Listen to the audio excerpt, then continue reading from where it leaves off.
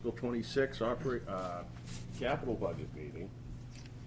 May, whoa, what am I looking at? I'm looking at the wrong damn thing. I wish it was May. Yeah. All right, it's 45 degrees. Start us off, Select Rick. Board and Finance Committee, 2026 Capital Budget Summit. Thank you, Fuller Middle School. Saturday, March 1st, 2025. And again, this is being recorded for persons to watch conveniently at a later date. So, after the call to order, I'll turn it over to Mr. Solzback for item number one. Thank you, Mr. Chair. So a couple items on a high level, just looking at the agenda for today. As we typically do, we're going to try to stick exclusively to capital for the first half of the day. We'll come back around and talk a little bit about the operating budget in the second half of the day when we wrap things up. We have staggered the different department heads throughout. They have met with the finance and administrative team over the past month and a half or so to help kind of shape these before they get to the group. The larger departments with larger requests, we've asked to come in and provide a little background or technical, offer their technical experience on their requests. Some of the smaller items we're going to go through and cover just in a kickoff slide here. Some items from my office and just some smaller items throughout some of the smaller departments. We ask that questions are held to the end of each individual department. And obviously, if there aren't any questions, we'll just continue moving along. So with that said, before I start, are there any questions about how the day is going to flow? All right. So in your materials, there should be a slide deck, fiscal 26 capital budget, administrative and miscellaneous capital requests. Let's see, can that get a little bigger? Yeah, hold on, that's not yours. This one.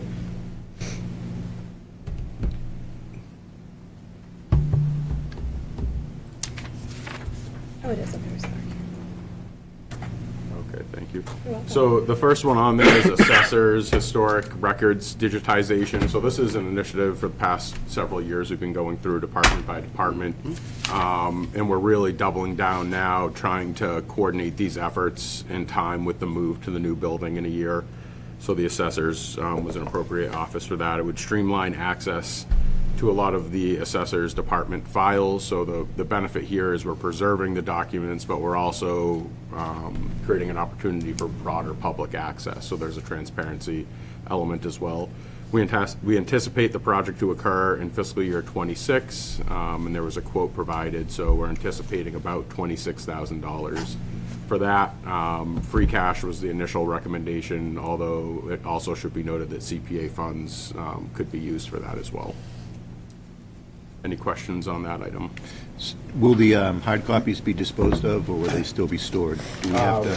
We will retain the hard copies, Yeah, some of them can't be ever disposed. forever files. This is a little fire In release. some of the old records, the handwritten ones, those can't be digitized as yet. There's not a process in place. So those will always remain as hard copies too. You can't replace those records from people handwriting.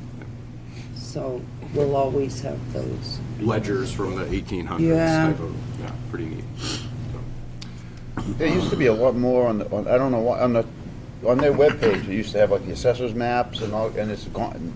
A lot of stuff isn't there anymore, so hopefully with this, that can come back up. I don't know why a lot of stuff that used to be on there is no longer Well, on there. if you go to the GIS, you can find. Right, but it had the regular, the actual assessor's maps, which is no longer on there. So the assessor's maps are under the CAI, that's our mapping company, and it is on there.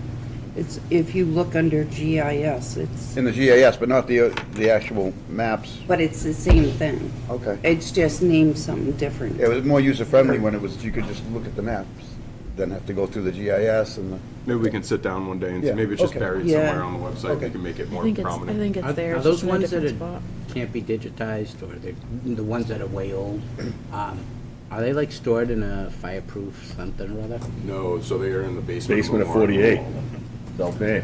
Yeah, I mean, they need to go into something that is environment is controlled, or they're just gonna rot. It's pretty damp down there, so that's definitely a concern. And we do intend to move those with us when we do move. Any other questions on that item? All right, moving on. Building inspection, a commissioner vehicle, it would replace the existing 2019 Ford F-150. That 2019 would then bump down and replace the 2005 Ford Ranger. So if anybody's thinking, oh, the 2019 that's is not gotta that go. old, it's, yeah, part of it's bumping out the 05, which is. That's actually not safe. It's perfectly safe, but it's getting up there. Look at those side step rails. We've gotten good use out of it. And so the total request there for the fiscal 26 capital is $50,000 out of free cash. Any questions? All right. Conservation, open space, and recreation plan update. So that was last updated in 2013, so a lot of time has passed. That's a pretty important document. It helps highlight our open space and protects green infrastructure, including water supply, farms, forests, viable wildlife habitats, parks, recreation trails, and greenways. And I think the important component for us is, well, you know, the grant situation is kind of murky, but it is useful to have this document available when we're applying for various grants to help preserve some of these elements in town. It's also an important economic development component that will tie into the master plan when we go through the master planning process in the future. Justin, can I ask, between both Concom and building inspection, how are they on their document digitization? So they're also moving, and those are two offices that have a ton of paper. Please. Building inspection's done. Okay. They've got, I think they just got their last done. We actually last year closed out the remaining funds out of theirs. They didn't need the Okay. full amount, but they are done. Conservation and Board of Health were done together during the last budget cycle. All of the documents have been sent out. I think they're just waiting to get them back, but they are in the process. And that's kind of why we've staggered it with every department, because there's only so much that the companies can do at Do at one once. time, and it takes a long time to get the documents back. But those Board of Health, planning, I don't think has done digitization. She's coming to present about it today. Okay. Thank you. And then Board of Health, Conservation, and Inspections are all set. Fire's away right now, too. And fires are out for digitization right now. Yep.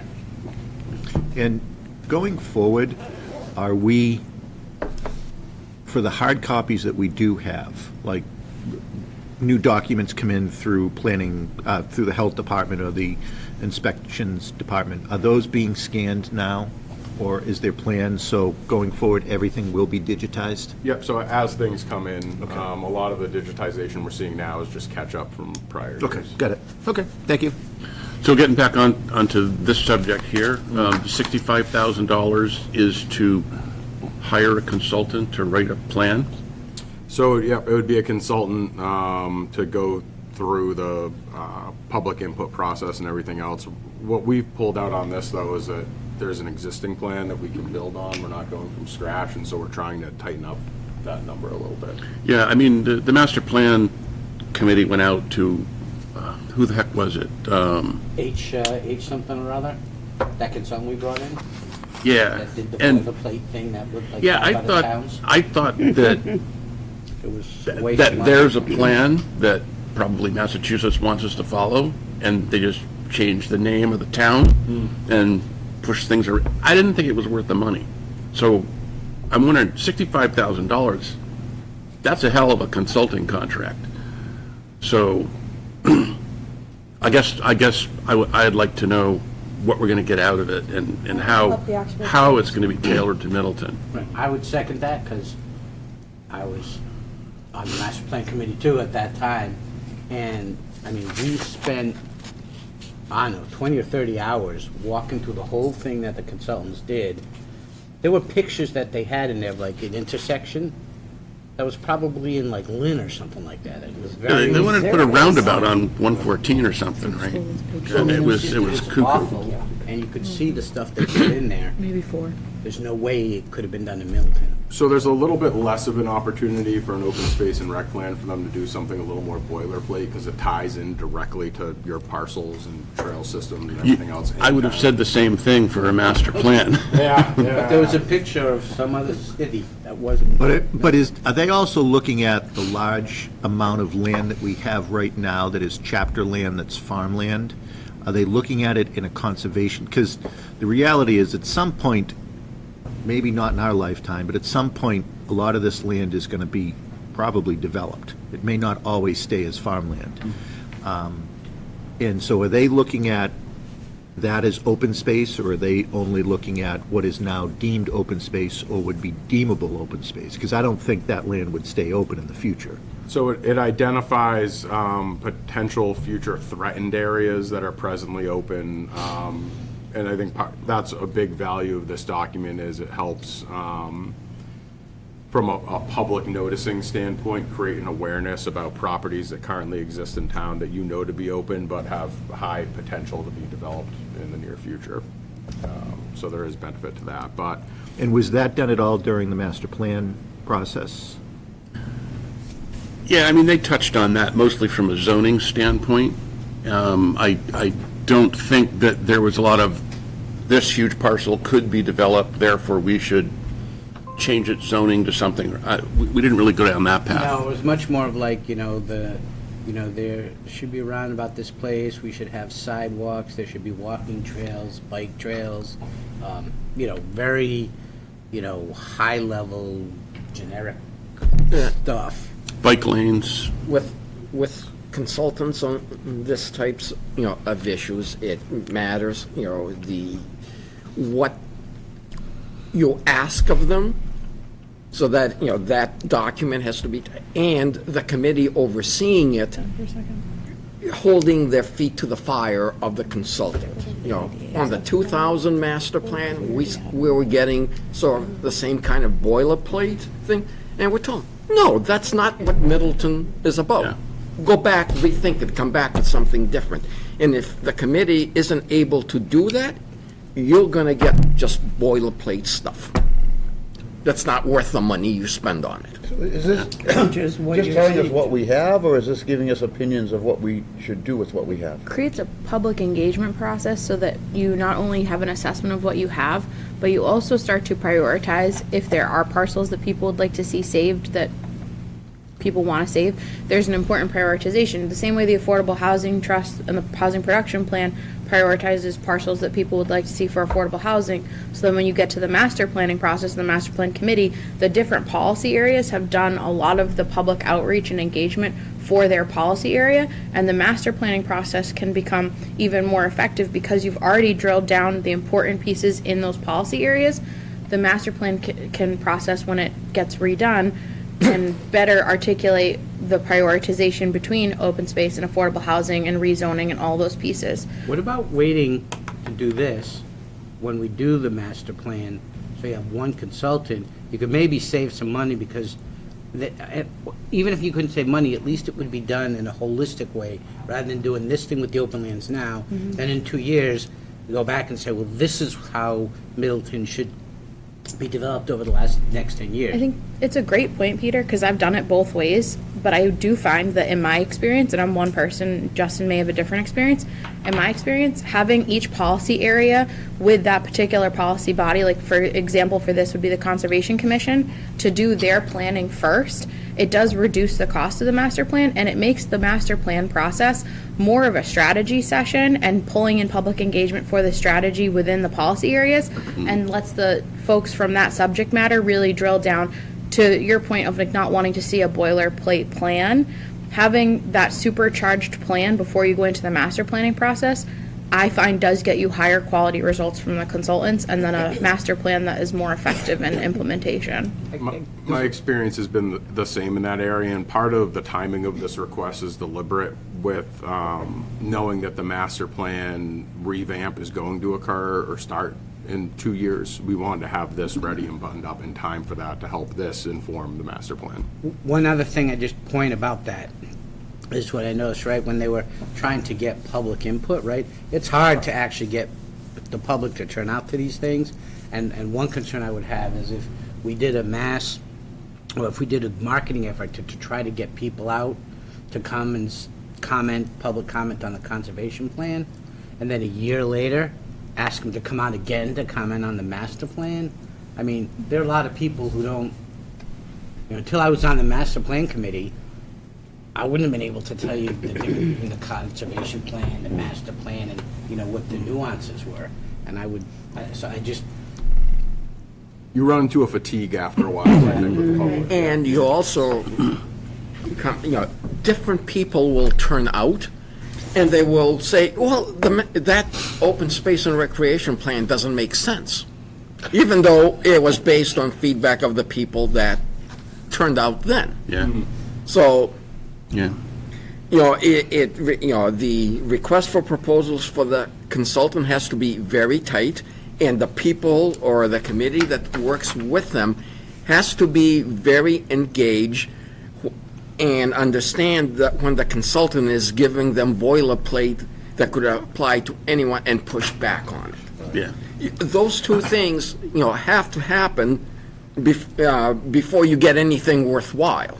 So I To also, that point, I would say those things have to maybe happen at the risk of asking more work, somewhere in the RFP, between the RFP and actually meeting. I mean, how does that process transpire? I mean, sounds like we've got enough experience here that if it's not too much of an extra, piece of it to maybe have them present so they can hear what it is we're looking for before we get to that. Yeah. Is that something we can do? No, 100%, we're always happy to do the extra work. Particularly with the price tag. if I could also ask, I noticed on here there was 6 to 9, 10,000 for ADA assessment.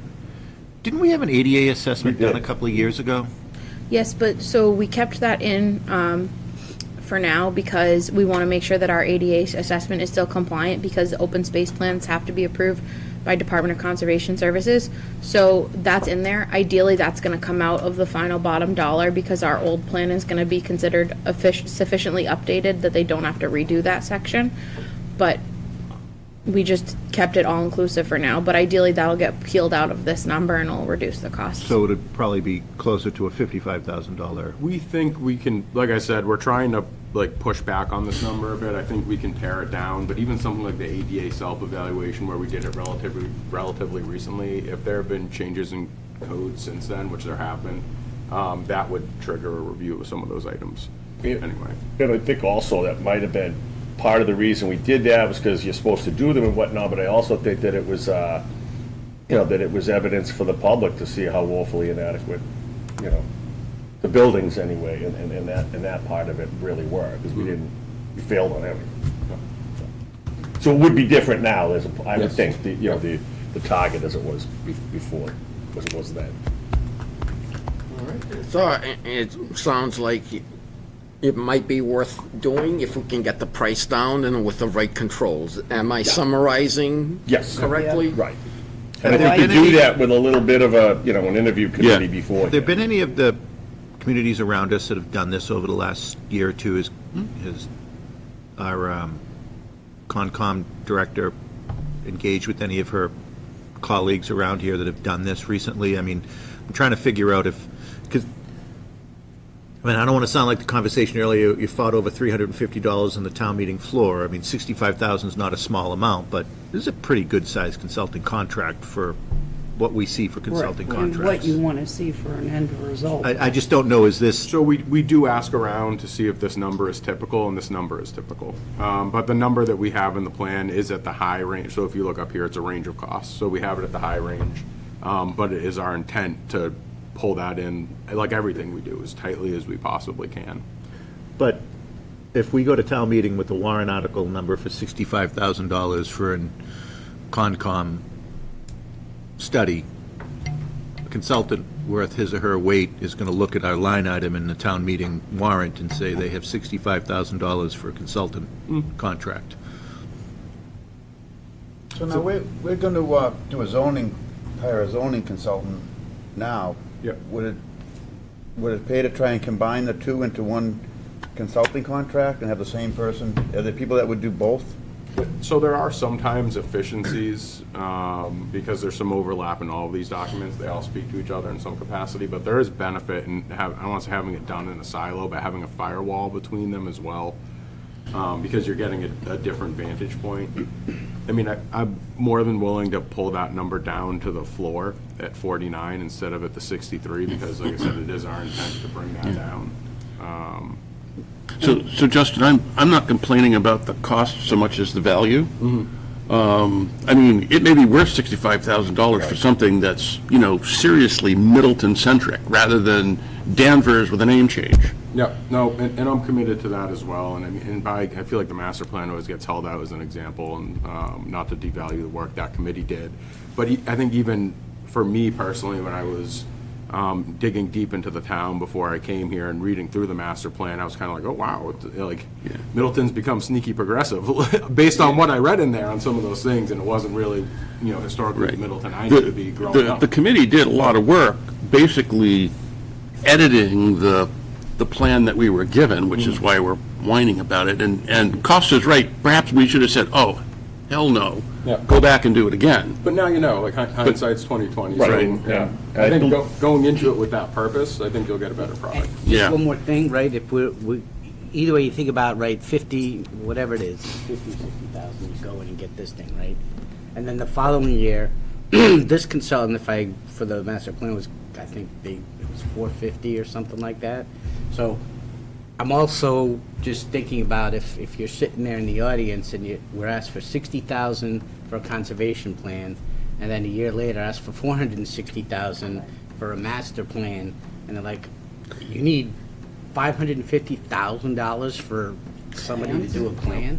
So, and we have, with the new planner coming on, Anna, been trying to roll out to the public an intended schedule for these, so people, for that exact scenario you just described, so people have a good understanding of what these different documents are, when they're going to come into play, and when we're going to actually go through the process of implementing them. But I think that's an important point on the public education piece. Well, and it shows you how costs have escalated. The 2000 master plan was done for $35,000. There was no planner, no assistant town administrator. Any other questions on that item? Just Costa and his gang. So are we dropping the 65 to 55? For the sake of compromise, right? Yeah. Okay. So can we go back to the zoning consultant we're gonna hire now? Where is that money coming? Where is it? Do we get So that's a mix, so that's partly a prior appropriation and partly grant funding. And so we had started that process with the previous planner about a year or a little more ago, and then with some of the changes at the state level relative to zoning, that process kind of got hijacked and turned into exclusively an ADU and MBTA community conversation. They didn't really get into the comprehensive zoning piece. I'm just still wondering how much could be saved if we did, if we're going to do both right now. If we just It's put a them good, together. it's a good point, Jeff, but I will say, having done both of those types of plans a number of times and being in charge of the procurement of them, the type of consultant that does an open space exclusive plan is a different group of people than a group of people who do the zoning review. It's a different skill set. We lump it together as planning in the municipal setting, but there's some consultants that can do both of those skill sets really well, but not all of them. So there is, depending on how, that's why it's important to do that public procurement process, because that's how you can really weed people out. But with that said, I don't mind asking whoever we land on, because we're going through that, the process now of identifying a consultant for a comprehensive rezoning. Doesn't hurt to ask them the question. Even for the paying twice for the public, like the point you made, how many times you gonna ask the public to come out? You're gonna have public outreach in the near future for a zoning study, then you're gonna have public outreach for this. I think if they were combined, and especially that portion, if one thing was sent to everybody, the public outreach part, I think you could really save, I'm seeing, what was it, $12,000 for public outreach, and it's probably the same on the zoning ones, things like that. I mean, I guess an analogy would be like if you have somebody coming in to hang siding on your house and they're like, oh yeah, I also do roofs on the side. Sometimes you want to pay a roofer to put in a roof. So that's kind of what I'm thinking here. Are we ready to move on to the next one? this goes to show you never know what one they're gonna dig in on. Never thought in a million years. Come on, guys. Right, the one that we talk about for 30 million is gonna take 10 Yeah, minutes. you're gonna breeze right through it, so. So this one is town buildings, additional disposition of town properties and land.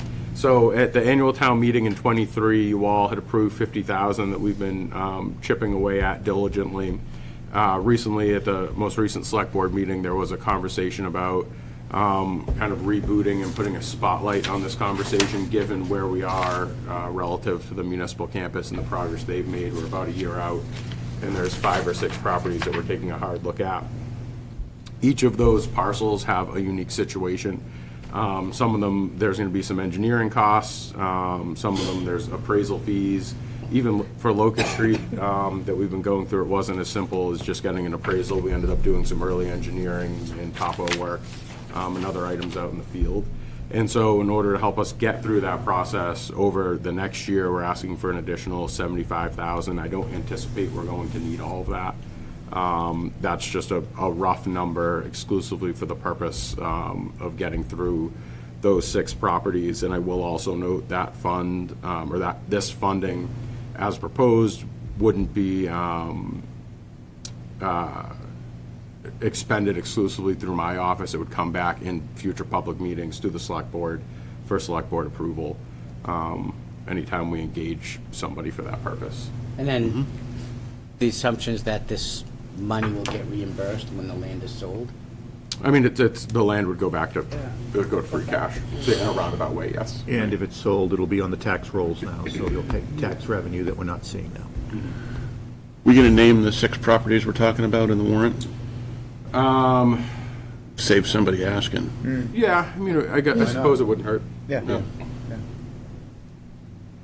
I mean, I know everyone's gonna wanna know. I mean, Yeah. you can't, Yeah. like, oh, I don't know, we'll figure that out later. No. No, that's No. For the sake of folks Just watching name watching it. at home, it's the Just police like station, Martin fire Lewis name it. station, council on aging, otherwise known as the old town hall. Yep. Memorial Hall, Locust Street, and School Street, the old glue Blue factory. Factory on School Street. Yeah, with Locust Street, town meeting has already given approval for the disposition. It's just disposing costs, appraisals, et cetera, and that's. Which is what they funded at the, was that last town meeting? 2, at least 2. Well, no, they approved us to dispose several years ago, but I couldn't remember when we. Yeah, we didn't get our And then the first appraisal was turned down, right. money for disposition until more recently. And I think it is important to draw a line between those 2 points also, is that this is not necessarily an authorization to dispose of some of these properties. So that authorization already exists for Locust Street. We're putting it on the warrant for this upcoming May for the police station, and then the other properties will follow. Yeah, and if we're going to dispose of anything, town meeting has to give approval for that. Yep. All right, any other questions? No. Legal expenses for 3A litigation, otherwise known as MBTA communities, so we're requesting $25,000 from free cash. We anticipate this hopefully to be a one-time expense. Do you think that's enough, given some of the conversations we've had as of recent? For now. Yeah, it's enough for now. Yeah, we have some to, if we get started before the fiscal year, and this should cover the next fiscal, it may require more beyond that, but we can always make decisions as how things are going. And there's FinCom reserve also, but I think our hope was we don't want to, knowing that this expense exists, we didn't want to not carve it out. It's, I mean, it would be one thing if you needed another 10,000, you know, with the last half of the fiscal year, we could consider that unanticipated, but we know it's coming, so We we've got to knew fund this. it. Right. We got to prepare for it. Yeah. Any other questions? How many hours of legal time is $25,000? I couldn't give you an exact amount of hours, but I'll ask. Jake to break It out. depends, I mean, there's Depends if it's a various partner. rates, an associate that does research is, this, Jay Tellerman that goes into court is that. So you gotta. Depends on I what think we have maneuver a- we're doing. We have a flat rate, though, for this type of litigation. It's a flat hourly rate. It's an average of the paralegals and the attorneys. It's not a fluctuating rate. But I guess what I'm saying is, that but also, we don't know how many hours are going to be dedicated to what element of this. And there's a couple different approaches that. So I guess I look at that and say, looks like 100 hours to me, not knowing what the rate is, mind you, it looks like 100 hours, you know, that's 2.5 weeks, you know, spread out. Is that reasonable, or? So we had asked legal counsel roughly what do we think it would cost this year, and ballpark, that's about the number. we That's got. what they, okay, Yeah. all right, So It's thanks. rooted somewhat in their belief of the value of their time. So what happens if we spend most of this money in this fiscal year? How do we pay for, like, it's more likely that we're gonna spend money in this fiscal year than the next fiscal year when this money's available. Not necessarily. Not necessarily. It tends to drag out. So what we're Yeah. going, what we're doing for that, we have some money this year, and if we have to get out of fiscal '25, we can tap FinCom, just to get us until this point. This is to cover the upcoming fiscal year, which, you know, it could be wrapped up, or it could be on, it could be years. Like, we really don't know. How does this appear on the warrant? Warrant article. As this. Okay. Yeah, stands alone. 3A litigation. Municipal. Could we, Oop. just on the 3A, just without question, could we put in there, MBT community, like in Yeah. the parentheses? Yeah, Yeah. a lot of people Who don't knows know what what- 3A is. Right, right, Yeah, we'll do that. yes, yes, Like, I wouldn't have known what 3A is without right. that stuff. 3A, 3B, whatever it takes. 3Z. Middleton Municipal That's a good Campus point, CPA Peter. request. So there's 2 items on here, relatively short money. One of them is a Bart Brown Memorial Trail. Trail. Yes, to be clear, it's not a statue or It's anything a else. trail. There was a putting green that was talked about for a while. This Trails. is a trail system, which Jackie actually has been working on. It's kind of a cool little project. You want to talk a little bit about that? So we'll add trail to that. Yeah, it'll be trails. So really briefly, we've been meeting with the Brown sisters. There's going to be a wonderful display in the lobby of the new town hall regarding the history of the golf course and the wonderful donation, the wonderful support we've got from them. But one of the things that we talked about with them was how to best honor Mr. Brown on the property, and for them it was about people enjoying the active recreation space in the back of the property. So this money is $10,000 towards updates to the trail system in the back of the property. We've done some mowing up until the construction started. Now that construction is in full progress, we can't get back to the conservation area in the back. So we will have some trail management and cleanup work to do. But the other part of this project is that it'll buy a couple of benches and also some trail markers. And what's really exciting about the trail markers is they'll mark the trails that are there to walk based on the layout of the property. But they're also going to mark across the entirety of the campus where the original 18 holes were. So that if someone wanted to still have an interactive walking experience on the property from the town common back into the trails, you can follow the path of where the original 18 holes would have taken you, really spoiling a good walk. So we think that's a really nice way to encapsulate the spirit of the property and pay tribute. And so this is for the trail management, the signs, and some benches and some ADA capacity for those trail systems. And then the time capsule project is based on quotes. We're going to be putting a time capsule into each of the new buildings.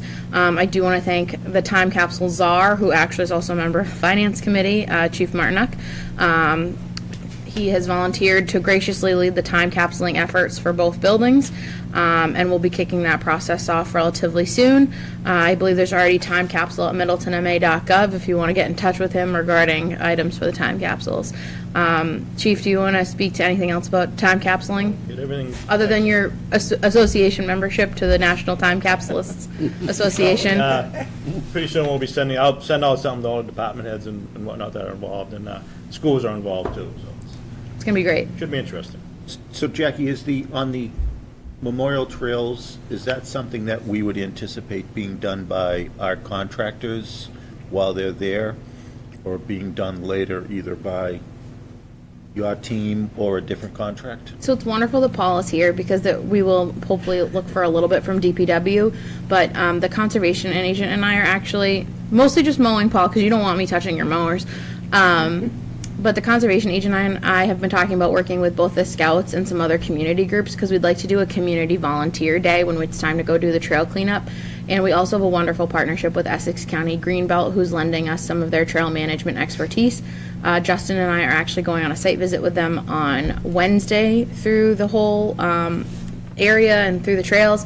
So the goal is to work to do some mapping of the trails with the GIS students at Essex Tech, bring in the scouts, have a community volunteer day, make it a really interactive project, and truly only bother Paul when we absolutely need power tools. Because you don't want me doing that. So it's a wait and see too, but obviously the Middleton Rail Trail over the last these years, we've, generated and created some experience in other items that you find Yeah, we'd love to have later you. on that you don't realize, but. We'd love we to got- have you. Yeah, we got some connections. Yeah. So I think both are really great and really wonderful enhancements to the project, and hope for your support. Costa, you think this is proper CPA funds? Yeah, okay. Yeah, I mean, the housing production plan, the open space and recreation plan, the time capsule, the rail trail, the memorial trail, and the assessor records are all fit within, CPA criteria. And as long as this, group supports it, I will urge the CPA committee to approve it. That's how we've always operated. Yep. Because we use the CPA fund as an alternative funding source to our capital projects. Yep. That was the promise to the taxpayers when they approved it, and we've been true to that. Yeah.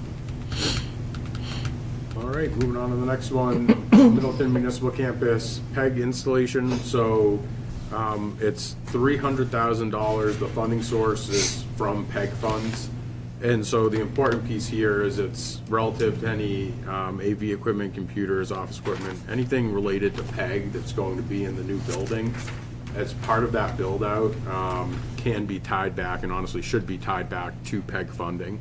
So rather than funding this out of the proposed project as just a part of the borrowing or any funds we have in hand, we feel PEG would be the appropriate use of that money. It will help us keep the project budget tight, and it's truly the one of the purposes anyway of those PEG funds for capital build out of your PEG system. Eric, can you remind me, so I would expect our PEG revenue is starting to decrease just because less and less folks have cable? So Jackie actually, in the last contract negotiations, negotiated a capital aspect to our PEG amount that we're getting in, so we will start to get, so we have this money in the fund currently. The amounts actually come in pretty consistent year to year, maybe a $5,000 to $10,000 difference year over year, but sometimes it goes up when we're not expecting. But we did just renegotiate the rates, and I think there's one contract coming up for negotiation, or are they both done? Oh, no, we just finished. Just finished it. Concluded both Comcast and Verizon. Many thanks. And Jackie them. did put in a capital part of this to help replenish the funds and this project cost for it. So we will see money coming back into the PEG to replenish the funds that we are taking out of it. Okay, thank you. And then the last two items also tied into the municipal project. Combined, it's $1 million request, but it's $500,000 each. So the first one is a use of $500,000 of free cash. So we had a good free cash certification this year, is strong. We anticipate it to drop off in future years, but we want to make good use of these resources while we have them. And so given we're anticipating that last the 10 million that we got approved or just shy of to borrow to finish and close out the project. We've recently reported that we're about 3.5 million under that guaranteed, and trying to bring that number further down. But we felt it appropriate to use this free cash rather than borrow, because the interest rates are out of control right now. And so anything that we can do to not borrow money is to our benefit. And where this one-time infusion of free cash exists, it seemed like a good way to thank the taxpayer for their Do you commitment to the project. think this is a better alternative than putting it into the municipal project? As we get into the second Next funding slide. source. Yeah. So, Can you? Sorry, no, continue. oh, yeah, sure. Just So, asking, why not put $1 million into the, instead of 500 directly into the project and 500 into the stabilization? No, we're taking 500 out of the stabilization. Oh, right. okay. So the intent of this at the time you all had the conversation, 4 or 5 years ago now, it was to knock down the peaks and valleys in our debt service. Sarah's done a good job of modeling out what that's going to look like, and we don't anticipate the peaks to really be that significant. So the numbers that we're running internally are you better off holding on to that $500,000, collecting whatever interest we get on it, and paying down these peaks, or are you better served putting that money down now and avoiding borrowing at a high interest rate altogether? And so running those numbers, it's our belief that pulling the 500 and putting it down on the project now would be a better use of those resources. How much is in that There's about statement? $1.2 million in the facilities project stabilization. So this isn't depleting it. It's still leaving about $700,000 in the facilities project stabilization fund. We are still proposing to put money into the stabilization fund because that's our financial policy, is to put $250 into it every year. But we do believe that taking the 500 out of here and the 500 out of free cash to reduce the amount of the borrowing that we need to do is going to have a better benefit to the taxpayers. And I agree with that, and I would take all of it, zero it out before we bond. So if I can offer, I did meet with our financial advisors on this topic this week. Sorry, catching Sarah up in real time because she was out. So we had that discussion because we wanted to look at the debt model versus paying it down later, to Justin's earlier point about our debt portfolio. But the piece is, we also don't want to completely zero out a stabilization account. Right now, from what Hilltop is telling us, we don't need to go back to S&P or Moody's before we do the second borrowing for the project. But if we were going to borrow for anything else, like maybe a fire truck that's later in the presentations, at some point they may look to assess us again. So the goal was to have a high impact on reducing the second principal, but also keep some money in that stabilization account. So to your point, Costa, like, it's a point well taken. But, from what we went over with Hilltop with this particular scenario, they felt comfortable that we were complying with our financial policies. And I'm not saying take it down for FY '26, because we probably won't bond in FY '26, more likely in FY '27. So when we're here next year talking about FY '27, that stabilization fund should be almost or entirely depleted to save what gets added to And the that's debt. why I was asking if the other 500,000 should sit in that fund until that point. I think the likelihood of rates are going to probably come down some between now and FY '27, but they're not going to come down to what they were when we bonded it. That will never be seen So again. from what we However, That's the flood. let me just Sometimes finish my after thought the here. Secondarily, I appreciate that the peaks and valleys aren't as peaked as we thought they would be. It's a level debt. My concern is that, and I won't be here for it, but Masco's coming down the pike with some significant override requests over multiple years. And then looking at the long-range capital requests that are coming for example, the elementary schools and Public Works for FY '27 through FY '20, but more so the elementary schools, we're looking at $2.3 million in FY '28, 2.6 in FY '29, and $2 million in FY '30. I assume those are facility building capital requests. So I don't know if that $500,000 is best, to Costa's point, when the day comes and we're bonding, dump that fund We will out. have to do a ban this year. And I I'm understand not that. going to ban for more money than we need. So if we have the money, I'd rather not ban for just the $3.5 million worth of savings that we're going to see. And then my goal is to bond with all this debt combined. It doesn't make sense to do small bonds every couple of years. To do a full bond? Right, I won't do a full bond until, we've got the ladder truck, the school projects and things like that. We can do smaller bands every year, but I wouldn't bond until we're at a good point to be able to do that. Because it costs a lot of money every year. Yeah, no, I that you do get a that. bond. But, this is our recommendation. That's I think what the it is. other piece to keep in mind too is that this would just be the authorization to move this money from stabilization for this first 500,000. We wouldn't actually move it from stabilization until we went to reduce the ban and pay it out. So it would stay there. And to Costa's point, if you wanted to add more to it the next time around, we could do that. but we also need to start finalizing around the time of May town meeting what we think that number is going to be. There's projects with the facilities project that will come to completion that we're working on, with the last of the buyouts happening for FF&E, furnitures, fixtures, and equipment, for technology, for service contract buyouts, if we decide to proceed with any of those. Those are happening as we speak and will continue through May. So what we're trying to understand is, coming out of town meeting in May, we don't know exactly when we're gonna ban. There's still other contingencies that may fall off as we get into the summer and fall. But for us, we do need to have some sense of what the number we're going to ban for is in the fall, around June, July. So that's where, for now, we're trying to take a, thoughtful approach moving forward to this, so that we can say, there's $1 million, half free cash, half from the stabilization, so that we can start to work with Hilltop on a ban that would not happen probably until the third or fourth quarter of. We also have to be clear that the message to town meeting is not, we're asking for an additional $500,000 to be available for this Correct. project, because on paper, that's exactly what we're doing. We're taking the additional money that town meeting approved us, the ability to bond in the future, and we're actually adding $500,000 to that. I understand the methodology behind it, but I will tell you, that's the question The that will surely perception. be asked on town meeting floor.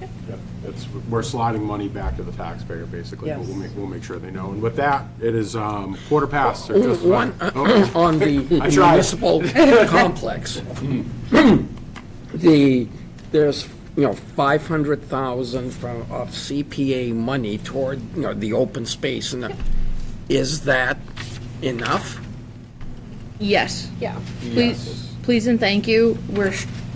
We're good because we can only have certain expenditures coming I out of that. I understand that, yeah, the We've money. maxed out what we can do for CPA there. All right, and that 500,000 will cover what can be covered. Comfortably. Yes. Okay, thank you. All right, Mr. Goodwin, Oh, let me just get your stuff up. Good morning. thank you for joining us. Paul, please wait one Morning, moment. Paul. We try to get to Paul's section. I'll look at DPW administration first. So as Sarah's queuing that up for the benefit of the people at home, it is now about 9:15. We have DPW Superintendent Paul Goodwin joining us to talk about various public works, transfer station, and water about this? department capital items. Sorry, Paul, I'm just trying to find the best. If you go, you just View. click on capital altogether, it gives you this view, and then you can click on each individual project. Right, but it's every project for every year. You can, I just want to focus on the ones for this year. you can, Justin, just update you and, Oh, I know. you can, but you can do it just for 26 in that same view. Talk about wages. I You're welcome. did the snow And you can do numbers the other day. DPW As of administration, this second, and then minus go to fuel Public tax, Works after, Still you $36,000. organize by department. Really? So we'll have a nor'easter coming Right any day then. So you haven't depleted? The overtime's gone over, the contracts have gone over, but now this is just the second. This doesn't include the fuel bills coming down the pipe. Right, right. More salt stuff, more equipment repairs. So I'm gonna try as hard as I can to make sure that lasts us the rest of the year. I cannot guarantee that, No, of Yes. course you can. letting you know. I was fully expecting you to tell us that. I was too. You were I did the empty. numbers Yeah, that we yesterday, were I'm like, over. Wow. But, yeah, the guys have done an excellent job with some, hasn't been a lot of snow, but there's been a lot of tough situations to deal with. Last weekend's storm was a rough one. So Paul, what we have up on the screen, we're going to start with DPW administration, and then I'll move on to your other departments, just focusing on FY '26. Okay? So if you want, I can go through and I can just go through this list right here. Does that work for you? Sure. Okay. Let me just open each one so I can just quickly go through. Oh, I don't think that stormwater was his. All right, this is your first one, PFAS monitoring and/or remediation. Long story short, for you folks that don't know, so we monitor the landfills every year, the closed landfills in town for various stuff. I won't bore you with how many, 162 pages worth of stuff. But this past year, we had to start testing PFAS. And those tests came back, they found PFAS on both landfills. So what this means now is we have to test wells, adjacent wells on certain streets in town that are close to this, such as on Thunder Bridge, East Street, Hilldale. Individual homeowners wells? Homeowner wells, yep.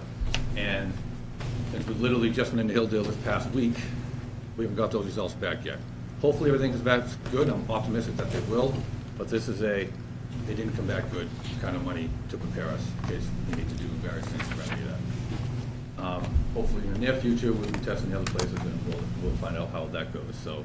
So can I ask, so we'll know before town meeting, we'll have those results and we'll know we may or may not need this, right? Ideally, we'll know. That's right, I think. the timeline Ideally, we're we will looking at. know, but my friends at the DEP, with all due respect, sometimes. Remember, you're they on make it camera today, Paul. That's why I say with all due respect. They don't make it that simple sometime.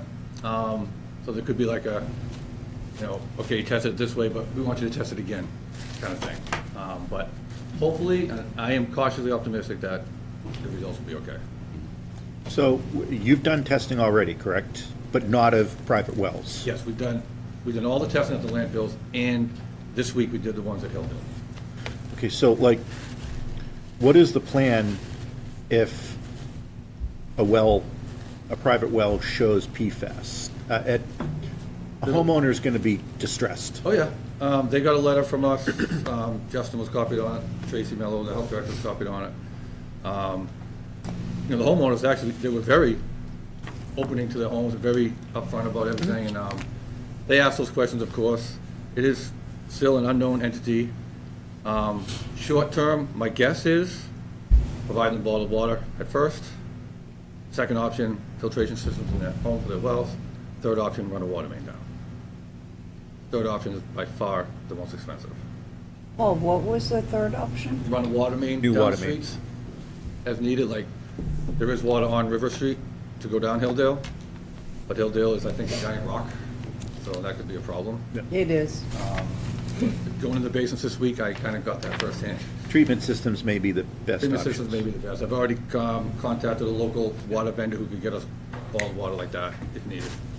So Paul, not to read the tea leaves, and really we don't know until the results come back, but there were a few factors to our benefit, right? Being that the private wells are deep wells, so they're probably drawing down far under and away where any contaminants would be. That the flow of the water from the site flows away from those streets and houses, so that's another benefit. And then also that the houses are sitting on ledge, so water's not really gonna flow through the ledge towards them. So there's a few things working to our benefit, but we won't know until we get the test. And the Middleton landfill especially flows away from these homes. The test wells on the landfill itself, like 30 to 40 feet deep. These wells are 200 to 400 feet deep in bedrock, so that's why I'm optimistic. So the $50,000 budgeted is for mitigation, not additional testing? Correct. Okay. Correct. And obviously, the extra money you folks approved last year for the landfill monitoring, testing people's wells was not part of that, so our local vendor who does that might be asking for a couple more dollars too. So just be aware of that. That's it. How many wells are there about? Private wells? Yeah. There's 6 on Hilldale. We did 5, one gentleman wasn't around. And there's 13, 7 on East Street, 6 on Thunder Bridge, or vice versa. So this is a $25,000 request that's going through the DPW, but really it's on behalf of the rail trail, and I don't know if you have any thoughts you want to add to that. Well, I mean, we expended, last time we had, funds for this, we were able to add to and extend to the town line, to Danvers. And then do some mitigation that we needed the season afterwards, because once you install sections of the trail, they look really, they look real great, and then as soon as nature gets a hold of them for a little bit, you learn different spots. So, that's what we need it for. It's for the areas that, if, people that live in the area, or Webb Street section of it on either side, those areas, just by nature of their landscape, the way it is, take a heavy beating, and the cost to, repair or add extra material or take out is, that should be in addition to, the DPW budget, not part of it, so that's the thought for that. Paul, do you have the right equipment for the John Deere tractor, like a power rake? These are all gravel and stone dust trails, right? Yeah, we have a grader blade for the Bobcats.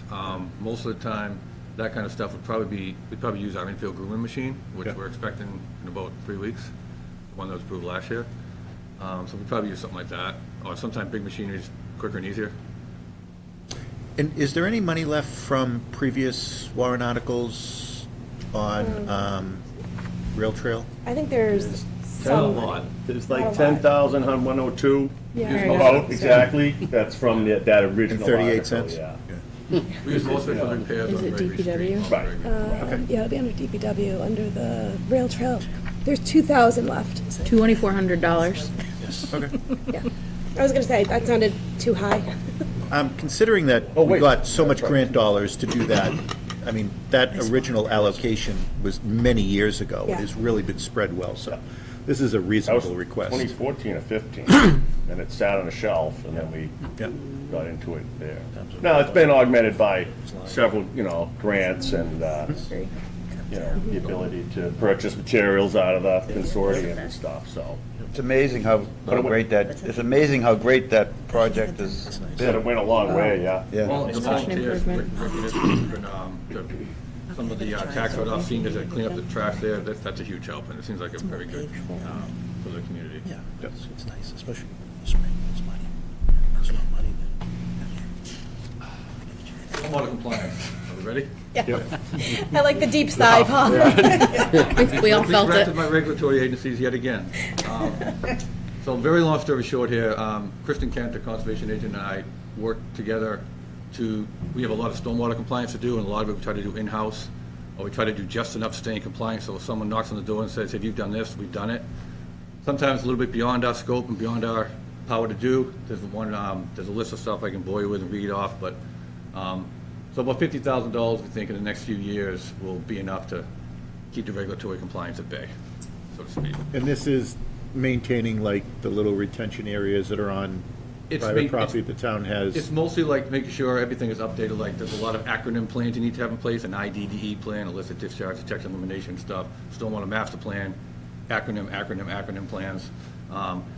You need to have those in place and updated all the time, and, like some of the biggest heavy ones now are a mapping of our outfall system, and that just takes a lot of time to do, and people have a lot of, already pre-populated things they can just plug into something, make a plan for us this thick. That would take us years to do, they can do it in $20,000 in a couple of days. So that's basically that in a nutshell. Some of the stuff we do in-house, a lot of things you'll see, education outreach, a lot of it nowadays, you'll see those Greenscapes Coalition pamphlets once a year in various places around town. That's one of the things we do for those kind of compliance things for that. I'm just pulling up your next section, Paul.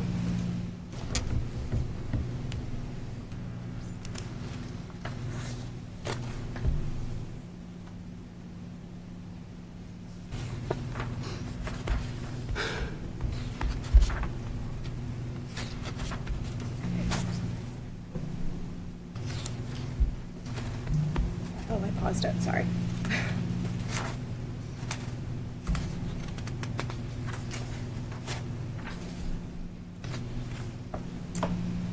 This, I believe, is your Chapter 90 money, just letting people know that it's in there every year. Is this the streets, Paul, that you plan for '26? 26 and 27 and 28. So Okay. basically, every year, the town gets 310,000, give or take, dollars from Chapter 90. Once in a while, we get a bone thrown with the Fair Shares Act stuff and all that, once in a while, like we had 2 years ago. Next year's plan is to mill and pave and overlay Forest Street. After that, overlay Essex Street. And to do Forest Street is, that $310,000 is gone. That will take all of it. Essex Street after that, and then various roads in the School Street area. Then I kind of want to reprioritize, because hopefully by then the bridge on Maple Street will be being done. Hopefully, pushed out year after year. And Optimism is fresh here. Liberty Street, I need to save some funds possibly because, as you all know, the water main project is going on in Essex to Bush and Liberty.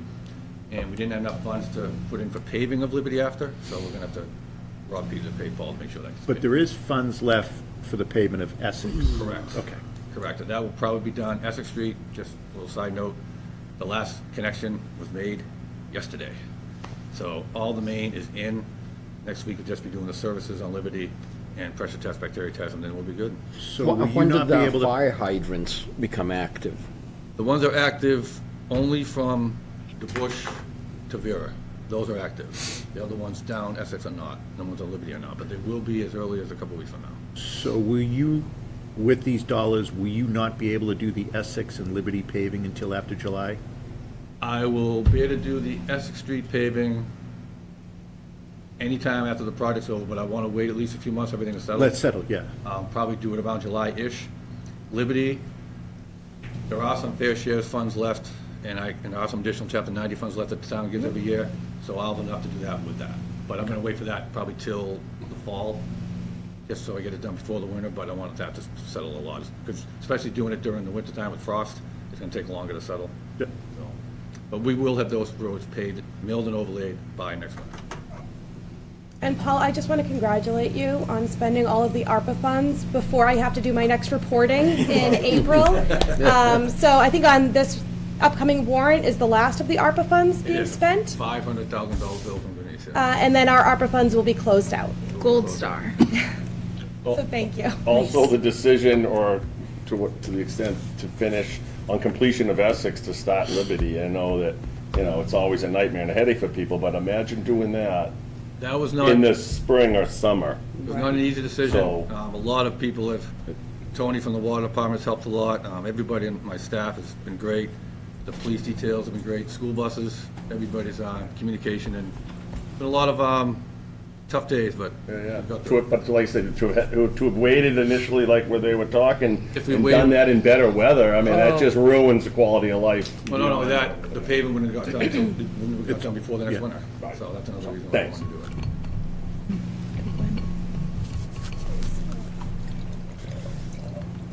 Additional Chapter 90, the town is kind enough to put another $125,000 of town funds towards our roads. A lot of that is for what I just mentioned. Use a lot of that kind of stuff for things that aren't eligible for grants, like police details. They're not eligible for the grant stuff. So I'll pay a lot of police details with that. And all those, whoops, I didn't plan on that happening kind of thing. So, Paul, do you feel overall that you're able to stay, I mean, in the years I've been on this board, I've been impressed on how great a shape our roads stay in. they are in good shape. Do you feel that the 125, which has been the same amount that we've been doing just about every year that I've been on this board, maybe a little bit less, It used to only be 100,000. We did 100,000. bump that up to I first 125 a You- couple years ago. do you feel like you're able to stay ahead of it with 125,000? But I will say, to agree with you, our roads, I encourage everybody to drive around other communities. Oh, it's so much better. Oh. So much better. Our roads It's in good night and shape, day. and that's a credit to people that were here before me. But I don't want to, I'm asking this because I don't want to lose the, Integrity of. how well we've done. I mean, I look at like Essex Street, this will be the second time it's done since I've lived here, which, and same thing with School Street. That's an impressive endeavor where some towns will go 35, 40 years Yes. without doing it. I'm asking is, especially in the year that we're looking at of an extraordinary free cash number, if this is the number that's going to keep you on track. Yeah, I mean, it definitely helps. I mean, that number could literally have 5 zeros after it. I mean, every town. No, I get that, I get would that. say that. But the reality of it is, Wish list. when it comes to roads, there's never truly enough money, but you prioritize, you do the best you can with the funds you have. And the good thing for Middleton is, there's been so much growth here the past, well, before I was here, 20 years or so. So all the growth means the roads have been done relatively recently, so they're all in pretty good shape still. But the other side of that is they all need They're all to be done gonna, at a they're all certain gonna go time. bad at the same time, correct? So that is a problem, yeah. So I think, we should consider raising that, to 150. I was just going to say that. Because from the time the list was, put together, several projects could be moved to CPA funding instead of free cash, so that the total free cash usage, even raising it to 150, will end up being less than we started with. Okay with me? I know it would be, but is it okay with I don't foresee any, but, you never Buster know. mentioned something about Vera Lane, I don't know what he was talking about. Any changes in the Chapter 90, buddy, I mean, who knows, so, yeah. Costa, are you proposing to change that for every future year as well? Keeping As it at long as you 150? can afford it, yeah. Okay. Great, thank you.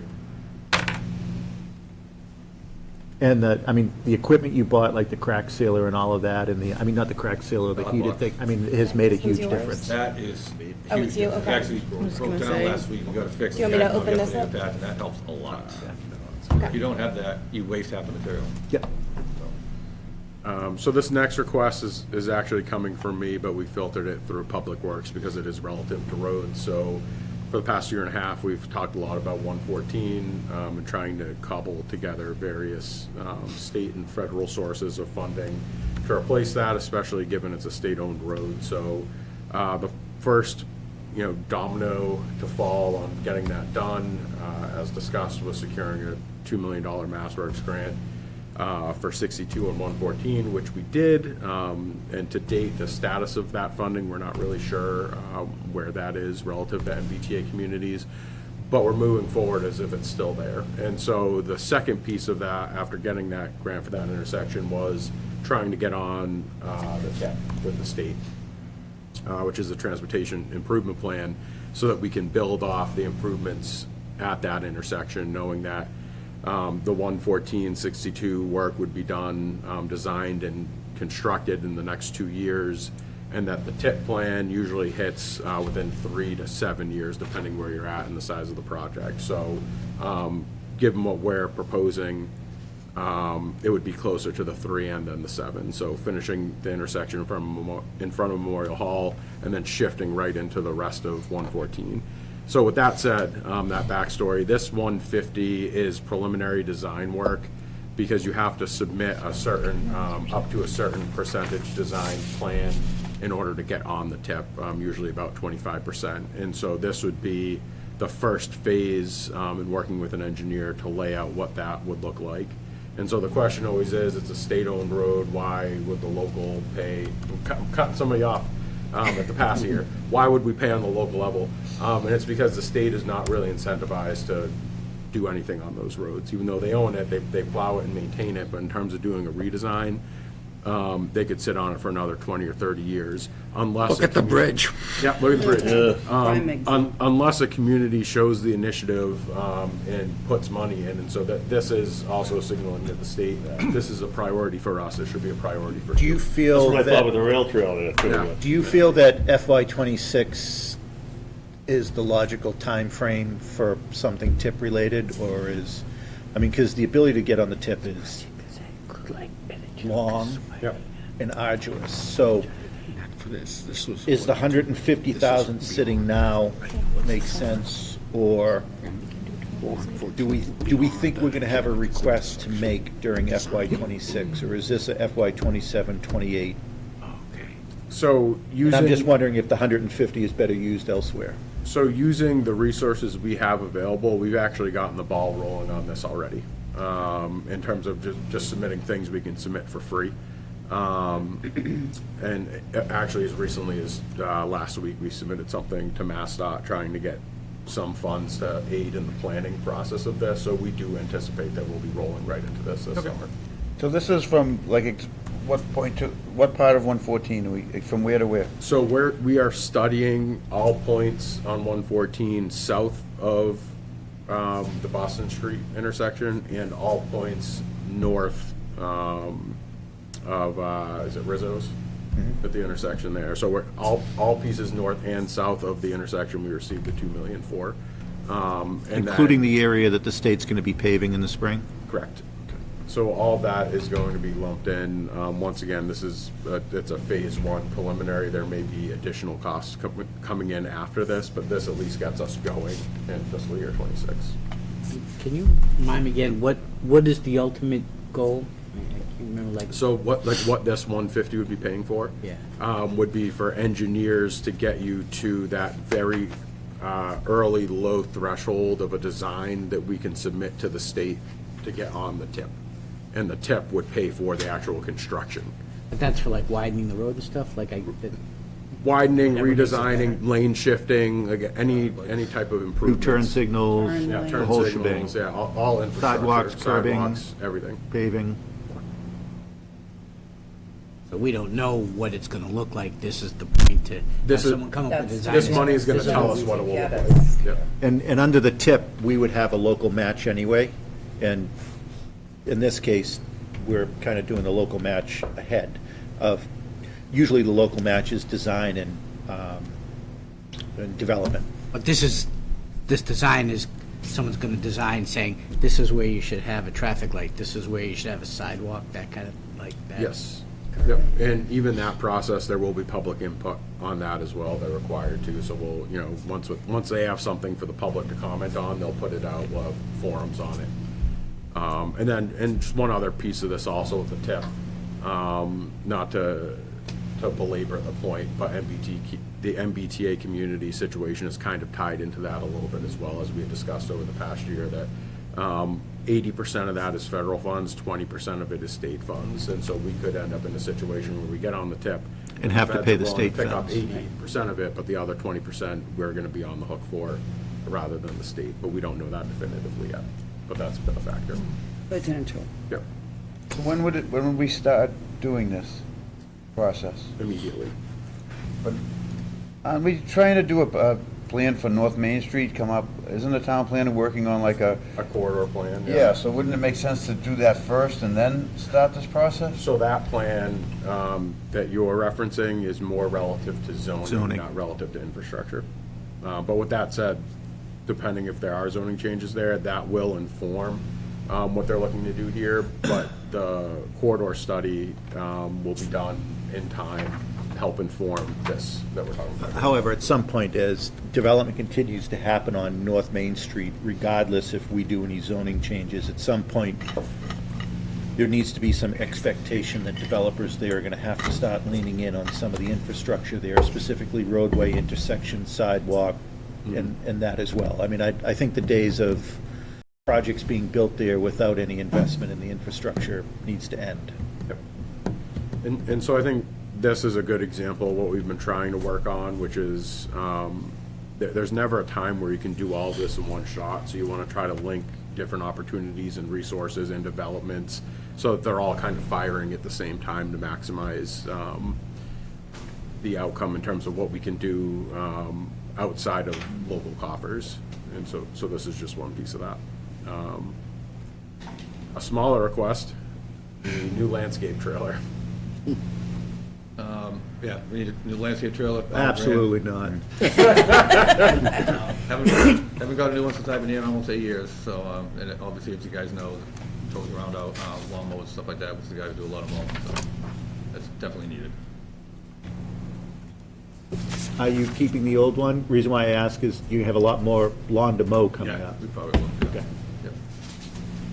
Just to back up 1 second too, just for explanation about the 125 and the chapter 90 stuff, is, a lot of times grants pay for certain things that don't pay for others, like the most recent example I can give you is the work we did in Central Street, Washington Street. That paid for just that area, but the continued paving from Washington Street down Maple had to be used other funds, because that wouldn't cover that. Yeah. So, just so you know. Mowers, same thing, want to get stagger them every other year. This year, we have some old Tigers that are like 25 years old. We use those just to mow the sides of the rail trail, so we don't use them on, they're not really good enough to use on our good fields. We want to start replacing those and the newer ones. One every other year for the next.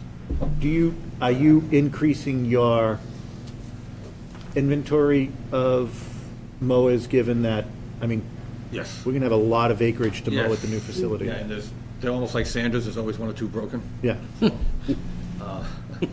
That's just the reality. But yes, we are increasing that, because there are a lot of times too, we have to mow everything twice a week, especially the demand for the fields is incredible, and Are you getting a mower for the John Deere? it has one, it has a brush hog for Oh, the it back. does? But like a finish mower for it? No, not a finish mower, just, we use it for the street field, we have to mow that for the Yeah. payments and stuff like that. Yeah, those mowers work really well. Just a question, do we have a in-house mechanic, or do we always send out the equipment to get fixed somewhere? We have a retired gentleman, local guy, that, also a water supplier guy, who helps out with our equipment a lot, and Kenny's great, he'll come in, you know, we've called him at 2 o'clock in the morning before the broken sander, he comes in, so it helps us a lot. So he does a lot of our bigger trucks.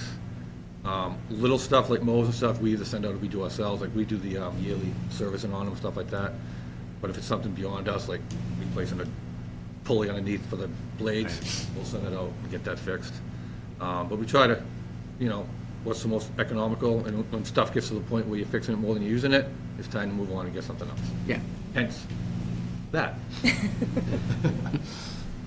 The loader's almost 25 years old. And as you guys all know, I try to stagger the big cost items. So we got a truck 14, $250,000 truck this year, which will be here any day now. This for next year. The loader, it still works, it still is used a lot, but it's starting, let's put it this way, it loads salt. So you can imagine what's happening to it. How much residual is left on it to trade or sell? We'll probably get about 30 grand for it. Okay. So some of we use as a nice yard machine. Yeah, that's why I was asking. Yep, for the town, it's getting to the point Good, where, right? you know, we'll start putting a lot more money into it. Floors starting to corrode and rot away, fenders are starting to rot away. So, and if we order it now, we probably won't get it till this time next year. Other than snow, what do you use it for? Snow, once we load the sanders, we plow with it. Glenn goes out and Maple Street plows with it. Not a lot, to be honest with you, just. Mostly winter related. A lot of stuff winter related and, How about like behind the cemetery? well, a lot of excess materials we put in the cemetery. We turn, Paul goes down the lot and turns compost and the stuff we screen and bring out to residents at the transfer station for a loan, that does that too. So, Any ability to do anything with all the material that's down the transfer station? I've looked into that. I've talked to Sarah about that before, and we just got rid of that article, didn't we? And I tried to say, can we use it for that? Should I talk about that offline, not in public? And that's an experienced department head right there, if I ever heard one. We're gonna move on to replacement truck number 1. We've looked into it. It's just, every time I ask somebody where it came Should've from, I get a never put different it there. story. I don't know why we have a story. Someday I'd like to talk to someone to get the real facts of where it actually did come from. How many? I've heard I don't that, ca- I've heard other things too. So- Well, Ira told us how many, Okay, all right. because we weren't allowed to take material out of town, and we were gonna be able to use it somewhere. I It don't would be know really where. nice to utilize that or get rid of that, just for space down there for the Chief Will's Day or whatever, or parking or what have you. But yes, that should be something we should look into deeper. Replace truck 1 pickup. That's the truck you've probably seen around with the yellow paint all over the place from paint hydrants a couple of years ago. It's got a lot of miles on it because we've been utilizing that vehicle to, we've hired a lot of recent hires to take their CDL testing, so they go back and forth to class. Last 3 years, a lot of miles on it, and it's tired, it needs to be replaced. So to figure what we do is, the truck that Travis drives, we move down to give to the staff, and Travis would take that one. Yep. Paul, can we just acknowledge for a minute that as of like a couple weeks ago, all of your guys have gotten their CDLs and passed the test? Yes, kudos to them. Huge. Awesome. We had a time where we were very thin in the CDL Staff. license category, but everybody as of now has their CDL license. How many of you guys have a hoisting license? The crew, sorry. Everybody except one, and he's the most recent hire. He just got a CDL, and he's going to take his class in May to get it. And what's his name? Jacob. He's smart, yeah, he looks. He's good. He got a CDL first try. He did really well. Yeah, I was impressed with him. Really well. Not a lot of people do nowadays.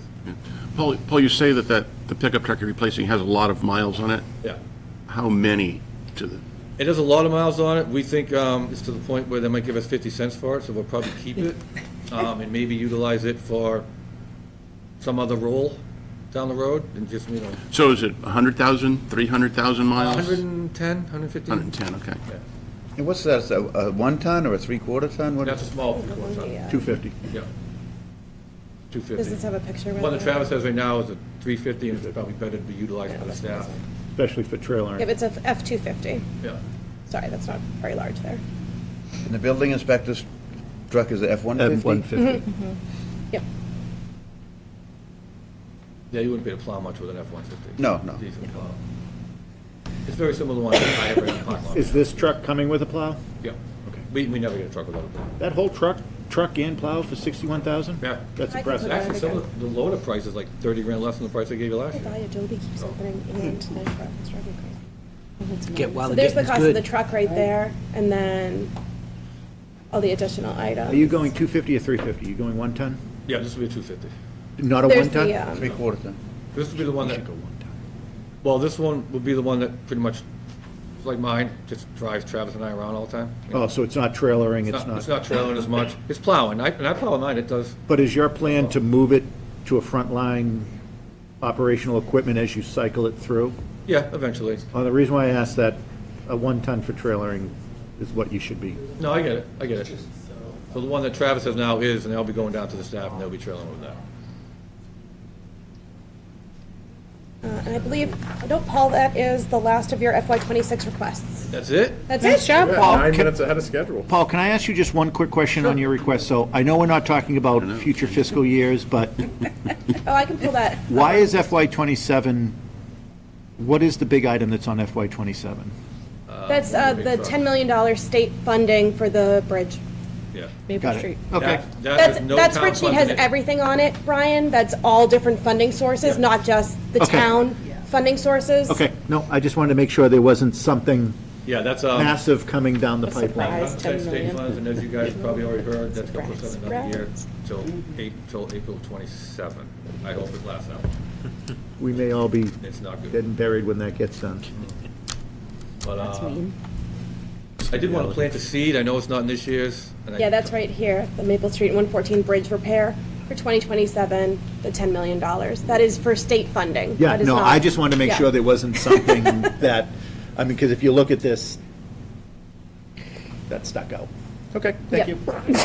Sometime I'd like to meet with this group and perhaps the selectmen to discuss about, if I'm talking out of turn here, just tell me to shut up. What we do and what we don't do, and what we should be doing on unaccepted roads, private roads, paper streets. Because that's a huge, huge issue with us. Every 2 months or so, it becomes the big topic on social media, somebody Yep. asking why their road isn't Yep. being paved, and The chief and I have had this conversation in the past a lot. I know public safety issue gets played, and I understand that completely, but it comes to the point where it's, Maybe that's the kind of policy that should be up on the website, so that you can just direct people to it. Yeah. and well, we they do, can- but we also have a policy in town that if a non-public road, if residents want to upgrade it, that the town will pay a portion of that upgrade. And put that on the website too, and then maybe it'll get rid of some of the misinformation. The biggest misinformation is, I think it would be very helpful to actually have listed, these roadways are non-public roadways, because individuals are buying homes and don't know that they're So- buying a home on a roadway that's not public. Another good thing to have out So- there. I mean, that's information that people could really use. So, if I'm correct, a realtor, if they are selling a home, they are supposed to disclose whether that is a public or a private road. And That they is always- their due diligence, so Yeah. shame on the buyer No, if they didn't pay I agree, but I attention. think, It's not on the I think to town. make it easier, you know, what you have in that list. but there are some roads, you know, it's private, maintained by the town. You know, some roads are unaccepted, so do we give them the same services as? roads It, that it aren't? can be complex and confusing, so, I mean, a Because the table up on reality the is, we're website not saying, if supposed you to live be on this plowing a street, private road. Right. here's the way it is. Or We do, even a for list, purposes of a police list and of fire. private. A lot of people So think, a lot of people think they see the sign, you know, says blah, blah, blah street, and they think it's, oh, that means it's a public road. No, that just means. Correct. The conversation identified. that Paul and I have had, and I'm sure Someone Chief could have a Capos heart attack with the on that signs. road. Yep. Yeah, you have to identify the street for public safety. And for plowing, I mean, if there's 2 or 3 houses, either they have to be told they have to plow it, or he has to plow it. I mean, you gotta I think putting all that stuff up on would be very helpful. I know you say the realtor and the buyer should know, but I mean, if It's you come disclosure. if you come in from a city and you come to a town like this, you know, some of these cities, you don't know that there's non-public roads which have houses, and the other thing is easements, which you never know whether they're on the plan or not. and Huge amount of gray areas. Who can do, Needs to be who can do discussed that thoroughly. stuff? Yeah, You don't in know every that town, stuff, every and the town. realtors aren't always good at doing that because they want to sell the house. So I'd say maybe sometime over the summer, we can put it on Yeah. the agenda for the select board. I'm just saying, yeah, Just yeah, get some fresh eyes on it. Yeah. So if you'd like to yield back your 5 minutes, because I'm sure we're going to fall behind on the schedule later in the day, please grab a donut on the way out. Oh, I will. Thank you all. Thank you. Thank you, Bob, good Paul. job. Thanks. Paul, you might have just set a record. Really? All time? Well done. Liam, so at this point in time, we're gonna dig into IT. Should be a relatively quick 15 minutes or so with Liam Welch from North Shore IT Collaborative, Danvers IT. So the floor is yours, sir. Hey everyone, I'm Liam Welch, Assistant IT Director for the town of Danvers, and through a shared services IMA, the Danvers IT Department assists with day-to-day operations and project planning and implementation and strategic initiatives for the town of Middleton. For this year, our capital requests, just to give you guys some context, these requests align with our 5-year hardware refresh plan for the whole town. But these items in particular are library focused. The reason for this is the refresh for municipal and public safety are going to be done through the municipal complex budget. So that's the reason why we have the library focused here. So our first item here, endpoint refresh for the library, is for the staff computers and for the adult computers in the library. So this gets the monitors replaced, the computers replaced. It's a mix of computers and laptops for staff, for a couple of the staff, and then mostly desktops, and new monitors and the like, as well as costs for rollout.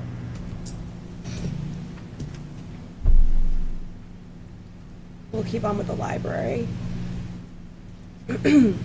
So this is the same thing, a network refresh.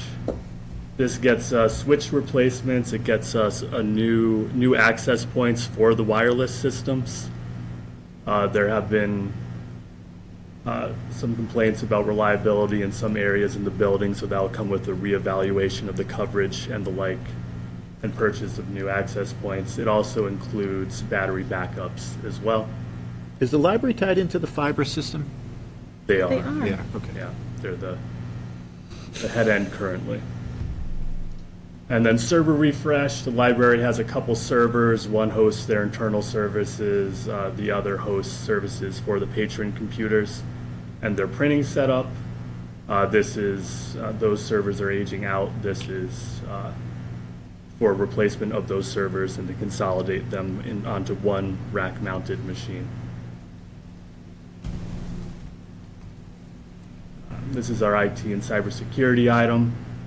This is the security suite that the town utilizes to secure their systems, antivirus, EDR. It helps us stay compliant with our cybersecurity insurance requirements and the like. Is this an annual license? This is annual. This really should be operationalized. Yeah. And I missed that this year. So next year, I'm going to roll this into the operating budget. And that's why you see it projected out over Okay. capital costs, but that will go away come next budget season if I can get it through.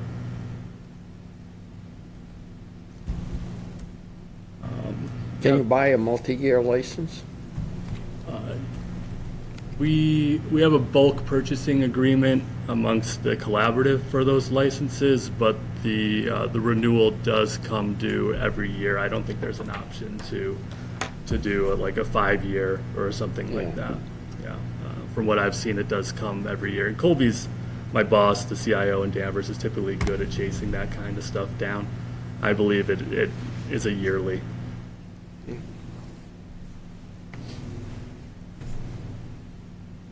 Why don't we change it now?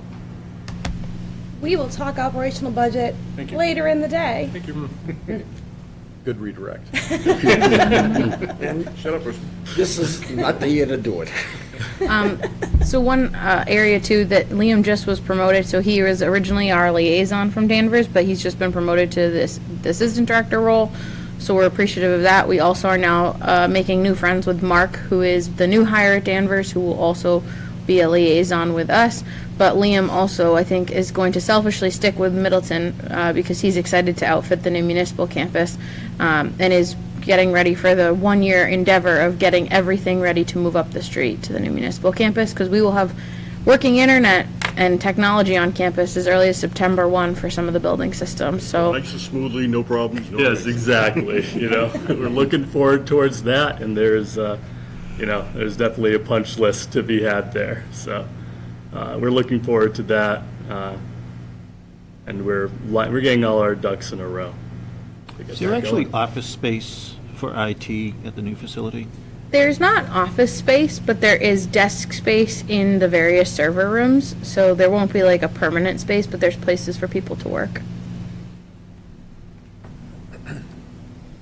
And these particular budget items, other than IT and cybersecurity, the hardware or infrastructure refresh, so to speak, that's being done with the goal to create more stable and predictable IT costs over time, right?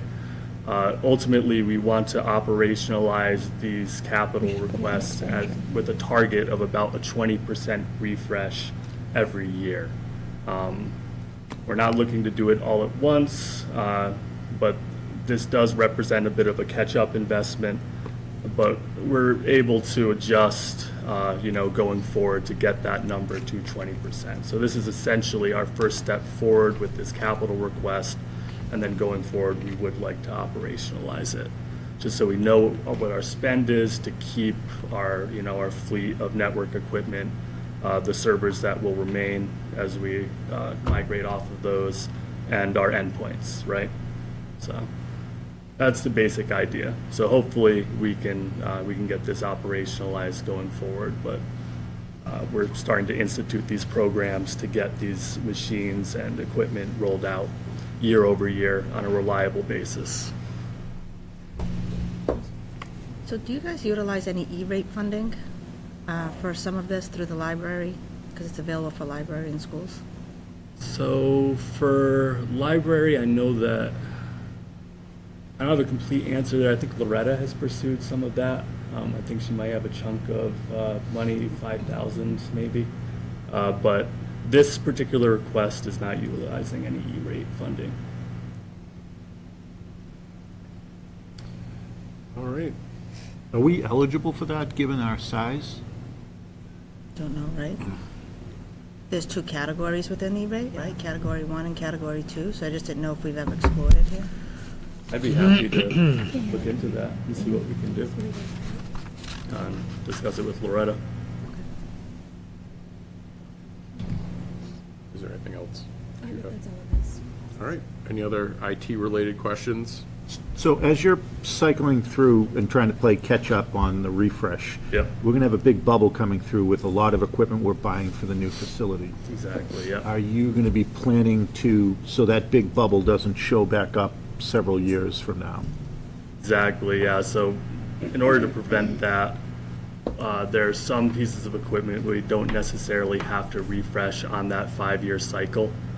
We can also straddle fiscal years, right, to make that, to get to that 20% number, essentially. So, we could refresh a device, a more reliable device after 6 years, let's say, right? Okay. And get that number to 20%. And some of the switching and the like is going to be more expensive. Those numbers are going to be bigger.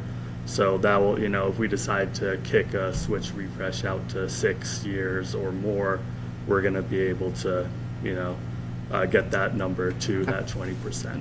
You did the phone refresh this year, fiscal '25, so that's one big area that we And did now. those will be coming with us to the new Those will facility. move with us. Yeah, so those will move over, and that was a big that was a big thing for us when it came to lining things up to get things into the municipal complex, because the old phone system was not compatible with the new municipal complex. So, and there was a partial, let's call it half, town side network refresh that was accomplished as part of that to get everything over and get those phones up and running. Very good. All right, well, Thanks, grab Liam. grab a donut on the way out. All right, awesome. All right. Thanks, everyone. Thank you.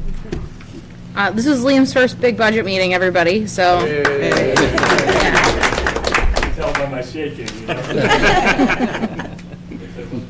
Thanks, Liam. Hi, Anna. Morning. Anna, if you want to just give me one moment to pull up, I'm going to have both your request that you submitted as well as your presentation that you've put together, Perfect. just so I can toggle back and forth if I need to.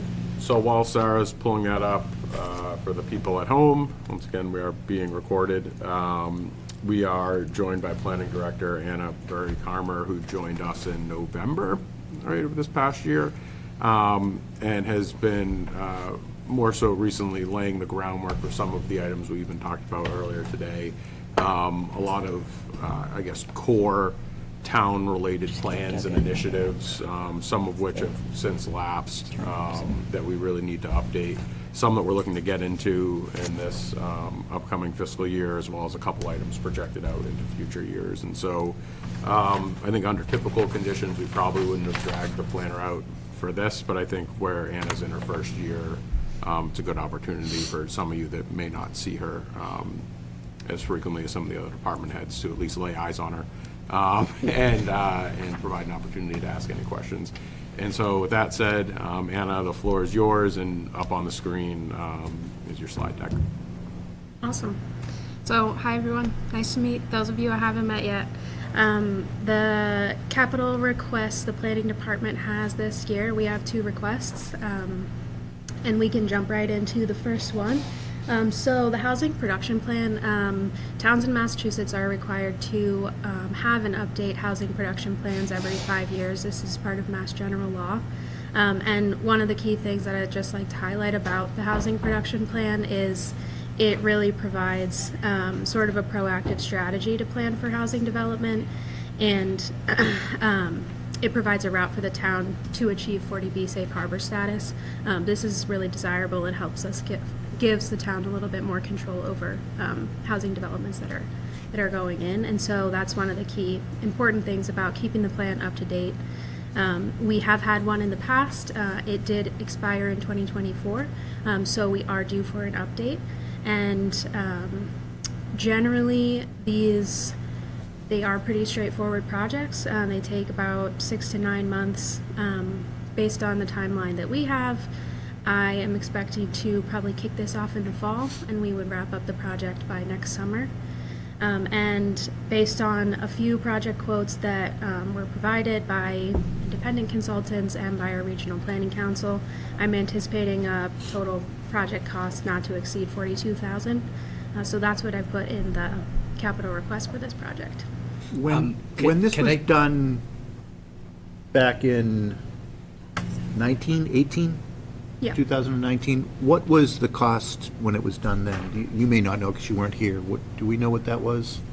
I would have to look into it and get back to you. I did look into that, yeah. So we paid the total cost of the plan was $35,000. We got some support from MAPC. We work with MAPC on that, and so the cost to the town was $15,000. I just want to bring up, so all the talking we were doing earlier about the Concom. the master plan, that was a generic using stuff from the other town. MAPC, now I was reminded, is the consultant we use for that. And so just to, when we did the master plan, I don't know, 4 or 5 years ago, we had that come in, and what they gave us was basically a boilerplate master plan that had pictures from other towns to say, say, we think this, Rotary, whatever, and they gave a pictures.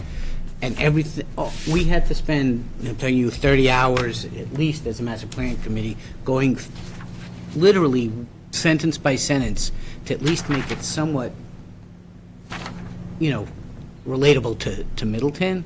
So, and this just goes to, I don't know, when we're deciding what quotes to take, we should force, especially with MAPC, make them, accountable for like saying, this is what they're gonna deliver, because it was a waste of money the last time. I'm starting to struggle with the amount of money that we're looking to be spending on consultants here. And I get that there's requirements that we have to have a housing production plan.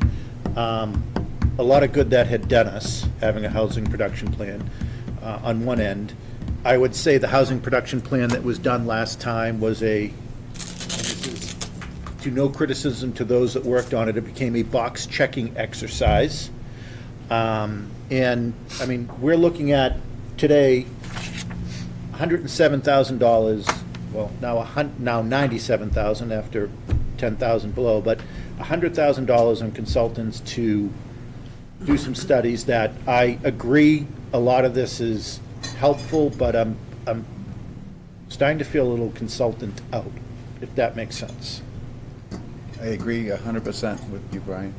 So not- we not had that we're- earlier that things in the past with present experience weren't at all tailored to, regardless of the cost, weren't at all tailored to what, the needs To were our of the town.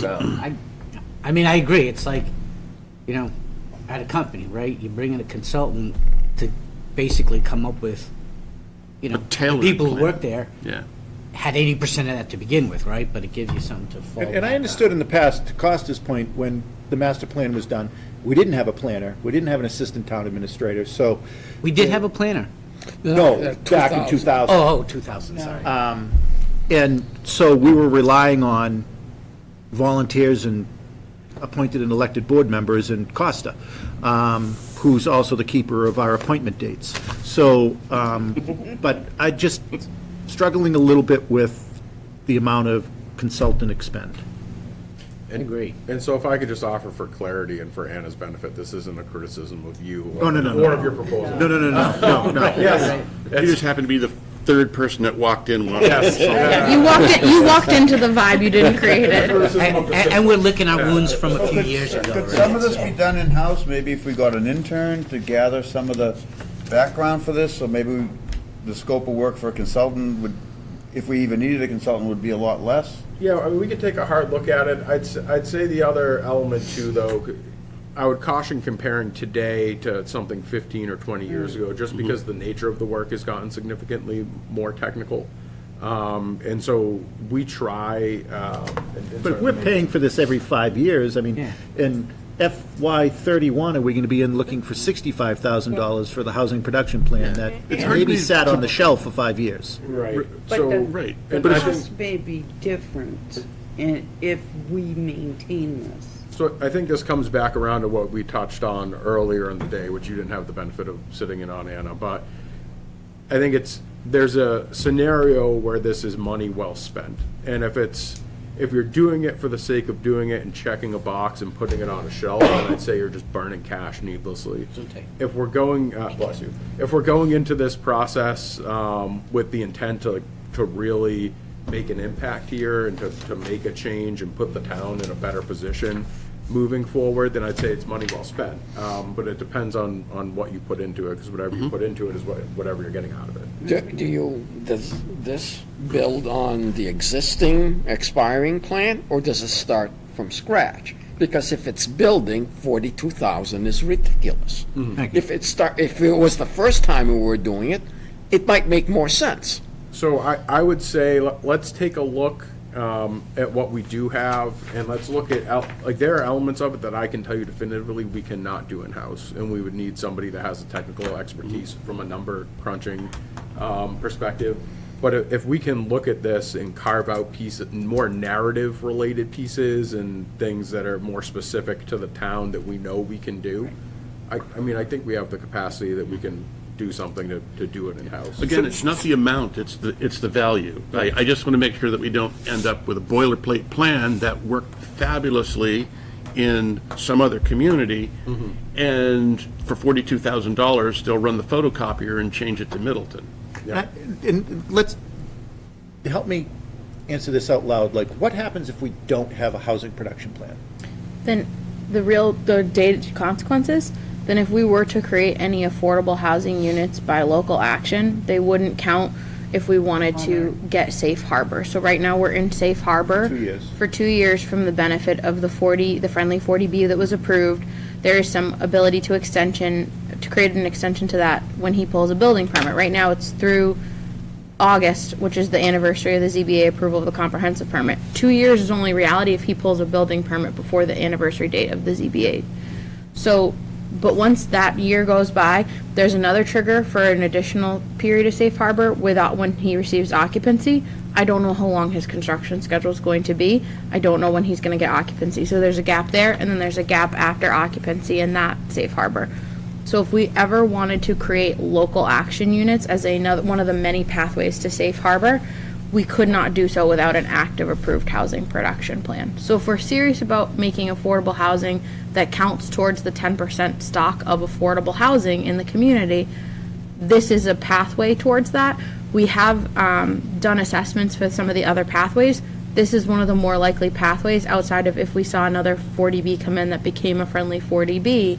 This is one of the few pathways, if that's something we want to pursue. So then I'd ask out loud is, like, what do we need to do to actually be in compliance? And then what is it that would be done that would actually help us in our efforts to develop some models, whether it's through the Affordable Housing Trust, whether it's through town meeting action, whether it's through whatever the process is to develop some affordable units. So if at some point we need this to be able to do something, that's one point. If this is the tool that's going to help us understand what to do, that's a different point. And that's, I can't get my arms around this because I feel like this is, I'm not pointing at you, you happen to be in the chair. I feel like this is a box checking exercise Right, because feels we're like something required to you're do supposed that. to And we just went through the 40B process and everybody's on edge over it. We now have 2, maybe 3 years plus or minus of safe harbor, but is this report going to come back and we're going to go, wow, now we know what to do? So if I can maybe underscore or put an exclamation mark onto your question. From what I heard when the town went through this exercise in 2019, there was a good chunk of people in the room that believed we would never hit safe harbor anyway, and so why bother? So I guess what it comes back to is, are we looking at this with seriousness? Because we have had some conversations recently about like inclusionary zoning, and inclusionary zoning bylaw came up, so that anytime somebody develops more than X amount of units, a certain percentage has to be affordable, so that you're not backsliding anytime you make a step forward. I think if it's the directive from the boards and committees in town and from the people of Middleton that this is within reach and like let's go for it, and now I think now the community's has the benefit of recently being informed by feeling that feeling when a project like Lars comes into town that maybe in 2019 wasn't a reality, but now like we're fresh off of it, right? If the town wants to be serious about it, we can be serious about it, and I think it's an attainable goal, but we need to have some honest conversations with each other about affordable housing in Middleton, which is... Well, I agree. I think we also have to have some honest conversations of all of this leads back to town meeting and what town meeting is going to give us approval for. And I will tell you right now, I think it's going to be a very difficult conversation at town meeting to actually get traction on. And I'm not saying it's unattainable, so let's not do it. But I'm just trying to figure out if this plan actually helps us get there, or if this is something that we need to do at some point once we know what we want to do. So what about the last plan? Did it Sat on a shelf. to an attainable, Sat on a shelf. so But I think, why even bother having it? Well, 'cause I suppose we have to because of the law. but- Right. but to your question, Supposed to John, have an MBTA zoning too. the old plan sat on a shelf, but if we were ever to create local action units, which at the time didn't seem like something the town wanted to do, we couldn't have, because we wouldn't have had, we have to have this plan. I think the political conversation around housing has changed dramatically since when this plan was put on a shelf in 2019 when it was last completed. So I think that's the question of, I wouldn't want to not do this plan and then have things like the inclusionary zoning or any projects done by the Affordable Housing Trust happen, and then we can't count those units, those local action units, towards a future safe harbor status because we don't have this plan done. I think Justin's point is a well-made one, where there's technical components of this plan that we simply can't do in-house, but there absolutely are aspects of this plan that we could pull and do not with a consultant, for sure, if like the goal is to get a high value. But I think that for us, we need to present you with this option, because if there's a political will to create local action units and to truly invest in the inclusionary zoning that will result in affordable housing, that will eventually result in safe harbor, we have to do this, or that pathway towards safe harbor, once the completion of the Angelica's safe harbor is over, we can't. We're not gonna do any affordable unit process surely within FY '26. So No, you have a lot on your plate through the North Main Street, looking at all of our zoning, and the presentation you gave both at the Affordable Housing Trust with the Planning Board and others, but I think you also came to other boards and discussed about that. You have a lot on your plate. I'm wondering if this is chicken and egg, like which comes first here. If we're moving down the road at some point, and I think at some point there's going to be an appetite to do something collaboratively on affordability within this town. I don't know what that'll look like. I don't think we have any line of sight what that'll be now. That may be the point where 42,000, 32,000, 52,000 may be the dollars we have to spend, so we make sure what we're doing counts. I just don't know if what we're getting out of this is going to actually help us get to an honest discussion of plan and what we have to do in affordability. That's what I mean by chicken and egg. Possible to look at what, this is just a quote, what these services provide, and then to Jackie's point, be able to look at them individually, say, we can do this, if there's, why pay for something we can do on our own, and then perhaps we get the better of both worlds, is that, you know what I mean, that we actually getting something that we need, but we're not paying, we're not paying all the money for it because we've gutted it out and we've, kind of done some of the parts on our own, is that, I don't know. So I have a question. Jackie said that some units wouldn't count unless but if we did, when we thought we were close to the 10% and had a real shot at being at 10%, if we did a housing production plan then, are you saying that some units retroactively wouldn't be included, or? No. So outside of a 40B making affordable units as the state defines it. Yeah. If we say, so there was a presentation recently about putting some inclusionary zoning into the zoning bylaw. So say next, we get to town meeting in 2026, that inclusionary zoning bylaw gets approved. It means that for every subdivision, for every 10 market rate units the Right. subdivision Yeah, creates, we understand you're making that. 2 affordable. I know, but it's important. It's part of the process of what the point I'm trying to make is. And also, sorry, I'd offer, the folks at home may not know. So Yeah, I think it's important. So say that the inclusionary zoning says for every 10 market rate units, you're gonna create 2 affordable housing units. Part of then the planner's job is to take those 2 units and work with the developer and some sort of entity, whether it's Habitat for Humanity or another group who does this, to certify those units with the state, because as we know, they have the very strict definition of what they deem affordable. So for those units to count towards our 10% of housing stock being deemed affordable as defined by the state, you have to certify them as local action units. And for those local action units to count towards your 10% goal, if that's something you want to hit, you have to have a housing production in place to create safe harbor. They still would count towards the 10% of housing stock, but say 3 years from now, we're trying to create units and we want to get more safe harbor to protect us from 40Bs. Without this type of plan in place, those local action units wouldn't count towards safe harbor, because safe harbor is a pathway to protect yourself from 40B before you hit the 10%. And it's a very technical process, and I'm trying to simplify it. But it's So not like they wouldn't count toward your 10%? they would count towards your 10%, but not towards safe harbor understand. until you I hit it. understand. No, but I think it's for people at home too, because it's complicated. But is there something we could do with our existing on-the-shelf report that would get us qualified for those purposes? Right, just update our current, yeah, that's what I'm trying to figure I out, mean, like, there's some data of value in there, but you would want this completely Updated. updated and refreshed. But are we going to be It's, doing this again in 5 more years, I yeah. think For once you hit 49, a- 59, 69,000. But once you hit Yeah, 10%. But it becomes more of a maintenance thing over time. If, I think as a community, if we can get to a point where we're in safe harbor, we have the things in place that we should be doing, so like the Affordable Housing Trust, for example, or coming back again, inclusionary zoning bylaw, it's gonna get easier every year thereafter, and you get into more of a maintenance mode, but we haven't really accomplished anything, as a town relative to this yet. And so coming back to, if we can do this purposefully, if we can do it with some seriousness, I think there's a way to accomplish this goal.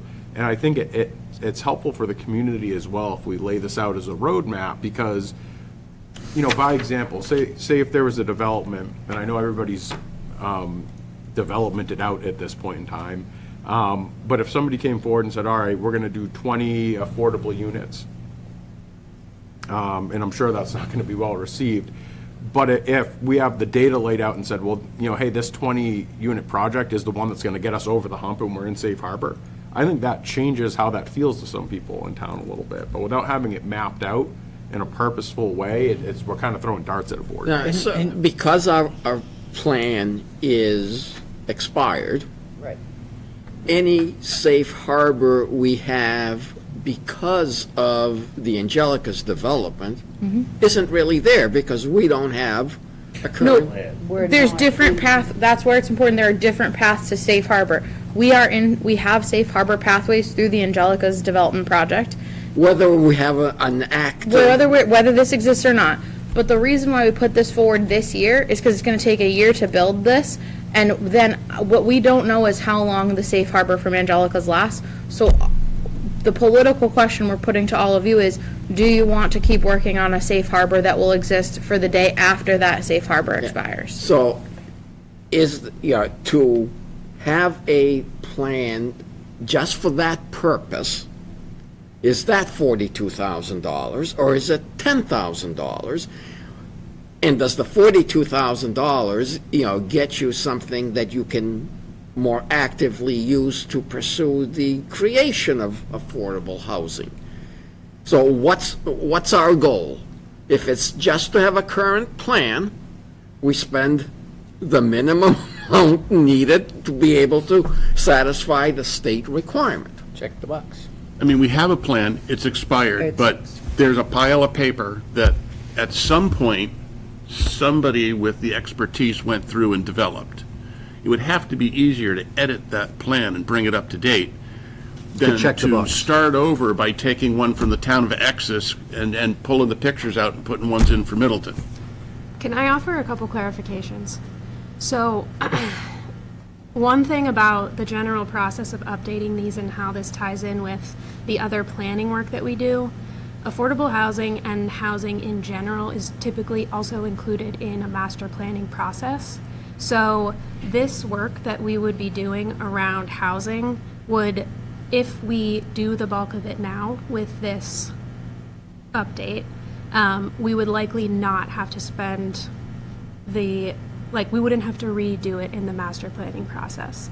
So that was one incentive for me to say, let's get ahead of this, so that when we start our master planning process, we basically just pull in the information, it's already updated, it's recent.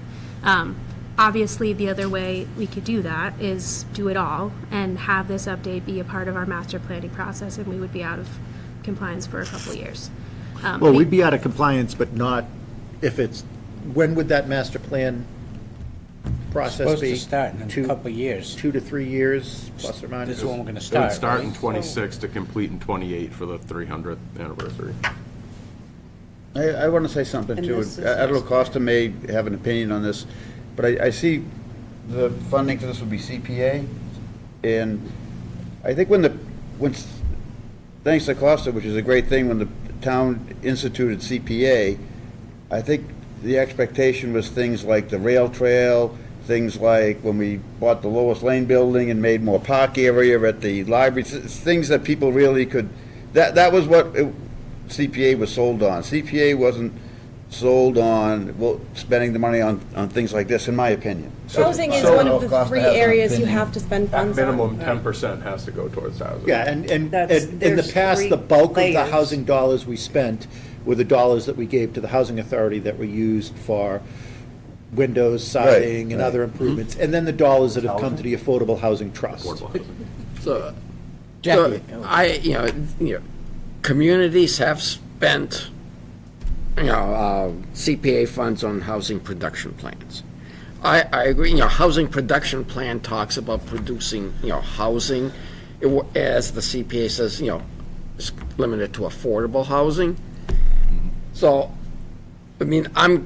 because it's sort of an accepted practice of the spending of CPA money, I'm fine with it, because, we're raising this money from people, and if we don't spend it, we're just raising it and it's sitting it, because part of it has to be spent for affordable housing. That's why we finally spent it on the Housing Authority, because it was sitting for so long. Doing that, that's fine,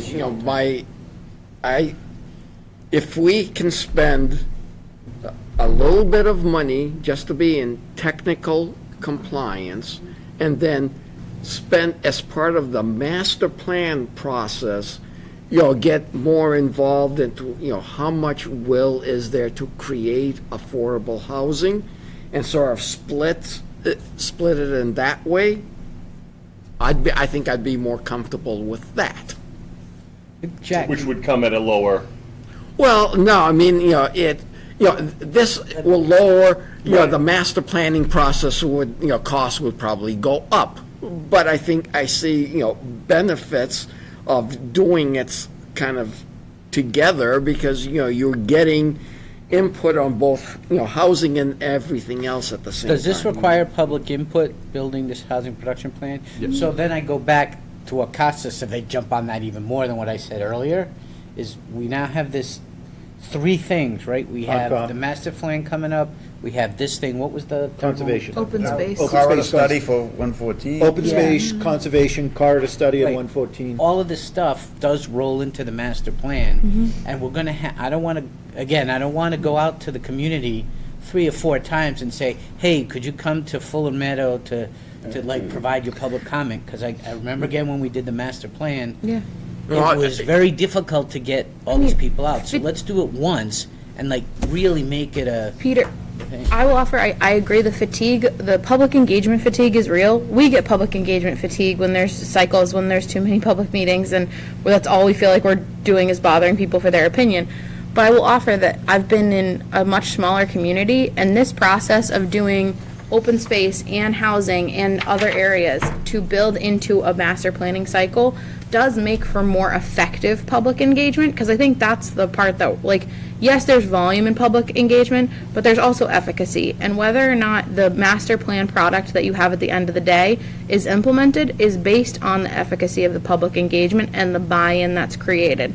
And in my experience, communities that want to take that master plan and make it a roadmap and implement it to the fullest effect possible, this pathway of doing the technical aspects of the different policy areas and then having the master plan process come together to be, again, a strategy session of how do we prioritize, because the open space people are going to want to figure out what's going on technically with open space. The housing people are going to figure out technically what's going on with housing.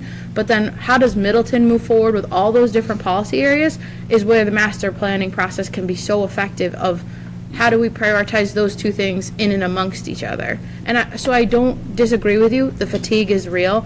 I'm just offering that this is a pathway that if a master plan is going to be put as a roadmap, this is a very effective pathway for that buy-in, so that the plan doesn't, to the concern I think of everybody at these tables, sit on a shelf. So you said something, right? You were in a small community that really wanted to do this.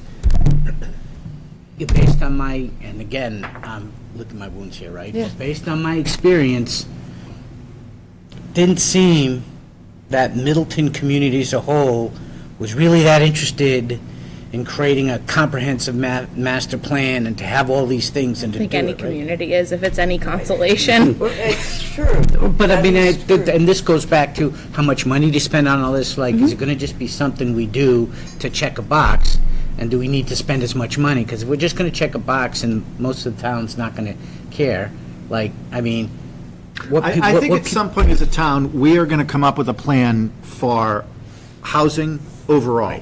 Affordable, big A, little a, housing as a whole, we're going to come up with a plan. The Affordable Housing Trust is still learning to crawl, walk, and then run. And I think just the different feelings on that board need to coalesce to figure out what there are some that want to we should be doing big projects. There's others that want to do small pieces. We don't have a picture yet of that, and I think we're a year or plus away from that. I just don't know if this document, a full-blown revamp, not a refresh, a full-blown revamp and redevelopment, is actually going to help us in that process. So I actually think, to Costa's point, let's take what we have and make sure it's compliant, so if movement starts to happen, we're compliant for safe harbor. We know, at least for the 40B process, we have 2 plus or minus years, depending on when the building permits are pulled, for safe harbor. To your point around 3 to 4 different public input sessions, I think what I heard from you in the presentation that you made before our other board is we're laying out a very clear roadmap of what we're doing around zoning, around housing, around master planning, around the future of Middleton.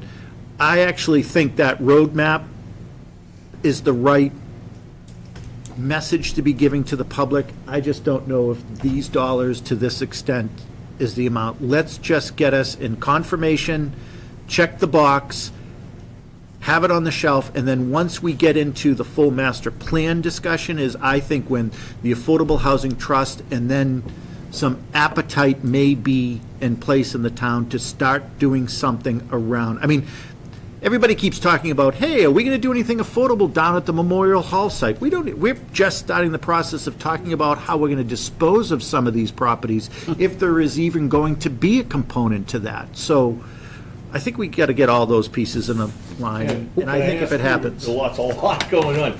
Can I ask you, having probably had more single input than you've gotten so far in your job, do you hear what we're saying, or is that something you can? Yeah, no, What are I'm your thoughts hearing, on, and also for the sake of time, so we can move things on, but to be productive and try to. I'm hearing what you're saying.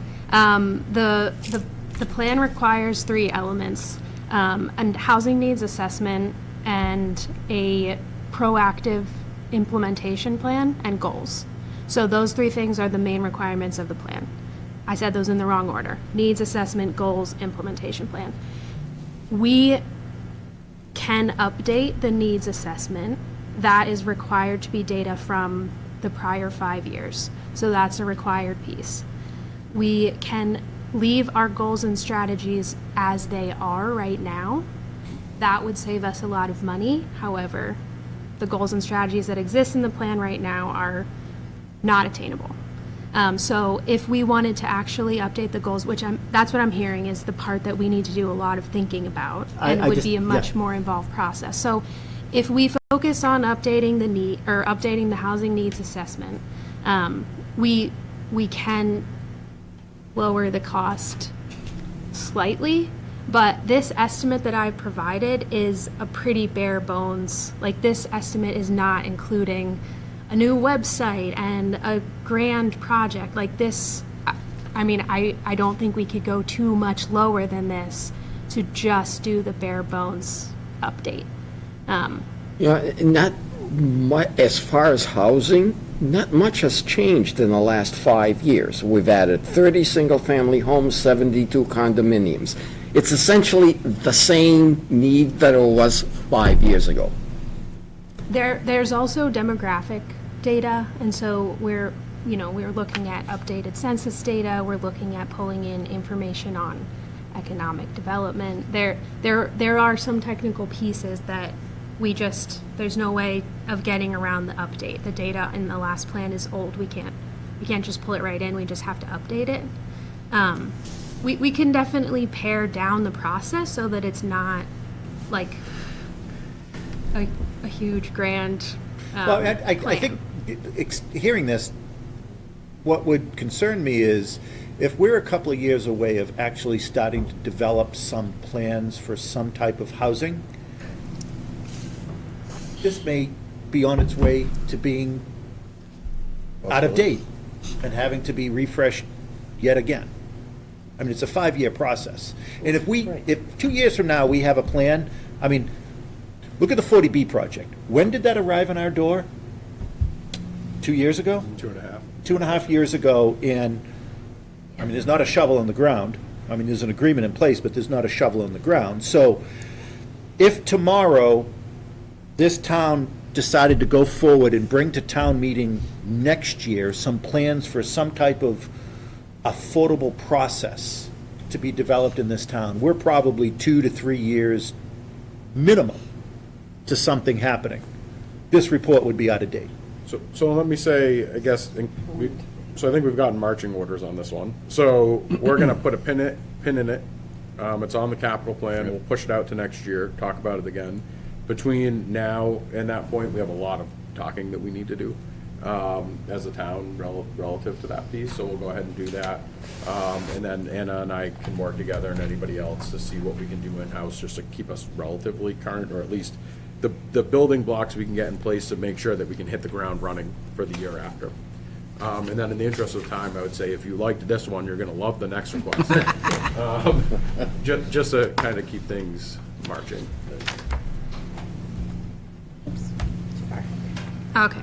Request number 2 is digitizing the planning department files. So this project is a project several departments in town have undertaken over the past couple years, and others have plans to do. It's a one-time process to basically the big wins in this is that we have streamlined access to the files. Not searching through paper files, but digital searching, and it also increases the security of the files in case of damage to physical records. This, again, is a one-time project. I expect it to take about 6 months, assuming we have funding for it. I'd like to start in July and finish by the end of this year. How, are there files there? You know, the planning department isn't that old, right? So basically 10 years worth of files? Or are there files dating beyond, earlier in history? Yeah, it would include files from the planning board and zoning board, So from the going, beginning of files we have. okay? You know, since we're moving the 42,000 housing production plan to, next year, add digitize historic planning department files, and can cover it from CPA funds instead of free cash. And I love this, if you look at the bullet that we dodged with the fire that happened at that building, this is a perfect example of That's right. not having digitized, we could have lost everything much. that happened in the planning board, in the planning department realm, could have all been gone. Thank God it didn't, so this is money well spent, I whether it's agree. CPA or free cash. Is there an opportunity to, like, we were approving for the assessors to do the same thing? Is there an opportunity to use the same company under one contract? It is the same company, but Okay. separate contracts. Okay. Can I, so to piggyback on what Jeff just said, and I've been thinking about this, and I'm pretty sure that I brought it up last year. It seems like we keep paying like it could be the same company, but why don't we have like a contract, if you will? All of our departments at some time are going to need digitization. So why are we 55, 26, and last year's capital, I think we did 2 or 3, we did fire. Why are? You mean just a standing line item? Yeah. So I mean- every department's once. needs are a little bit different, Okay. relative to timeline, but also the style of documents that they have. So I think that's a big piece. It's, Yeah, every contract is a little bit different, whether you have like the big plans that you need to Plans. scan Correct, versus correct, the little. yeah. So I think we looked into it after the request last year, and the company, it is the same company that we do all the requests through. They don't do that type of just standardized contract because the documents are so different. And also because of how long it takes to do the scanning, get the documents back. Everything would still be staggered throughout multiple years. So you would be entering into a multi-year contract, and where we had already done so much, there really isn't that much left to do. All of the big departments, other than police and everyone other than the assessors at town hall has had their items digitized Except in the us. COA. Well, he said everyone except for the assessors at town hall. And We us. haven't. Oh, everyone. We're everyone other than the assessors. Oh, we are, sorry. So going forward, like when you get plans at the planning department or DPW gets plans or whatever, are we requiring when individuals, developers and others are submitting that they must submit electronic in addition to hard? So we're likely not going to have to do a big, large-scale annual, every 3 years, every 5 years scanning. No. And what may have to be scanned, we can probably do in-house as well through the copier scanning equipment we have. So we also have a process to make sure that in 5 years from now, Anna doesn't have to come back and say, I've got 3 years' worth of stuff that needs to be scanned. This is a one-time technological shift. Yeah. Is what you're saying. And 'cause just all for of the bringing stuff from point A to the new facility, Makes all the sense. it makes all the sense, and then look at what could have happened at the DPW So building. what will happen to the paper documents? Will they be just shredded and destroyed, or will they still come with us? Some have to be kept. So anything that legally we have to keep, we're going to keep. Anything that's unique, we'll keep. Something has like a stamp on it from an Like a raised engineer, seal or- does it have to be saved paper, or is the digital copy of that stamped thing just Depends as on valid? why we have it. So the state has a records retention Okay. schedule for the planning, for zoning, for the clerk, for finance. So we follow The that rules are a little schedule. different for every department depending on what Like, it is. will her files and Concom's files, after they're scanned, will they physically come to our new building, or will they stay at the old facility? It depends. Some will and some won't, but we've provided directive. If it's something that we're not legally required to keep, and it's something we don't have a copy, yeah, I don't want to pay to move things, and I don't want to pay to house them. Because it's like the amount of clutter that we have is absurd from a. We don't want 70 years from now having to shore up the floor like you did. Yeah, just jacking it back up again, yeah. So, is Conscom is separate from this, or it's part of it? Conscom is already done. Okay. They This were is with just Board of Health planning last and year. ZBA. And then is there one more request? Nope, that's it. Oh, is that, okay. That's it. This one we did love. There we go, nice. I think I was looking at the master plan, but that might be an outlying year. I think it is. Yeah. That's the next year. Yeah. Thank you, Anna. Nice job, Anna. Thank you. Sorry that you're the one that took the brunt of it. It's a rough room. Another first budget Figure it out, Saturday get back to completed us, for will ya? somebody. You guys clapped for Liam when I said that. We're gonna clap for Anna too. There we go. You walked in and we just bitter. All right, best behavior, everybody. My God, We're gonna be nicer bunch of now. meanies. We're on schedule, though, to a certain degree. We'll leave that to chief. All right, so. Next, we have Chief of Fire Department, And none of this stuff was when she was here. for Chief LaCourse, and Captain. Expect your apology note on Monday, Peter, to her. Morning, gentlemen. Morning, everybody. Good morning, Chief.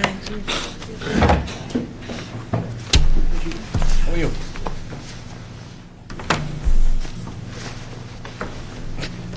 Our friends at the schools, feel free to grab refreshments while you wait. I see Mr. Greenberg is eyeing those boxes. Everybody but Steve. Donuts are good. Forward me his thing, and then I'll throw it in the draft. That you're ready, Chief. Oh, I'm not ready. Hold on.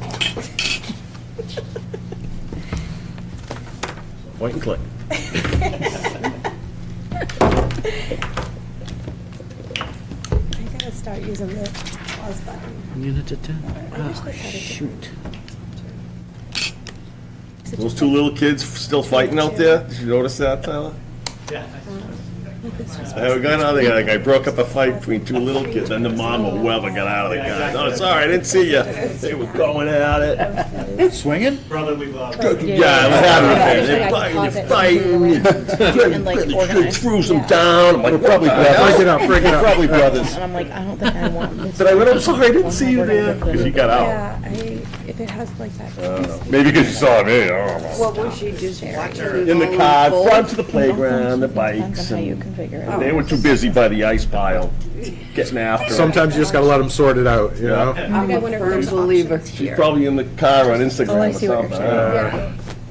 saying. Snapchat. All right, chief. All right, so good morning, everybody. What are we doing today, good? So we'll get right into it. So I have my slide presentation for our capital requests for this year. And you'll see that, I'll just go down the list and we'll dig deeper. Request for apparatus, mobile radios replacement, request for ladder one replacement, purchase of a new utility vehicle, purchase of some forestry equipment, and then a couple of funds to match some grants if we are successful for both ladder truck and the UTV. So the first item is asking for $24,500 for the replacement of some mobile radios. This is year 2 of a 4-year plan to replace the radios in our apparatus. The current radios, while operational, they were purchased in 2008, and they're no longer supported by the manufacturers. So if we were to have some issues, or if they were to break, we would have a hard time getting the parts or, the equipment needed to repair these radios. Like How I many said, radios are we talking about? so there are 11 vehicles. So for this one, it would be 3 radios for this year, and then 3 the next year, and 3 the following year, so 9, and then the next year, So the 24.5 is for 3 radios? 3 radios. Yeah, they're about $8,000 a piece then, okay. Yep. All right. Yep. So Chief, the new pumper that's very slowly being put together? Yes. Will that come with a That, new we radio? had planned on a radio for that one, so that So- doesn't. So that isn't, you're not taking a radio out of an old truck, move it over, and then to No. replace it? No, that would have a new Okay, radio. yep, okay. As far as portable radios, right now, we're good. We did receive AFG grant in 2019 for mobile radios, although that could change down the road should we expand staff as far as having a portable radio for each person. But right now, it's just for the mobile radios for Do you have extra in reserve? Like Extra. If your portable radio broke, do you have another one to take? We have a few, not many, Okay. but we could work on that, so. Any questions with that? No. All right, moving along. So, this is for replacement of our current ladder one, which is a 1999 Sutphen. Yep. And if you recall, years ago, when we purchased our current ladder truck, we were really handcuffed with, what we could purchase, given the constraints with the fire station. And we always knew that this was kind of on the map, and we obviously didn't pull the trigger on anything at the time because we just knew that our current station just would really limit us as to what we could purchase. So, given the fact that we're moving to a new station, and the fact that our truck is rapidly approaching 30 years of age, which NFPA guidelines state that anything over 25 years should be retired. And I will say that this truck has really served us well over the years, but the problems, it's approaching 30 years of age, and the problem that we've had recently, well, last couple of years, is when we had repairs done on the truck was out of service for almost a month. And the reason being was difficulty in obtaining parts for the vehicle. So that's obviously a concern given the age of the vehicle. And also, if you recall, last year, I did receive funds to paint and refurb our current ladder truck. And the issue that we had was, it was $58,000 or $59,000, I believe, to refurb our current ladder truck. And the issue we had was finding a spray booth or a paint booth big enough to accommodate such a large vehicle. And we found a place, and we got a quote, and that's how we got those funds and so forth. Well, lo and behold, the company went out of business, or is going out of business.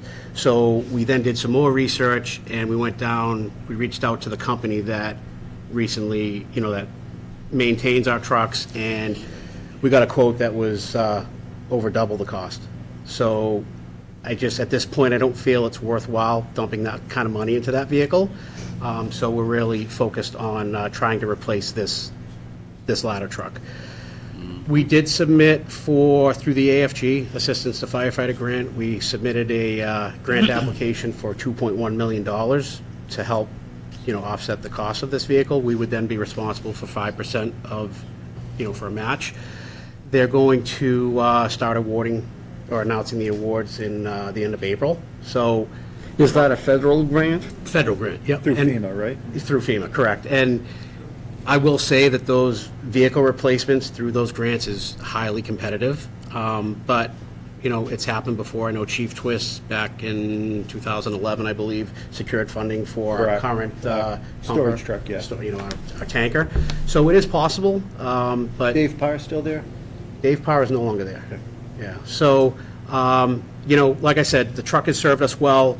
It's 30 years old, you know, and keep in mind that when we do order a truck, it's going to take about 3 years to build and deliver. So it's going to be over 30 years old by the time that truck is delivered to us. So I just worry that as time progresses and the truck ages and there's a need for repairs, it's just really going to be out of service for an extended period of time, just given the difficulties in finding, you know, the parts for that vehicle. And that was the case last time. Like I said, it was supposed to be out of service for a couple of weeks, and it was over a month just because of the difficulty. When we're out of service, who's our primary? So it depends on the location of the incident. So we usually share between Danvers, North Reading, maybe even Topsfield. They would help out as well. So. Do you have a date when you expect the other truck to finally arrive? So that's a great question. I know that keeps getting pushed off. That truck was ordered. Before I retired. Yeah, it's about 3 years ago, and Be 3 years in October. the latest update is fourth quarter of 2025. And when I spoke to the gentleman from the company, I said, you know, what's the deal? And they basically said a few years ago it was supply chain issues, but now it's staffing, trying to get the staff to get the truck built. So I'm hopeful fourth quarter of 25, but would I be surprised if I got a phone call saying it's going to be sometime in 2026? So should we think that 3 years may be optimistic? You know, I'm hearing anywhere from 2.5 to 4 years, so I went with 3 years for an estimated guess. But if it were 4 years, I would not be surprised. So. So is this, just so I understand, the asking for 2 million, 2.2 million, and then the grant for 2.1 million. So are you asking for us to allocate the 2.2 million now, and then we hopefully get some of that 2.1 million to offset it, but at least we've committed the 2.2 million, and anything we get is sort of gravy? Yeah, so I mean, I know later on I did ask for the support for the grant funding, so I guess best case scenario, if we are successful with that $2.1 million grant, then we would just need to make the difference for the 2.2 and the are we bonding 5% this? for that. Peter, to help clarify this as well, we're doing this as a debt service, so this is not going to be in our capital plan as using free cash. It'll be a separate warrant article giving us the authority to borrow 2.2 million. Okay. So we're not actually allocating funds at this, we're getting the authority to borrow it, which allows us to enter into a contract and put the order in place. If we get the grant, we just rescind the borrowing. Which is what we did with the other truck that's someday going Exactly. to arrive. Just the reason that you said that this grant money comes from FEMA, and so what is really bringing me up, the current environment, you know, there seems to be a lot of desire in the current administration to cut a lot of money from a lot of these programs. And so the reason I bring it up is I just want to make sure we don't make a decision that we're gambling that, yeah, we'll probably get the money, and then find out. No, that's why we're going to have the authority for the debt service So borrowing. we don't have to wait a whole nother year to actually have the same. So if the grant comes back, no, then we have to wait till the next year to say, okay, now let's go purchase. I think we're going on the assumption there won't be a grant with the hope that maybe there will be. So what, Yeah. how do And the it's a- payments? And it's a go? need. It's clearly, you know. Yeah, no, I'm not debating the need, I want to make sure we assume, so I like what you said. Yeah. We assume But it's not- probably not going to be approved, and if it is, well, how awesome is that? And I mean, keep in mind too that the price is increasing each year. I mean, I think since the initial conversation with one vendor to the most recent Depends on what the interest quote, it was rates are and what they $100,000 offer us. increase. So, you know, a fire truck's over $1 million right now. We paid $750 for the truck that we're waiting for. That same truck today is over $1 million. No, I agree we should do it, I'm just Yeah. saying, all I was focusing on is, let's not, plan Bank that on we'll the get grant, it, bank right. on the Yeah, grant, let's absolutely. plan we're So, not going to. as the chief continues on, there's also another warrant article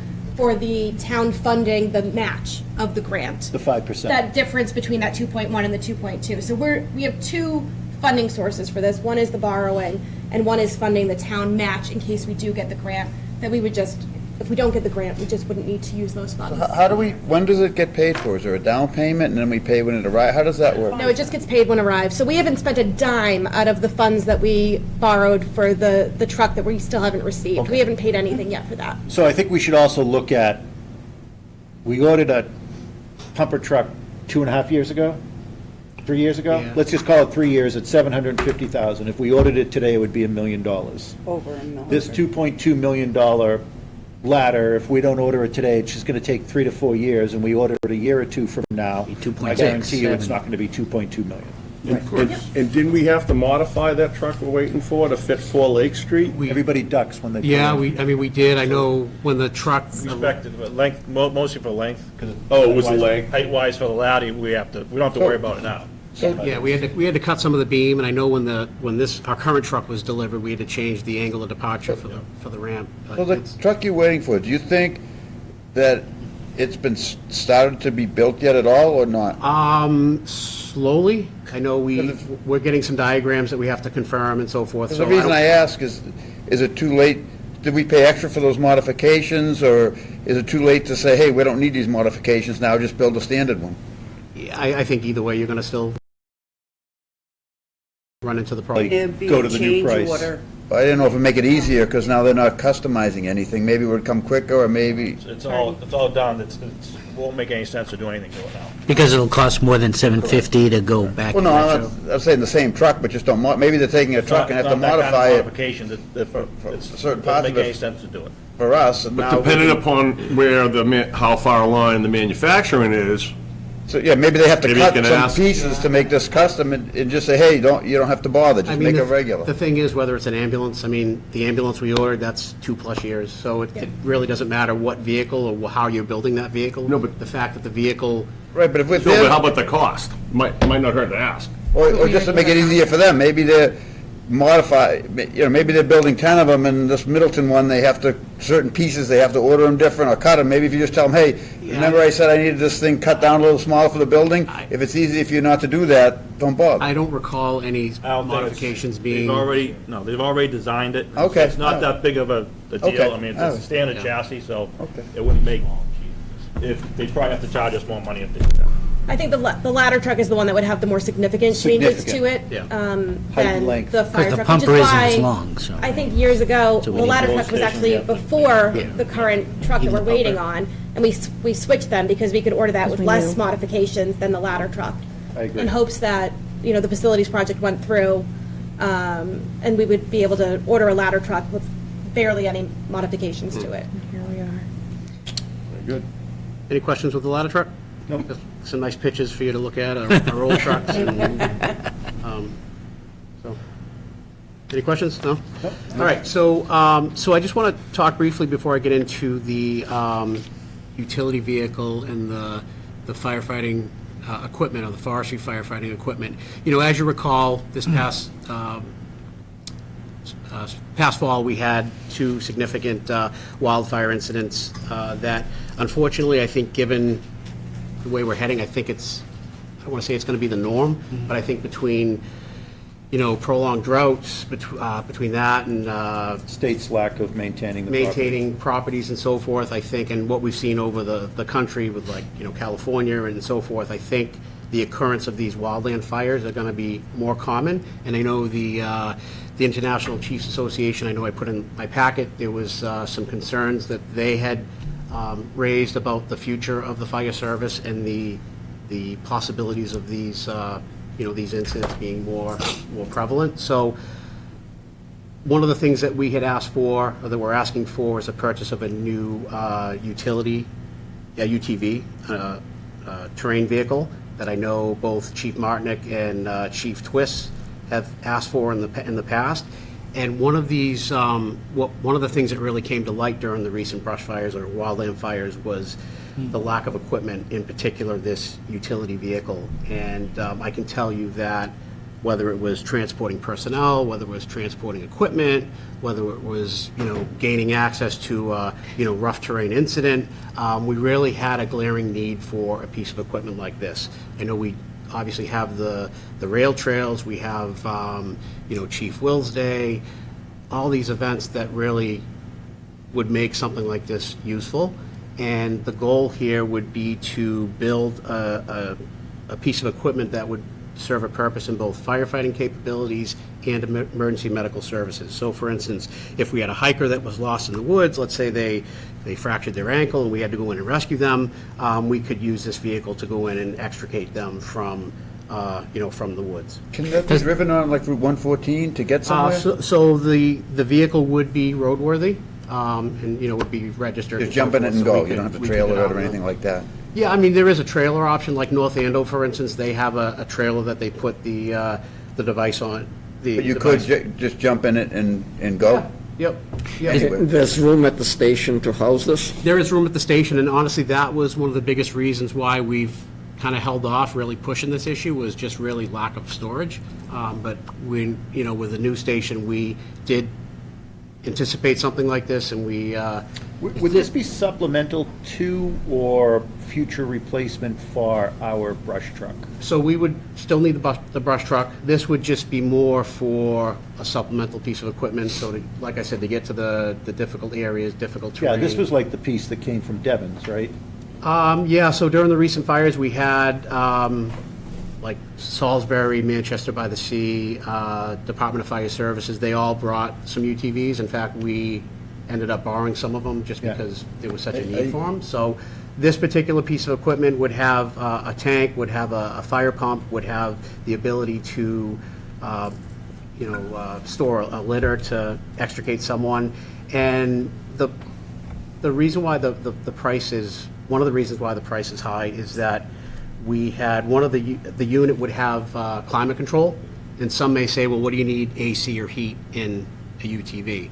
And the biggest reason is firefighter rehab. So if we're, it's 90-plus degrees out and we need to do some rehab for the members, or if it's a cold night and we rescue somebody, out in Boxford State Forest, we could turn on the heat and we could, help rehab. Are you Is asking that for a trail? hose, is that hose like that I see on the reel there? Is that, when you said the fire pump, like you could take that and put that in the lake or something that's nearby and then pump water out of the lake or river? No, or- we wouldn't have the ability, I mean, we could probably rig,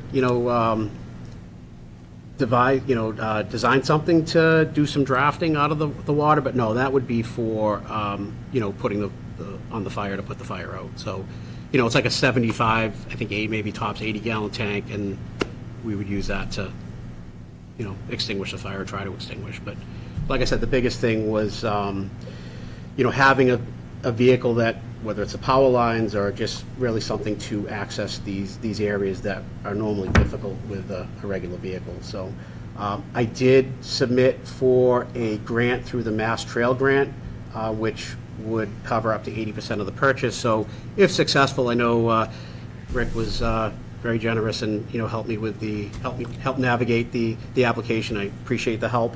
But if we were successful, then that would cover up to 80% of the cost of And you're asking for it with or without a trailer? without a trailer. Okay. And just, so following up on that question, right, I'm just thinking about like, if you're out there, right, you've got there, so you can't get a pumper out there, let's say, and there are no fire hydrants. So how much extra would it cost to rig it so that you actually could have a pump on there to draft out of a nearby lake or stream? Because 75 gallons just doesn't seem like 75 that gallons much. is not a lot of water. I could talk to the vendor and see, what's out there as far as, retrofitting or whatever. But, the problem too is that you have to be near a water source, and that's not always the case. Like, if Yeah. you're on the power lines, for instance, there's no water near that area. So, So it's like, if there's not that much water, then why do it? Because most of the time you wouldn't be near it anyway. Chief, is the intent that if, because I don't think you're gonna go out trying to like fight back the fire with that thing, but if you're cruising along the trails and you find yourself in a pinch, is that kind of more what the intent of that This is equipment, materials, and then rescue. yeah. So if we learned anything from what you guys went through this year, this should be the easiest thing that we have to approve in the budget all year this year. Like, for instance, perfect example, Chief Will's Day. They let off the fireworks, the grass catches fire up on the capped area. This would be perfect for that. Right, I'm not trying to be convinced to do it, I think Yeah, it yeah. makes sense. I was just thinking, since we're gonna do it, would it be worth it to retrofit it to have a, You'd have to to be have a able to much bigger draft? piece of equipment, Yeah, more than and the other thing 75 too, gallons. remember, you know, I think a there's weight limited limit, so utility the to being bigger the able to tank, pull it up out the of a heavier the weight. stream or a and then lake, you- because Since there's not that many around. That's gasoline, right? price tag. They come gasoline, they come diesel. One here. What do you prefer? within, 50 feet of the I would say probably gasoline. ClearGov didn't get updated for the, he got an updated quote. Okay. And ClearGov just didn't get updated. So there, in ClearGov and on a lot of the printouts, it has the price at $61,500. So there is a slight reduction in the request from what is in the system. Yeah, and I Look at and I did that. go back Thank to you, the, Richard. I did go back to the vendor and tried to shave off some of the costs, just. This makes sense. I just received it on vacation, and so it didn't get updated yet. Does Topsfield or Boxford have something like this? No. No, so the one that came that we saw shuttling people around, I know you told me, but where was that from? So, I know Devon sent us Regional some piece or- of equipment. yeah, so Department of Fire Services had a couple that they sent, and you know who was super helpful each and every day was Lawrence Fire. Lawrence Fire has 2 of these with tanks, and the cap will tell you, they were fantastic as far as, you know, going in the woods every day to help out, so. So you got some mutual, We've been fighting. I'm concerned with it going all over everybody else's woods, sorry, but, you know what I mean? Like, Yeah, I mean- you're not going down the, you know what I mean? It's, You know, you I would- break that, and then we don't have it. You know, I would say that I certainly appreciated all the resources that came in to help us during our time of need, and certainly if there were a neighboring community that had the same issue that Middleton had, We would wouldn't bat an eyelash to reciprocate. go help them as well. And, you know, if the equipment breaks, it's part of doing business, not that we look to break equipment, Yeah. but, you know, the mutual aid system is what really Right. helps us get the job done. Because so. I think you're right on with the way things are going. You know, any day you go out there, there's no clouds. Yeah. So we're gonna, you know, like it or not, this is where any community around is gonna be dealing with, you know, Yeah. precipitously as time goes on. And just saying, you know, So, I mean, hopefully we'll be successful with the Mass Trail Grant and the AFG, but, you know, see what happens. But, so that's my, my pitch for yeah, I don't want kids driving your vehicle. minibus. Any questions with that? Bless you. Bless you. All right. Thank you, sorry. All right, so,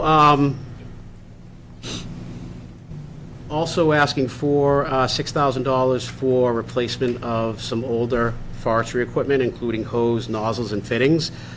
So, once again, during the recent fires that we had, you know, some of the equipment that we used, you'd really scratch your head to see, or really compliment some of the people, the way they were able to kind of make things work and connect hoses and, you know, get water out of the pump and so forth. And, you know, I think unfortunately, you know, some of the equipment that we have is, I don't want to say older than me, but we've had it on the department for some time now, greater than 10 years of age. So we're really looking to try to slowly upgrade some of our forestry equipment, including nozzles and fittings.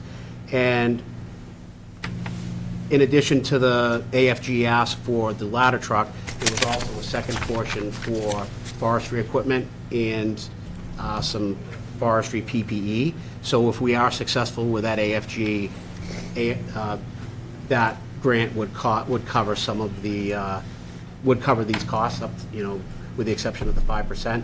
So I asked for this just in case the AFG was not successful, similar to the ladder truck. So that's my ask in that regards, and you'll note that photo of the fire. That's actually in Middleton. That is, long story with that, but it's on the power lines. That's North Reading, actually the fire coming towards the high tension lines adjacent to the Middleton Reservoir. Definitely an interesting evening. So, any questions with the desire to replace our hose or fittings or anything like that? Nope. No? Okay, moving along. So the fiscal year 2024 Assistance to Firefighter Grant, we recently submitted 2 separate grants, one the $2.1 million, as previously mentioned, for the replacement of Ladder 1, and then $109,356 towards the replacement of firefighting, wildland firefighting equipment, personal protective equipment, hoses, nozzles, etc. Like I said, they're going to start announcing the awards the end of April, and I think like every Friday they release a handful of awards. And if we are successful, the town's share for both grants would be just over $105,000. Any questions with that? And then So where would that money come from? Free cash. Free cash? And then last but not least, as mentioned previously, the Mass Trail grants, which, like I said, would cover up to 80% of the UTV request. This is an old slide deck, but was 61,000. The grant was submitted for 61,500. We did knock that down to 58,000 and some change. So if successful, our share would be just over $12,000. And this is actually not in ClearGov. We cut the funding of this in the anticipation that if the 58,000 is approved at town meeting and we do get the grant, we can use the 58,000 to fund this 12,000 portion, get the grant, and then just close out from free cash. It's easier to do that from free cash than with debt service for the borrowing.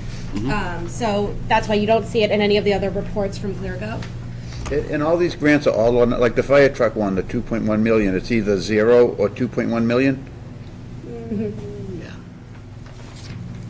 Yep. Okay. So I'm not sure when they're going to release the Mass Trails. I don't know if you know, Rick, when they typically... Springtime, I remember getting, the ones we got was down in the sandwich by the bridge there. So, for the spring. That's all I have. Any questions with anything? Yeah, on those grants, like, right, so it's too bad that 0 or 2.1, like, what, we're hoping to get it, obviously. What are, I mean, I know you can't go through all the criteria, but what are a couple of the main criteria that the organization uses to decide who should get one of these grants? Honestly, it's all in the narrative. And it's really, some are better than others as far as writing grants. I know I've been successful, I've been unsuccessful. I did have outside help with these two grants because the timing was just really poor between the wildland fires, when the grants were due, budget season, and so forth. So I had outside help with these two particular So grants. it's who does the better sales job?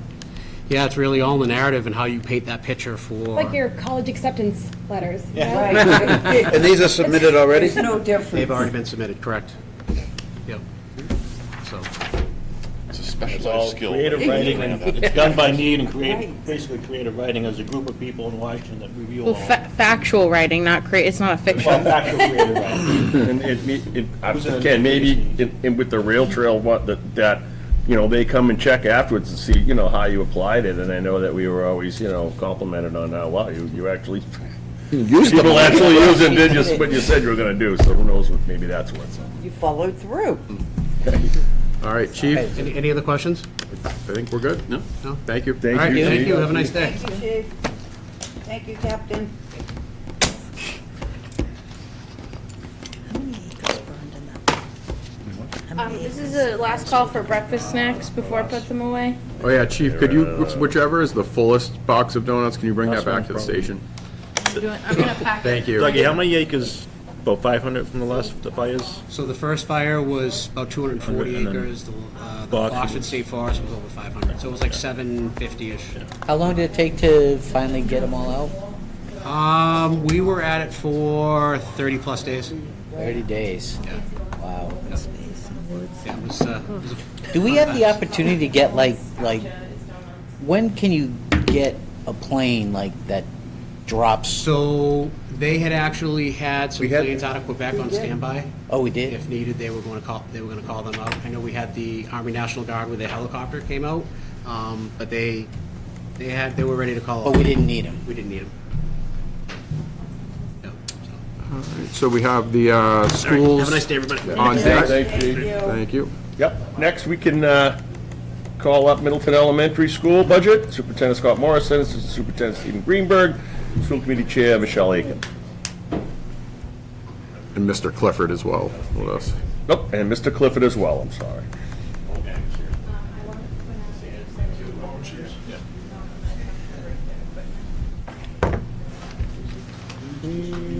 Sorry we don't have a bigger table. Next year. I sent Sarah some slides. I don't know if she has them up on her. Oh, she does. What do you want us to do, stand there, stand here? Stand? I can just lock these stands. So, There's some of their chairs over there. so with all the other departments, we've been sticking exclusively to capital, but relative to the elementary school and later to Masco, I think it's appropriate to start with capital, and then once capital wraps up, shift back around if there's been any developments relative to the operating budget that you'd like to share. We have that in the slide deck. Perfect. Yep. Thank you. You want us to wait for anyone else to get back, or? Yeah, who's the slide deck engineer? I can, let me see. Oh, look at that. Look at that. I figured it out, yeah. Okay, great. Perfect. Well, thank you guys for having us today. Glad to be back. Michelle, our chair, Steve Clifford, Director of Facilities, Steve Greenberg, and myself. So just topics today, Justin, just as you had talked about, just to kind of a quick recap from the 2-1 meeting when we were last here about a month or so ago. Talk a little bit about capital, Steve and Steve, FY26 operating budget, the four of us, and then just an idea I want to float with the group around communications and liaisons and thinking about how we all work together as boards and committees and administrative teams in the future. So, you want to take the next one? Steve, you want to take this one? Sure. So when we take a step back and we look at the FY25 operating budget, we want to just refresh everyone's memory with regard to the adjustments that were made. So again, when we put forward our FY25 budget, it was a program enhancement budget. All right, so we're trying to move things forward, trying to enhance special subjects, innovation in both schools, as well as address some special education needs. When the override did not pass, those things did not happen. All right, so we did not implement any of those things, and it remained a level service budget. All right, so what you see in front of you are the items that were proposed and then cut. All right, so again, these all would have been program enhancements, but they did not happen. So we had to cut them to maintain a level service budget. All right, so this is all feedback and just reminding the both committees based upon the meeting that took place on February 1st. All right, so there was deliberation after the fact, and I just want to make sure we clarify that these things did not happen. All right, so are there any questions on this? No? Next slide, please. All right, so now we look at the capital plan. Something that's really important for us as we do this, of course, we put together a schedule. We try to estimate out what those costs will be. But for us, the capital plan is always fluid. All right, so there are internal and external factors that impact our capital plan every year, as they do for probably all the departments. All right, so if we have capacity issues, what can we accomplish within a reasonable time frame? We look at current condition of things. So when we put together a schedule, we look at things and like, hey, can we push this out a little more? We see other competitive items that are out there, whether it's in the school or outside of the school. Can we push them off or not? All right. We look at financial factors, whether it's federal, state, local, and is it the right time based on some of those things? And you can read it as well as I can say. All right. So these are the things that we look at with our capital plan every year. For us, our capital plan is fluid. And when there's something that is really a priority for us, we'll come to the committees and we'll make our best pitch for it, if you will, and emphasize the importance of that given item. All right, are there any questions on this? Next slide, please. All right, so when we look at our capital plan, didn't translate very well in terms of line enough. We look at our committees for FY26 through FY30 or 31. These items down here we're pushing out. Roof replacement is in process, so we're working with MSBA, and so we're going through that SOI process. We're well underway with it. We've submitted our capital plan updates to them and information that they need. So we'll be moving forward with this. We'll be heading into schematic design, yeah, in the next phase of this, and then we'll be coming back we'll have a harder number at a later time, and we'll be coming back to the committees and the community for that replacement cost with the idea that we have a partnership with the MSBA. Hopefully we have a point, 40 cent on the dollar partnership for eligible reimbursable costs. Just remember that, eligible reimbursable costs, all right? Not everything. All right? Now, the piece that is our priority for FY '26 is the ELA curriculum, and something that we've been talking about and we will be deliberating on as well on Monday, to make sure everything is lining up, what we expect. But this is our priority for a capital request for FY '26. Steve, if you could clarify, so you have FY '27 for the full Fuller Meadow roof replacement, but in ClearGov, you have it in FY '26 for borrowing. It's like starting, and so Sarah, again, I apologize. No, that's, I just want to make sure that it's, Right, so when we say it, and, it's gonna go all the way through '27, but you're right. but you're It's gonna asking be- for the funds in '26. Yes, you're correct, so I will correct my No, you're my right. slides. So you're absolutely correct, it's just timing all those pieces out, so my apologies for Oh, sorry, didn't we do a roof replacement? Sorry? A capital exclusion for 1.1 million for Fuller Meadow, maybe about 4 or 5 years ago? You're correct. Right? It was Okay. for the majority of the roof. So actually, Tony, when you look at pictures, the section that's the white Sonnenfeld, and Steve, if I misspeak, you just cut me off, all right? That's the section that we replaced. Okay. So the sections that were in 96 and the modular section, those are in black, Those are the new ones, okay. all right? And those need to be done. Because they, at that time when we were going for it, when we did the Yeah. roof replacement, they weren't eligible. Now, when I say they, please note, the modular classroom section is not eligible. Eligible, yeah. But it's the right thing to do if you want to preserve the asset, replace that roof while we're waiting. For clarification for the modular piece, and I had asked this already, and we discussed it for the sake of the other room. So the modulars were put in when you hit a high water mark for enrollment. Yes. Your enrollment today versus where your enrollment was when you put in the modulars is drastically different, going down. Yep. Do you still feel the need to have the modulars? Is it worth investing the money in replacing the roof if your enrollment continues to tick down? Yeah, I would say 100%. At the time when enrollment goes up like that, you end up putting all your special subjects on carts and sending them into classrooms, gym and art, music and things like that. Gym would be in the gym, but art, music, and other subjects that you don't have space for, you end up bringing those into the classroom. That's not an ideal scenario for how to teach those special subject areas. And so now we can rotate those things down to the modular areas, and that's been one of the uses of those areas for now, for sure. Steve, when did those go in? 2006. Yeah. And when was that, just to Tony's question, when was the roof? So we did the roof project that will actually be 10 years old this summer. That's already 10 years old? Yeah. The 1.1 capital 2015 we did that. exclusion? Wow. How much of the 2.2 is for the modular roof? Very little. That area over there is about 2,500 square feet. Okay. Yeah. And I'd just like to point out that that system that was used on the modulars is also EPDM rubber, just like the 96 edition that we're focusing on. But it is a much lower grade system. I guess, inherent with that industry. It's not to the grade that we did the Sarnafil section with, so it's really gonna, support the campus, for the long term. And, here it is, the system will be actually 20 years old when we do it, and the other system will be 30 years old, so. Steve, can you talk to the boards and committees just a little bit about the initial money that was set aside with the warrant article at the town meeting last year? That's going to take us through what part of the process, and then once we get through that, we get design and bidding, and just walk the committee and the boards through that. So right now, we're fortunate enough to partner with the MSBA, and we've been doing some pre-project submissions with the MSBA, some documentation. Next step for us will be the MSBA assigns our project team to us, so we will be assigned an OPM firm and also a design architectural firm. We will establish contracts with those two firms that will begin to form our project team, and then we'll get to work on schematic design, and then we'll be going through processes of schematic design submissions with the MSBA, and part of that is also construction scheduling.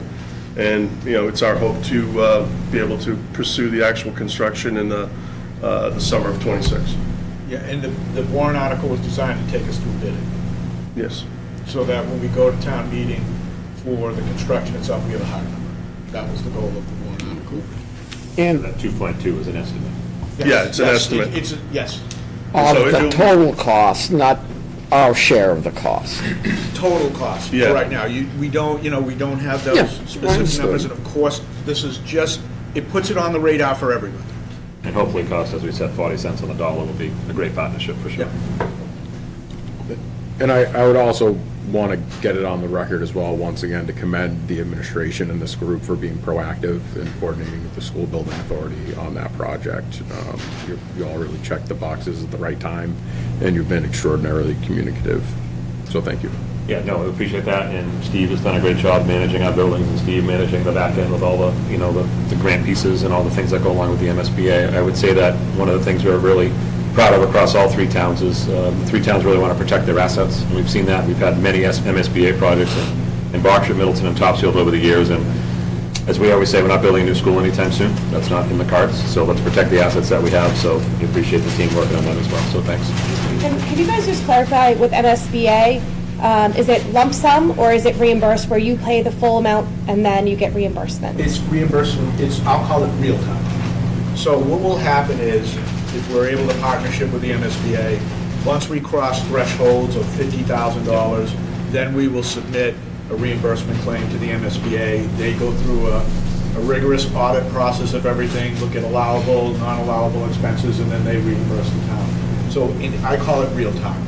Compared to, let's say, when it was school building authority under DESI, you had to wait 10 or 20 years, possibly before you got any money for any construction that you did. So MSBA really is a revenue source versus a reduction of your expenses. I say, yeah, that's a fair way of looking at it. I think that's fair. Unless something changes compared to our experience, that's fair. Yeah. And Steve, I know you've been in recent sessions with MSBA. Just talk to the committee a little bit about, we're going into a 2-year cycle now moving forward. Yeah, so, you know, the MSBA, obviously, they're working with 350 cities and towns throughout the state on projects just like this. So there's a lot of you know, customers for them. They are now they've made a few changes in their program on accelerated repair.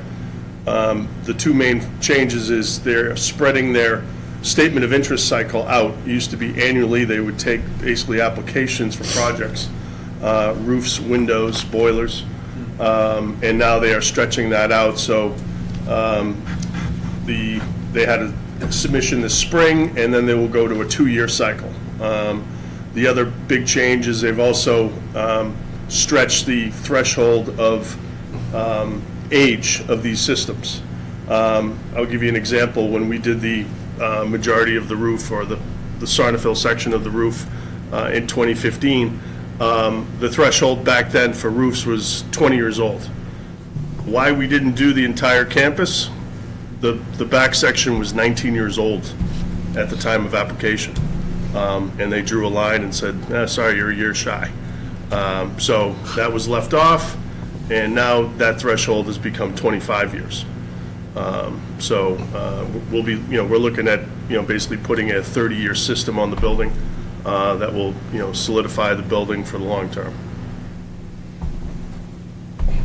So this will be the whole roof now this time? Well, this will be the remaining section that we did not do in 2015. Right, so if you look at, if you're looking at pictures, looking down Like at a Google Earth. Meadow, right, Google Earth, you'll see a section of the roof that's all white, that's the Sonafil. All right, so that's the newer section.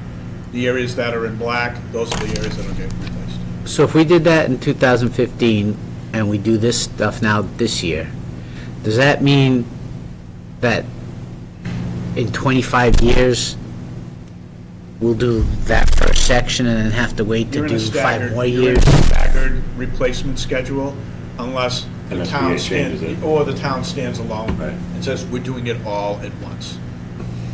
Yeah, I was just curious. But I mean, MSBA may, like 25 years from now, MSBA may say, you know, it's a 20-year aged-out roof that we'll replace, or, you know what I mean? You don't know where they'll go with it, but yes, there'll be a little bit of a stagger to it for sure. Okay. Yeah. Other questions? Sarah, you want to go to the next slide? So operating budget update, we really appreciate Michelle's leadership as the chair. She has tasked the administrative team with coming in. We have a meeting on Monday, really trying to reduce the scope of the elementary override. And Michelle and her colleagues in the committee have tasked the administrative team with coming in with some reductions in ways that we can reduce that override amount. And so we've been like looking under every stone, so to speak. And we've been doing that, and so we'll be presenting to the school committee on Monday reductions to the operating budget for FY '26, thus reducing the override amount. We've been working with John as a representative of the FinCom on special ed stabilization as well. So we're really trying to fine tune and get that number down considerably. I think we're looking on Monday, several $100,000, I think we're bringing to the committee for their review to look at. So anyone can add to that, Steve or Michelle? No, we'll have some good conversations on Monday with the rest of the committee. I told them to be prepared and, have some good conversations on it. We want to put together the best budget possible that gives it the best chance and with the best education. Yeah, exactly. I think that's right on the money, isn't it? John, anything else on stabilization, or is everything still sort of where we were last time we had a chance to connect? Well, based on the numbers that you gave me, I think it was like $130-something thousand that, and I think there's 160-something in the account, so, I mean, it's getting thin, but. There's more, that's the reserve fund. The stabilization fund has about 450,000 in it. Okay. Doesn't mean spend it all. But still, 130-something was what the calculation The formula was. that spit out, yeah. And to that point, right out of my brain, stabilization, operating, Communication. no, we'll get back, Well- right out of my brain. With respect to an override, they will, the Masco assessment will also require an override. Yes.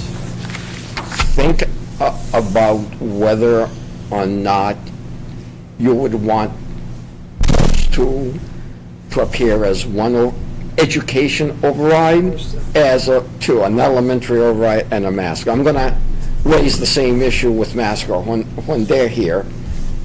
And, if both of you come to the same conclusion, I would take that into account in how to structure the warrant. We appreciate that being offered as an option. Yeah, I was actually wanted to ask what the mindset was in terms of how that's structured. That's my mindset. Yeah, I'm speaking for myself. I don't, we haven't really had any discussions. In past with groups. experiences with an override like this, has it been separate before, and what was the? For FY '16, all three school districts, Essex Tech, Masco, and Elementary, had overrides. Masco came the closest to passing. All three failed. Okay. Masco came the closest, more than Elementary. Okay. So based on the feedback we had received informally from the boards and committees, I think sometime around October, we had communicated, along with our guidance, that it was the expectation that the schools stand alone. That was a snapshot in time in October. I don't The know if schools plural standalone or the elementary school standalone? well, let me rephrase it, that the town stands alone from whatever ends up happening on the education side of things. But that's still, I'm sure, the case. Right, so but once again, it's up to this group. Yeah, I mean, it's, it's going to be, what the town is going to propose is a public safety override. And then, will there be an education override or an elementary and a Masco override? Okay. That's, to me, in my mind, that's the open question. Back in 2016, do you remember what the numbers were for elementary versus Masco? In terms of votes? No, in terms of dollar figures. Dollars, they're all relative. Essex Tech was a small number. The element, it was, I think, within the same ballpark. Okay. So there wasn't, a huge difference. But I'm working from memory, so.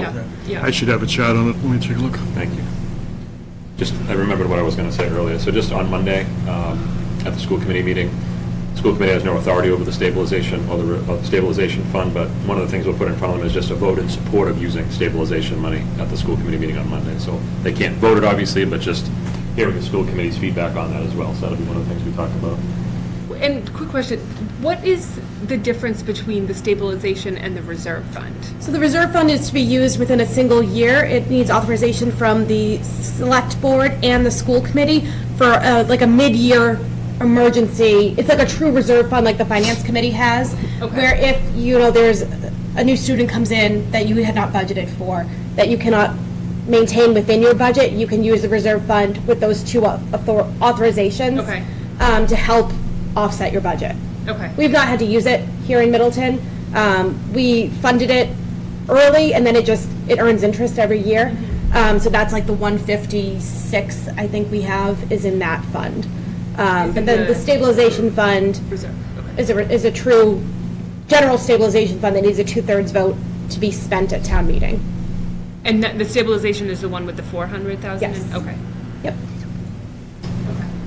Sarah, can you go to that last slide, please? I'm just pulling up the override information. Oh, okay. I paused the screen, so you can't see me doing it, but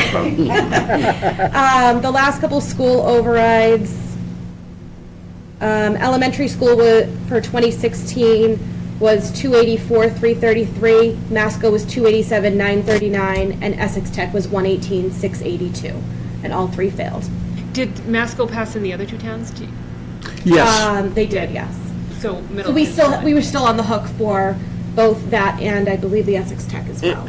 And we had reserved extra levy capacity because we knew that the enrollment shift would work against us for 17, so we shouldn't have done it, got our wrist slapped. Revenue did not By love the way that we. But we were able that to year, but- pay that assessment without cutting anything else. We got our wrist slapped, but that was okay. Okay.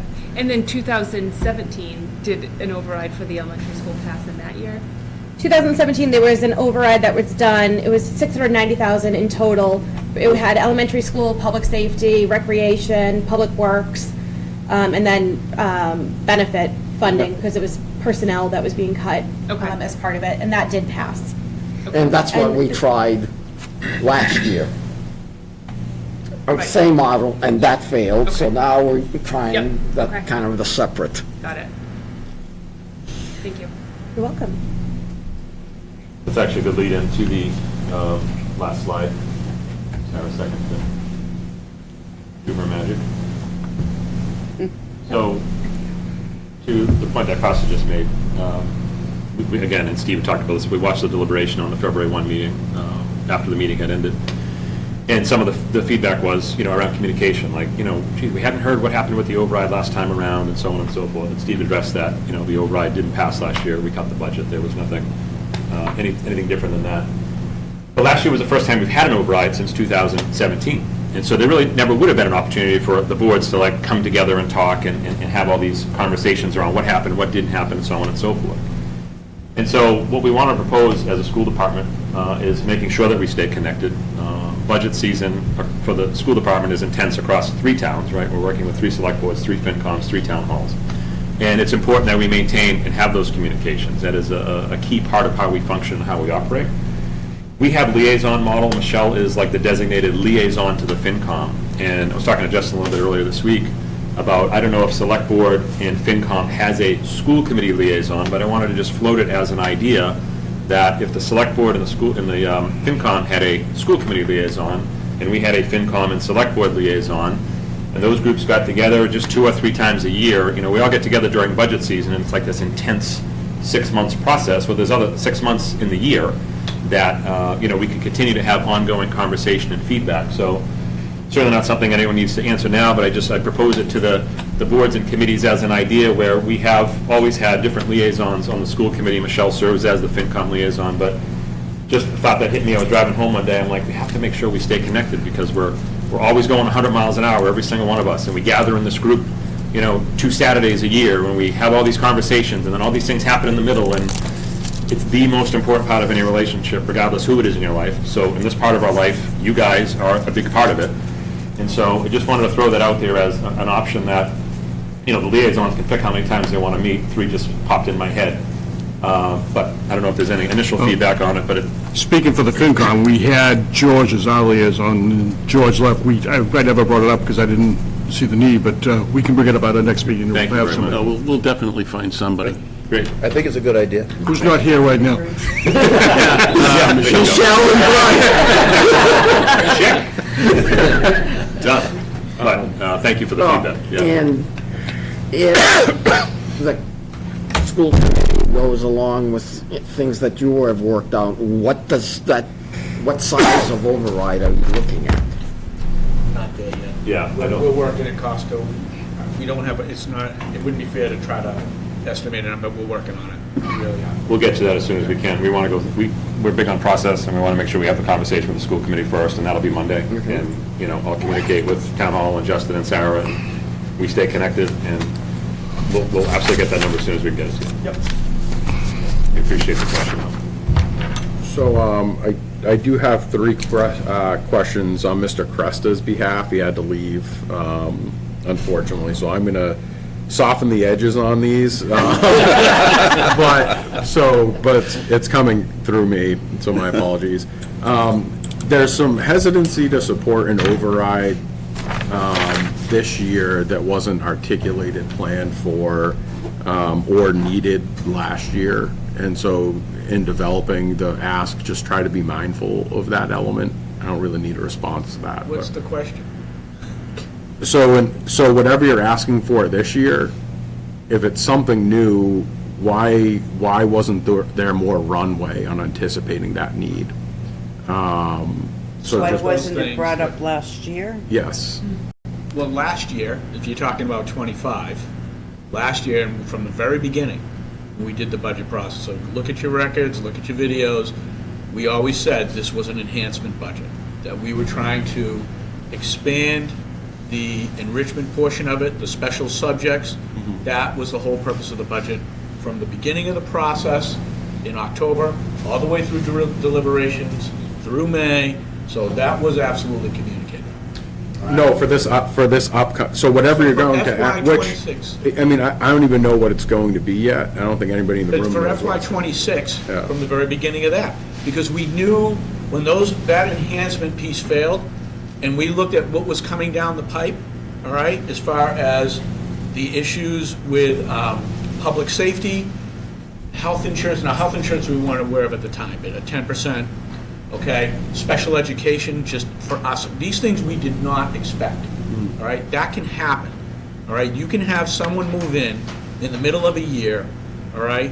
And it's gonna cost you $100,000, couple $100,000, several $100,000. So we've got some situations that came and that we had to build the budget for. So guess what? The enhancement piece that we were pushing for in 25 and would love to have done for 26, not happening. It can't. We Well, it just got- could, but the override would be $2 million. Yeah, that's the whole thing. When I say it can't, it's because of those financial pressures. We're absolutely aware of that. So we gotta back off.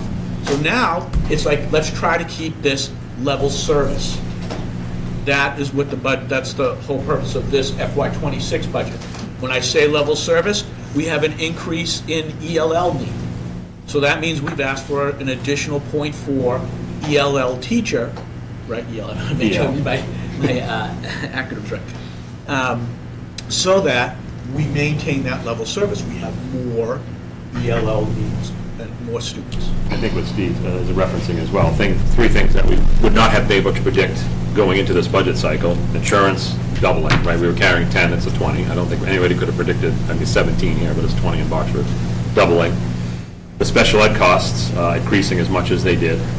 And then also, I don't think we anticipated a 2.5. This was the first time we had a 2.5 in Middleton as well. So those were not things that would have been sort of in our head as we started to develop coming out of FY '25 into FY '26. Michelle, you want to add? Let me just add something. Is his concern that we're not asking for the same items that we did in last year's override in this year's override? Because I honestly don't think it would be fair to the community if we were asking for those again when they overwhelmingly said no. That's not. That's not. I think, if the override fails, him having clearly identified, if the override fails, it means, okay, there will be one less section of fourth grade. Art will be reduced even further, sort of identifying. We're doing that on Monday, Costa. So, and start. So we care, if I may? Yeah. we're not gonna get very, very specific. Even though we can put together a specific list, it's not fair to everyone. You're starting to scare people unnecessarily. So we know where we would have to go, and we'll be speaking in general terms in the beginning. But as things go forward, then we're gonna start getting very specific. And it also allows for communication with all the stakeholders, employees, members of the community, so we're not unnecessarily using the scale. That's a key piece for sure. And to Steve's point, on Monday, we are going to do that. We're going to talk to the committee about, we've got sort of 3 buckets cost of Monday, right? Bucket 1 is like, we've taken the direction from the chair, we've looked under every stone, what can we reduce the override amount by? That's bucket 1. Okay, let's have the conversation about buckets 2 and 3. Whatever's left, let's say the override doesn't pass. How much could we take out of stuff, right? Are we wiping out PD, are we wiping out consumables, are we wiping out all these things? There's not going to be a lot of stuff to take from, because it's a personnel-driven endeavor. And then, okay, what does, pick a number, $500,000, $600,000 in staff look like? People, right? What does that look like? That's a conversation we will start. As I said with this, communication is the most important thing that we engage in. And so, again, this is never a complaint, it's just a reality. Where we do it across 3 towns, we have many constituents that we're communicating with, and we want to make sure that if we're putting something out there on a list, we've had a conversation with that person and talked to that person, and they're not hearing it the first time at a school committee meeting. And so, again, take the same process, times it in the other 2 towns, overrides, trying to reduce the override amount, trying to come up with a list if the override doesn't fail, and having communications with people. So it takes us a little longer. That's just the nature of the beast. Regionalization was not something that carried the day, as we know, after that study. And so it takes a little longer to have these conversations for sure. But Steve's exactly right. On Monday's meeting, it'll be more of the general, like, hey, class size would go up. We'd have less of this and we'd have less of that. But we're not saying, see you later, see you later, see you later, see you later, see you later, because we haven't had those conversations with people yet. So with that, just for my thing, in the town meeting, will we we need 500,000 override, and be able to say, if we don't get this, then we'll be cutting 2 staff members from classrooms, or That'll be we'll ahead be of town cutting out meeting. the art department, or Yeah. something like that. It'll be ahead of town meeting. We'll have that prior. What we're actually doing is, and we started this, we had a Boxford School Committee on Thursday, we have a Middleton School Committee meeting on Monday, we have a Topsfield School Committee meeting next Thursday. What we're doing in all those meetings is we're identifying, like, let's call them override captains, right? Because again, we're trying to have the same process across 3 different towns. And so just to try to keep it efficient as possible, we're going to see if there's 2 people who can be sort of override captains in Middleton. We identified the 2 people in Boxford last Thursday. We're going to identify 2 people in Topsfield next Thursday. That group we can pull together and talk about strategy across the 3 towns and the communications. I think Middleton did a great job of this last year, going down and me dancing with Ethel at the senior center. And She would like you back, I'm Scott. glad to in a dance with way. Ethel again. I'm happy to dance with Ethel again. But in the tour we did for Pond Condo Association and all the different places that we went, I've said that to the other 2 town administrators. I'm like, I thought Middleton did a really good job of getting the word out last year. So we're trying to develop a tri-town team. So I'm not saying things 3 times. We can say it once with 6 people, 2 from each town, and put together a strategy. And how do we involve the PTOs, and how do we get that information out to the community ahead of town meeting? But then those 2 people would be available at town meeting, too. Oh, absolutely. I'm hoping the whole board will be available. Yeah, the whole board. Okay. And of course, and just know that we're always split, Steve and I, we always have to, Middleton and Boxford town meetings are always the same night, so we can never be there as a full leadership team. That's the other challenge that we have. I have 2 more Brian Cresta questions. Once again, they're for Brian, not for me. So, frustration in so many words that last year's override was described as a need, but then it was so quickly set aside this year, which once again, like, there's competing interests and health insurance and other things, so you kind of touched on it. But I think just being mindful that the ask this year is a must-have and not, if it's something, I think what he's saying is if it's something that you can set aside, was it really a need? And I think being able to really drive home that what you're asking for is a need and not something that could just be set aside next So year. when we talk about that, level service is a need. And so now we're gonna go through and we're gonna, like we always do, we're gonna scrub that need because now it's shifting over from need to the math problem, right? So that's what that's what we're working on, so that we bring the most reasonable budget forward. What is the most reasonable budget? Something that meets our educational needs of our children, that also works within the footprint of the financial picture to the best of our ability. Does that mean that we could be looking at an override? Yep. But this is just the nature of the beast for all three towns right now. And I would say last year, you know, our goal and our job and our main obligation is to put forward the best educational model we can for our kids. That development of that program last year is a need. To me, it's a need because we're trying to, you saw me stand here a month ago and talk about the child born today is in the workforce in 45, 46, right? And it's incumbent upon us to make sure that we give them the best possible elementary education, we can give them the best solid foundation we can give them. It's still a need, but I think if we walked in here and said, hey, boards and committees, the override for elementaries is 2 million, last year's X, and, you know, that's now gone up exponentially, and now not knowing about special ed costs going up to 2.5, and health insurance, you know, we have to make some decision and balance the best educational model within the confines of the budget of the town. So we're always trying to balance those things, for sure. And we appreciate the feedback. And then, so I'm going to insert a Justin question here, flipping over to Justin mode. So we were looking at one of your presentations, and I think it said like your maybe first or second grade, I can't remember, had an average class size of like 12 and a half kids. Yeah. And it looked like there were several groups that were kind of, I mean, that's a very small. Yes, we're talking about that on Monday. Okay. And then now swinging back to Brian, but I share this question, and we've talked about this amongst ourselves as well, about your schedule. It's pretty late in the year to be where you're all at, having some of this stuff up in the air. Is there any, and also a full understanding that you're juggling 3 communities, which is a nightmare that I never myself would want to deal with.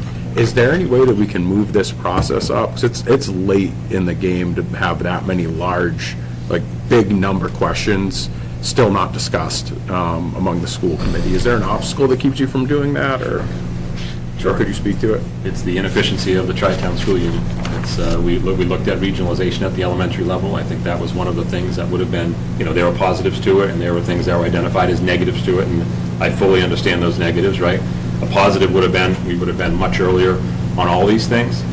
I think, and I've said this publicly at many meetings, you know, to me, in the 3 towns, it should be a K-12 district. It really should be. That's just my personal opinion, right? It should be a K-12 district, one superintendent's office for the whole thing, K-12, right? And that was one of the endeavors we talked about at the regionalization committee was can't jam together the Tri-Town School Union with Masco, right? Because they're 2 separate entities, so you need to regionalize the elementary, get that up and running, and then somewhere down the road, regionalize the both of them. So, you know, the 3 towns want to talk about money savings. That would be a huge money savings endeavor if it was a K-12 with one governing structure in a regional model. That would also allow us the opportunity, just go back to elementary being regional, to get these things quicker to you. But the biggest impediment, Justin, is just, it's literally 3 times that we do it. Someone always has to be last. We have Saturday budget meetings, right? And there's only so many Saturdays in January and February as you kind of work through that long weekend. That weekend's not going to work. And this year, Boxford was last. The Boxford Saturday budget meeting was February, I don't know, 7th or 8th or whatever it was. It was in early February. And so we hear that feedback all the time from all 3 towns. We take it seriously. We do our best to try to make these things as quick as we can. I think Steve's moved to ClearGov, and I appreciate his work on that. That's going to maybe get us out of the Saturday budget meeting process where we only have so many Saturdays, and we're going to start to look to our January school committee meetings across all 3 towns to be when we do the budget outlay across all 3 towns. So my hope is next year we're earlier than we would have been in past years, but it's never going to be November. I can tell you that much. When do you typically, oh, I'm sorry. No, I was saying, what impact would a proposed, you know, 3-time-a-year liaison meeting have then? That's just regular communications around things that are happening at the schools, general conversations, finances, special ed, what are you seeing, health insurance, what are you seeing? That to me is probably a little bit separate from the question that Justin has, but this is just making sure there's ongoing communications. When would you anticipate the school committee finalizing? Well, I want to get these decisions made quickly. I've told the committee to anticipate several meetings in March. I think we are going to have our budget hearing on March 31st, just because the first Monday in April falls later. It's like the April 7th, and I think you guys needed everything Correct. sooner than that. And I told them to be prepared and have some flexibility with their calendars and have more than one meeting in March. But sorry.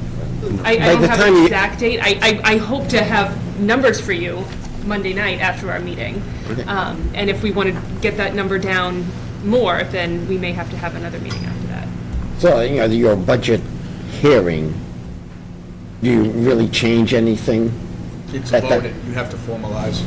Yeah, so, we have to do it by law. I know that, but In my experience being on the committee, it hasn't changed from the hearing. so, in terms of, Masco doesn't finalize its budget till mid-March. So having numbers by mid-March would be great. Yeah. That's what we're kind of shooting for. Yeah. Is starting your process sooner an option? So, and Start by, October 1st. okay. And you think about it, school starts late August, September, we got Buses. opening, closing the books, buses, state reports. Then state reports are due September 30th, October 1, budget rollout. So we're in it, October 1. So we had talked about a deadline of December 18th for all other town departments, the schools, or elementary schools included, and then we pushed you back to early January. Do you think we can stick to that late December next year? So when we put it out- Would that help jumpstart us? We put it out October 1. They were due to me December 8th, and then between non-salary and salary calc. That's when I need December to do all of that. Because again, we're doing it person for person. We're doing it piece by piece. It is not take this and add 3%. So that takes time to build that piece by piece. And so then we get to early January, and then we're pushing the budgets out to school committees to start, reviewing, and then we start deliberations. Early January all the way through February, depending on how we can squeeze meetings in. And so, that's just the process. Also, we take away a lot of the process. There's a lot of input in the budget, and we're taking that away if we try to squeeze it for a time frame. And yeah, that's in terms of process. Yeah, I mean, for us in the approach to a special town meeting or an annual town meeting, we definitely have stretches, being us at this table, where we'll have a select board meeting one night, a finance committee the next night, a meeting with the planning board the night after, and all of a sudden you have in 1 week 4 night meetings, which I know isn't sustainable in the long term. But is it possible to add additional meetings, the frequency at which the school committee meets during a short period of time, to kind of supercharge that process? Is that an opportunity? Yeah, we could look at it for sure. I can tell you, in the past 25 years, the people that have sat around this table, who may have been on that long, or in the role that's in, you've had 25 budget cycles in the past 25 years. In the past 25 years, he's had 75 budget cycles, right? So when you look at it from that perspective, and I think, and again, that's never a complaint, it's just an observation of, we hear you, and insert different town manager, different town there, and a different town manager, different town there, and it's the same exact questions that we get. Can we get it sooner? Can we get it quicker? I'll give you an example. We have three school committee meetings next week. That's kind of unheard of, right? Like three separate school committees in 1 week's time. So we do that often. Try to jam as many in as we can. We'll definitely look at that, Justin, but Steve and I can have those further conversations. It's probably the best I can give you right now. Is there anything that we can do, because I know we ask a lot of you, is there anything on the town side that we can do? Can I coordinate with Boxford and Topsfield in a way to streamline the town side process? It would make it easier for all of you. 7% guideline would be perfect. Yeah, if only there wasn't that Prop 2.5, it really gets you. Yeah, that's a whole other bag. But give it some thought. Oh, yeah. We did meet and discuss trying to streamline the reporting so that you didn't have to come up with 3 different report structures for 3 different towns. So I think that ClearGov might help out with that. Agreed, It's John. gonna be, I'm so happy to take it to another level. Steve, when you do it next year, it's going to be like that. Well, that's in part, yes. It is. But we're gonna take it to another level for certain things, and yeah, I'm really excited for this first year of it. I'm very happy with it. I hope that the 3 communities are and the people that are looking at it. Yeah. But if you do identify down the road any opportunities for us to be more efficient for you, and full understanding that you often have us grumbling about various things to you, like if there's anything we can do to help. Thank you. Thanks. Yep. Any other questions? We're holding it between lunch, Rick. Thank you. He's ready to go. He's closing the laptop. Thank you. Play the music. Because I just noticed we've got a good schedule. I think we needed to read. Thanks, guys. Mr. Chair, do you want to call a recess, though, for this break? You want to call a recess before? Oh, yeah, can we take a recess? Thank you. Well, recess, Paul. Of schools. Doing the supercharged capital in the morning with the department heads to help keep us moving. So you can really get into the meat of it. All this construction, all these things, for all sort of like at the top. All right, we will now resume our meeting for today, and welcome Trevor and Mr. Harvey for economic portion of this afternoon's capital budget. Gentlemen, take it away. All right. Whenever you're ready. Thank you all very much. It's good to see you here a year later. So, actually, get right into the deck. So, administration presented this budget the end of January on the 22nd. Our administration's recommendation was a level service budget for FY26. Kind of gone through this before. Level service is continuation of current programs and services. For FY26, and we'll go into the details on why this is what's going on here. For FY26, a level service operating budget represents an increase of $3.9 million, or 9.6%. And there's a lot. It's a perfect storm year, unfortunately. Or a $3.2 million in operating assessment increase over the FY25 budget. On to the next.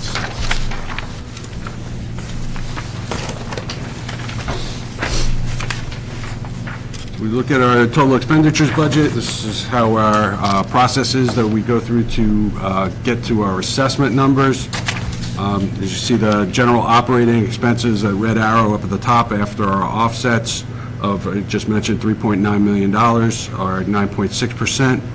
The center part of this outlines our funding sources.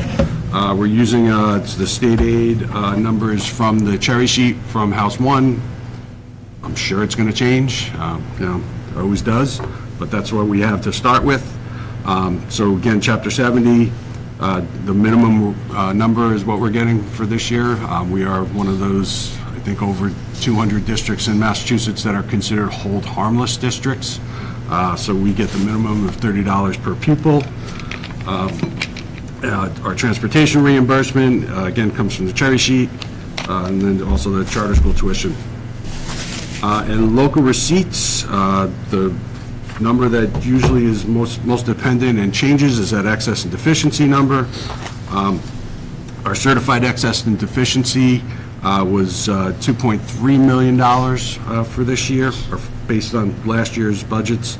That we commit everything over 4% of our operating budget from the excess and deficiency to a source of as a source of revenue in the next budget, and so that's where that $712,000 comes from.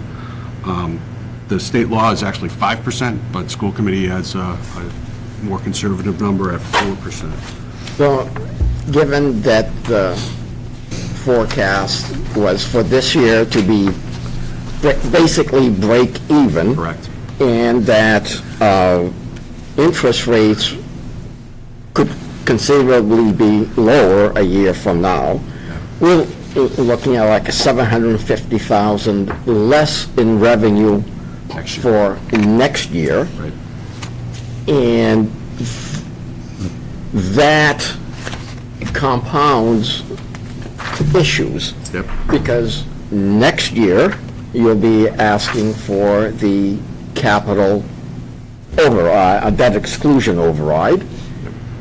So have you looked at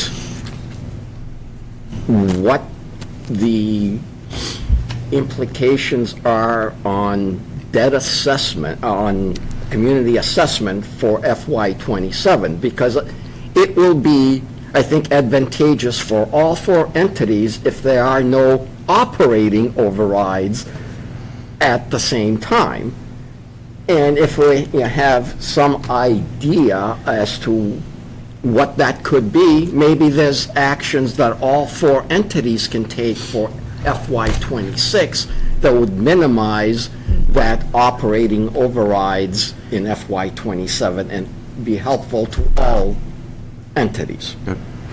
Be worth a look. I don't see that there would be a significant increase in the capital budget for FY '27 because of the ramp-up time, so that, so we would start with bond anticipatory notes, and so that those payments really wouldn't start probably for 2 or 3 years after that piece, but yeah, it would, Because, I understand the optics at town meeting of an operating override and a large debt ask. Yeah, there's never a lot of discussion at the Masco School Committee about what the implications are of budget decisions for the next year, for 1 or 2 years, beyond that. And the Department of Revenue says good budget planning should incorporate looks out into out years. I guess, I think the variables are always just so unpredictable. We have the same variables. But did you budget a 14% health insurance increase this year? I didn't. I budgeted at 12. 12? We got a I mean, 17. We've never seen anything more than half of that, so it's just. Well, it changes, but, if you're looking, we have projections for FY, 27 and 28. Are there assumptions to be made? Will things change? Yeah, but it gives you an idea of, if we add this, what's the implication for 2 years? Or if we cut something this year, the financial effect rolls over to, and when it's rolling over to a year where you're going to have revenue decreases, it might be very helpful. Yeah. Okay. All right, let's see. Actually, go back. So, yeah, so we talked about the receipts. The bottom part of this, we would take our expenditures minus those total funding sources. That becomes the assessed number of $37,230,000, which then gets apportioned to the 3 towns. Also down at the very bottom, we have a capital assessment of $690,000. We'll get into what's actually in that. That's the second part of the 2 years that we talked about, funding some capital out of the operating budget. On to the next. Sorry. That's right.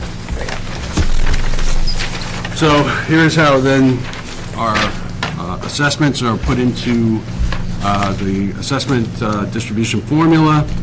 And you can see there Middleton's operating assessment is an increase of 6.7% or $743,000. That's actually the lowest of the 3 towns this year.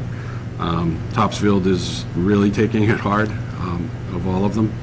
So that's, again, using the preliminary net school spending numbers, again, from the cherry sheet. And that really is what honestly drives the differences between the 3 towns on those percentage for apportionment.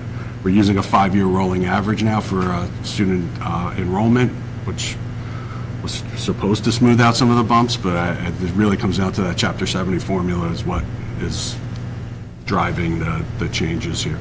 And there's a slightly different percentage for operating than for capital. Yes. I know when you reported the enrollment numbers, you presented what the operating changes were, but not what the capital, and they're very close. Yeah, they're really close. It's a quirk in the regional agreement that it talks about subtracting students who are in out-of-district placements from the enrollment calculation. So that's what we do. It really is pretty slight change, but it's there.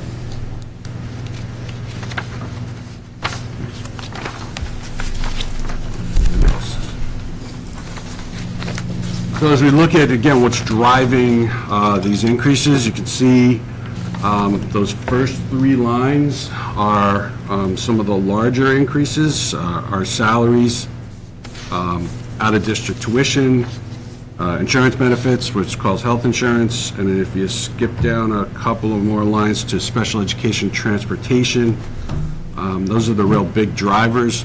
When we look at salary, the COLA is roughly half of that, $610,000. But our step changes are $149,000, and column changes is another $193,000 of that total salary increase. Trying to see if there's anything else I want to point out there.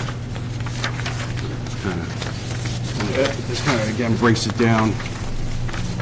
For 90% of the increase is the 5 cost categories: salaries, out-of-district tuition, transportation, and consultants, health insurance and benefits, maintenance and utilities, and retirement. Benefits, maintenance, utilities, retirement, about 25% of the increase there. Salaries out of district, see 34 and 32%.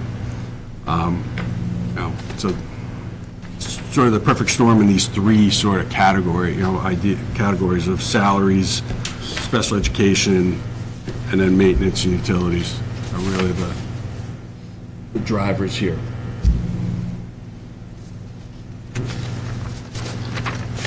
Next one is actually the breakdown of the capital of that $690,000. It's $156,000 for an HVAC electrification feasibility study. There's $16,000 to do a feasibility study on rehabbing our softball facility and replacing the track. $200,000 for modernizing the high school elevator, roughly the same amount to modernize the middle school elevator. Both of those, we've received notice from our maintenance company for elevators that the elevators we have in place have basically reached end of life. The manufacturer does not make any parts anymore. So they've been able to stockpile, but those are going to run out soon. So How many elevators in each school? there's one elevator in each school. Just one each? That's it, yeah. So this is the rehab. Okay. Both of them. And then the lift on the press box in Bunker Stadium is inoperable. That was decommissioned, I think, going on 6 years ago. And we need that to be able to access the second floor of the press box. So it's to replace the lift there. Matt wants to add anything else?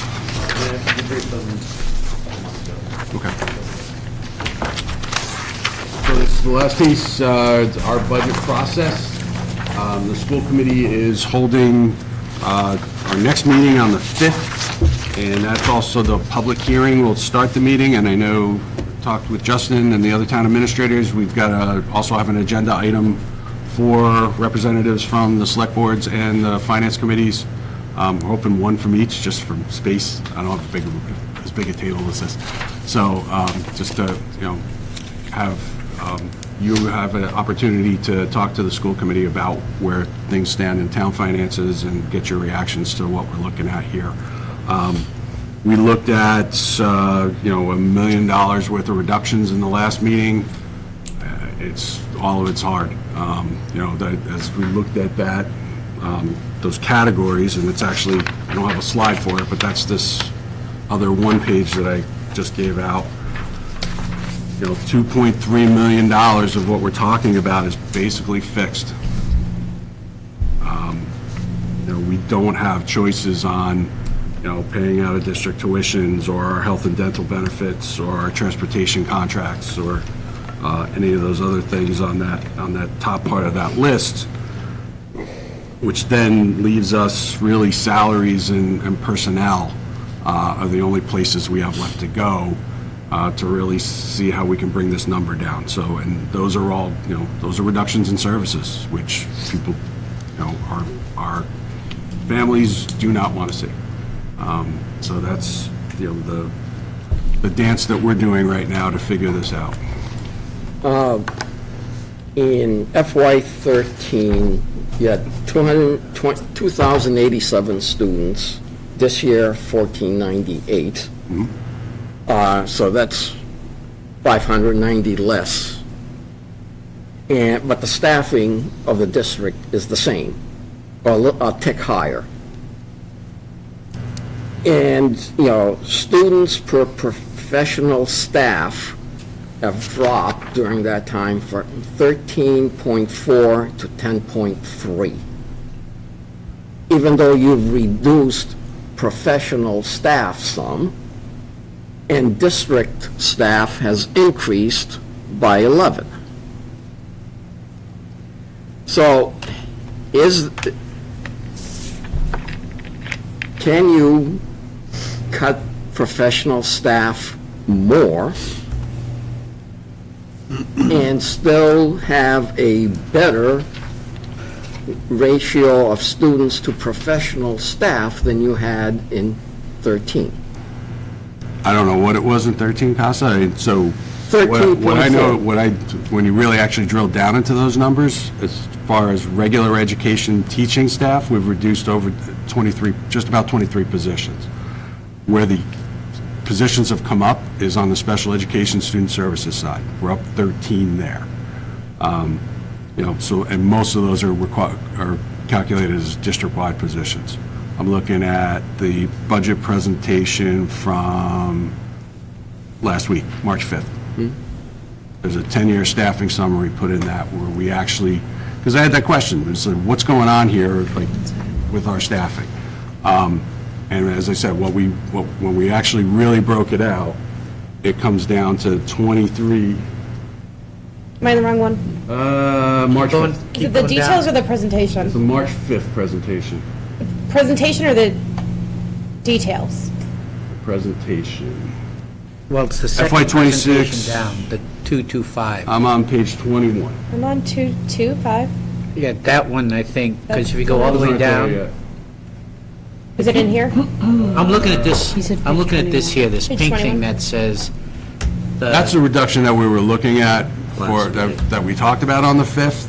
I mean, those are basic numbers on class sizes, but then you start getting into the real details of that, is saying, okay, are we going to be able to run AP English anymore with small numbers? No, but I thought it was worth looking at this because of, like, the question I had about this, and this is the one I'm looking at, is the budget, it's the one that says presentation 022625. That's on the Masco site, that main page. Yep. The one that says 066225?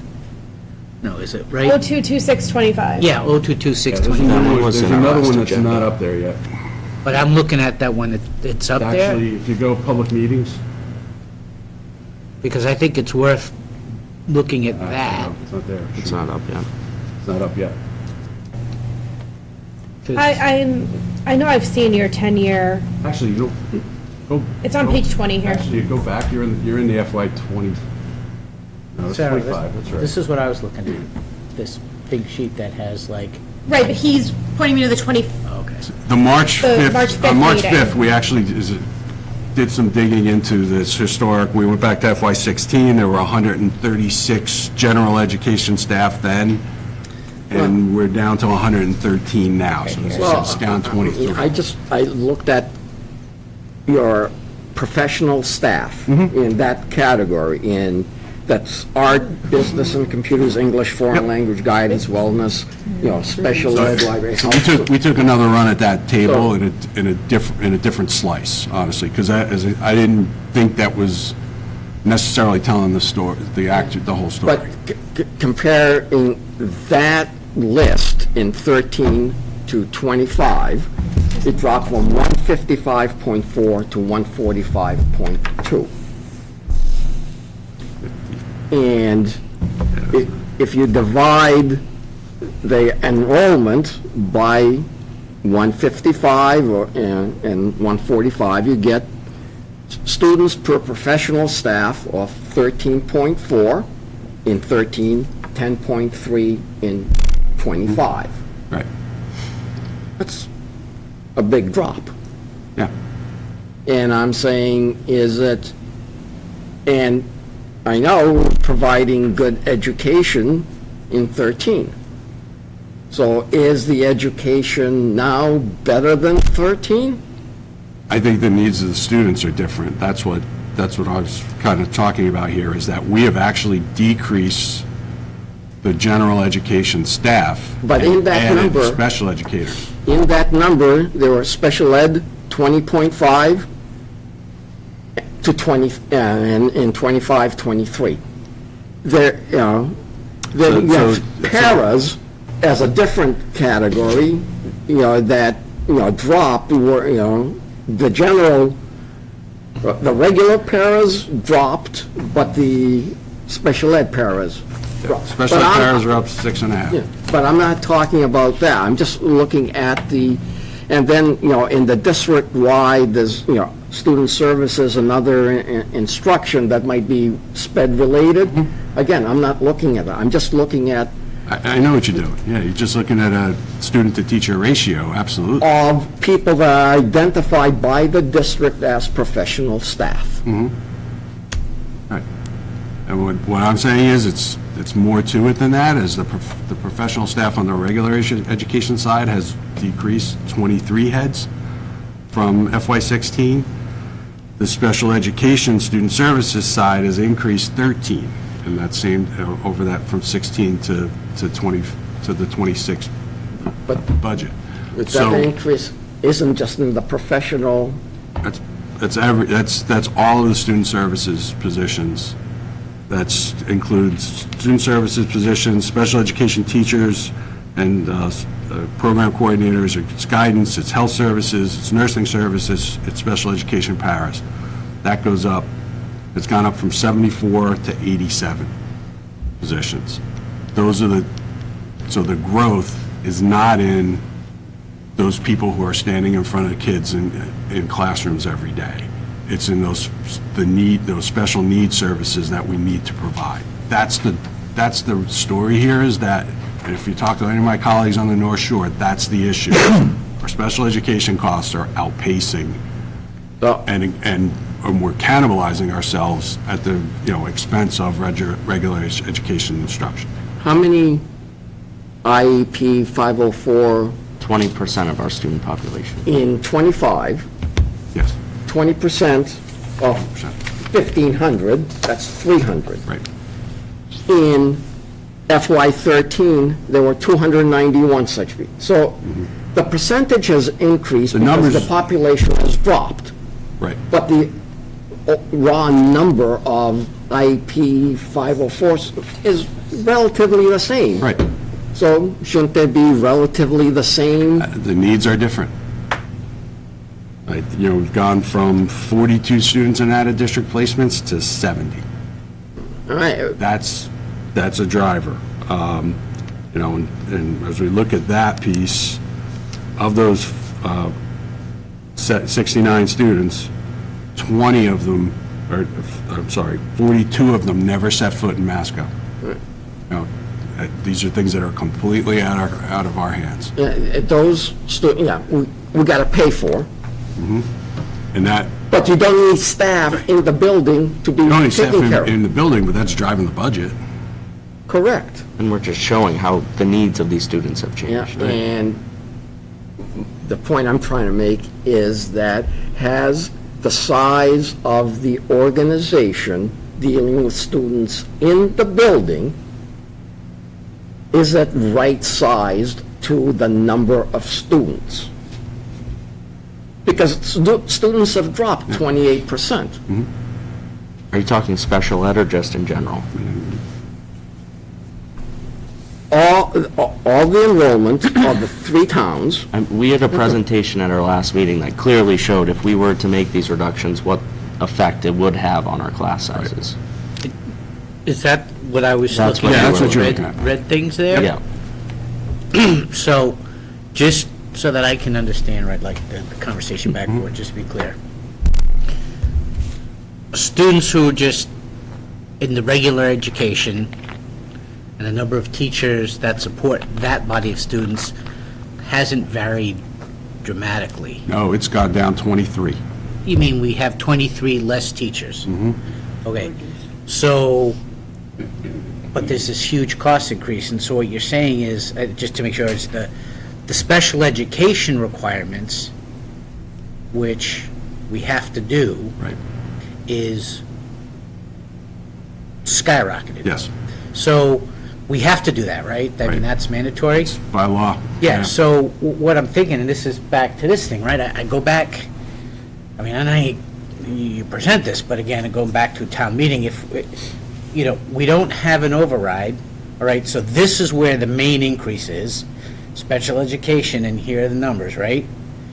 If we don't get a budget override, we still have to pay for that. Right. So for the regular student body, this is where we're gonna cut 3 teachers, or making up numbers. We proposed 10. Yeah, right, And so I'm that's a just lot. making up numbers, And that's whether only, it's- that, yeah, for $1 million, it's 10 people. That is what I'm saying, like, you know, each of these meetings, I say, get it out there on a slide that can go to the people in the town meeting, right? This is it, right? Special education has gone up this much. The number of teachers for regular education has dropped. So see, we're not adding a whole lot of new teachers, right? We're reducing teachers, but it's this mandatory thing.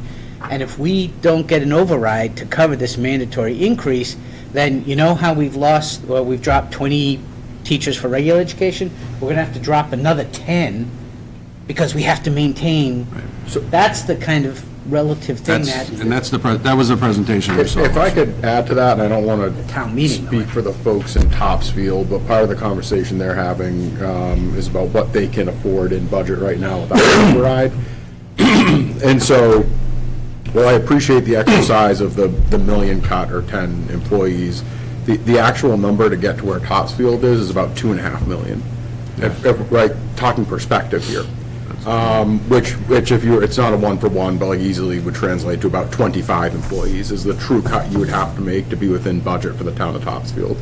And so I think relative to that, looking at the 10 suddenly seems a little more palatable when you're looking at the reality of 25. And I think that's something that shouldn't be lost in the conversation. I But your get that, point right? is Because well we're taken. sitting here and we have all the numbers, all the understanding, all the people can answer the questions, right? But again, we're not the ones who are gonna vote on an override. Well, I mean, we are as citizens, but I mean, we're not gonna make the difference, right? We're also not gonna be the ones that make the cut. What I'm saying to the town meeting, though, what, you mean? Well, how can we present to the town meeting, this is what we owe, what got an outright, so we're gonna have to cut this. We don't have. No, but we they, can't. they, Well, right, but that would have to be prior to town meeting. Well, can't some of this Right? come out in town meeting, though, to say, hey, people, this is, we have to pay for this special education, there's no way around it, it's a law, and it's increased dramatically. So if we don't get an override to pay for this, then we're probably gonna have to cut, I don't know, whatever it is, 8, 10, 12, I'm just throwing out a number. Here, community, we're gonna have to cut 10 teachers from Masco, and then that makes people That say- needs to happen long before town meeting.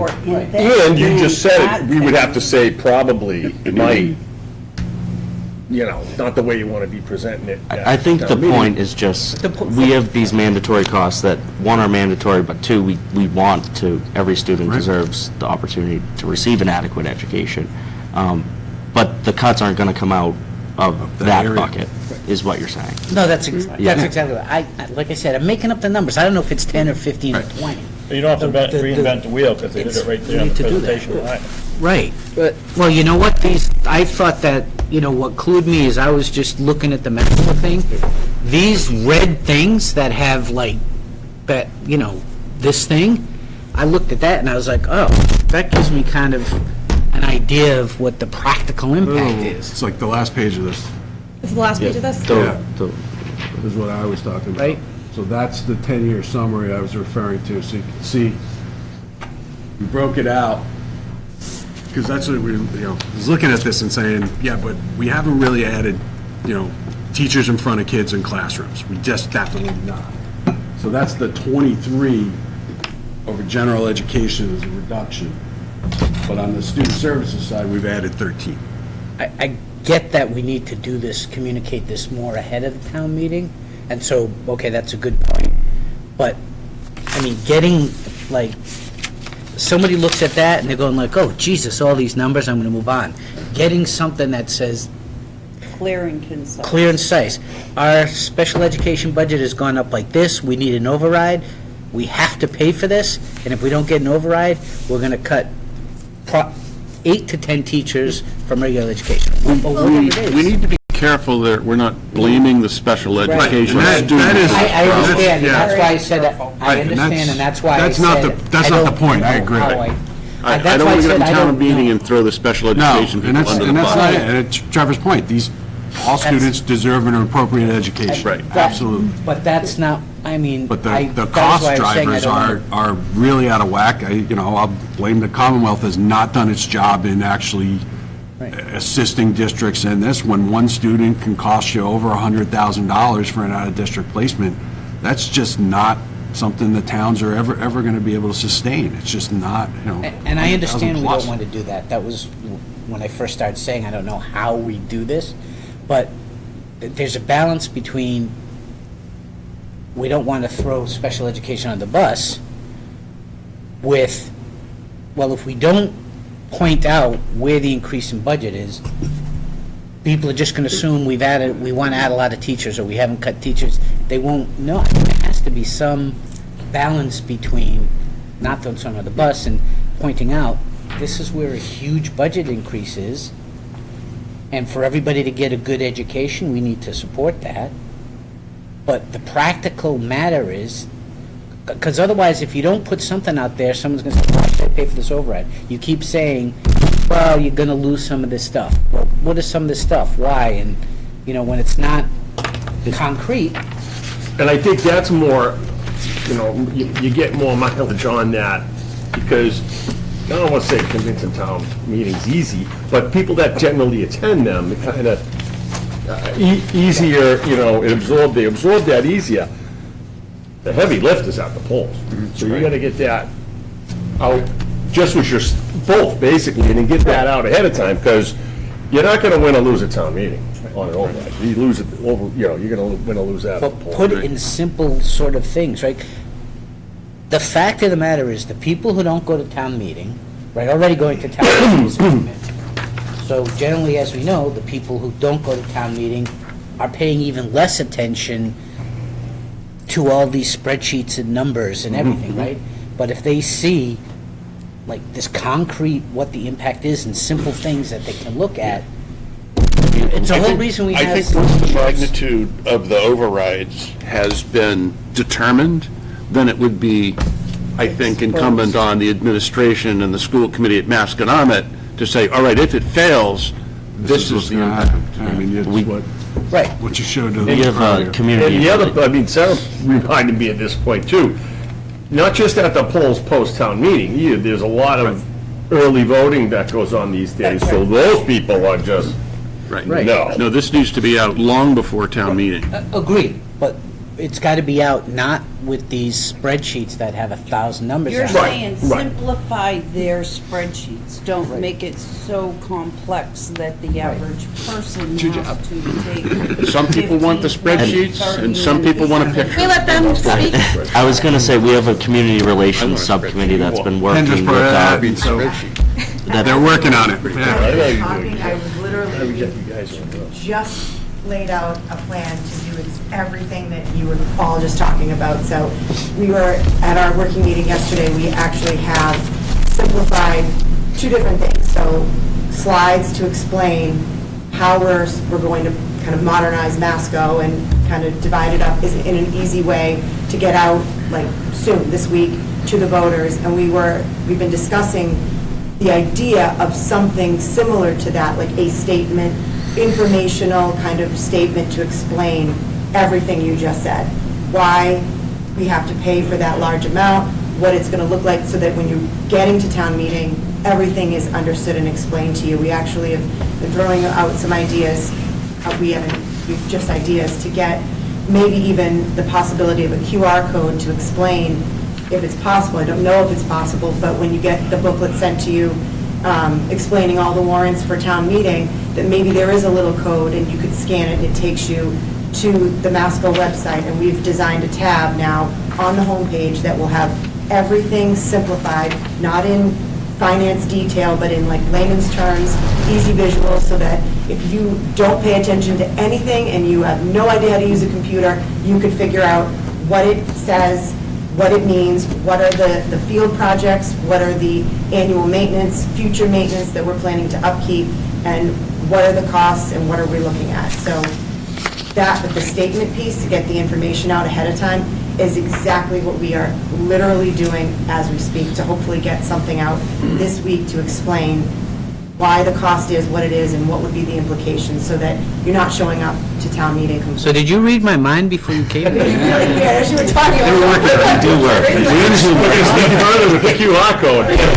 I do understand the issue, yeah, we're just trying to figure it out. I mean, No, that's great, thank you. And we're trying to simplify the website too, so that when you go there, homepage, there it is on the tab, click it, everything is there, easy to read, so that if you're not a finance expert, you can understand it, and understand even if you don't follow the budget, so hopefully it works. So just talking about SPED just for a minute, though, like in the out-of-district tuition, have you had an increase in the number of students that are going out as, okay, so this isn't all simply... It's number and rate, it's blend.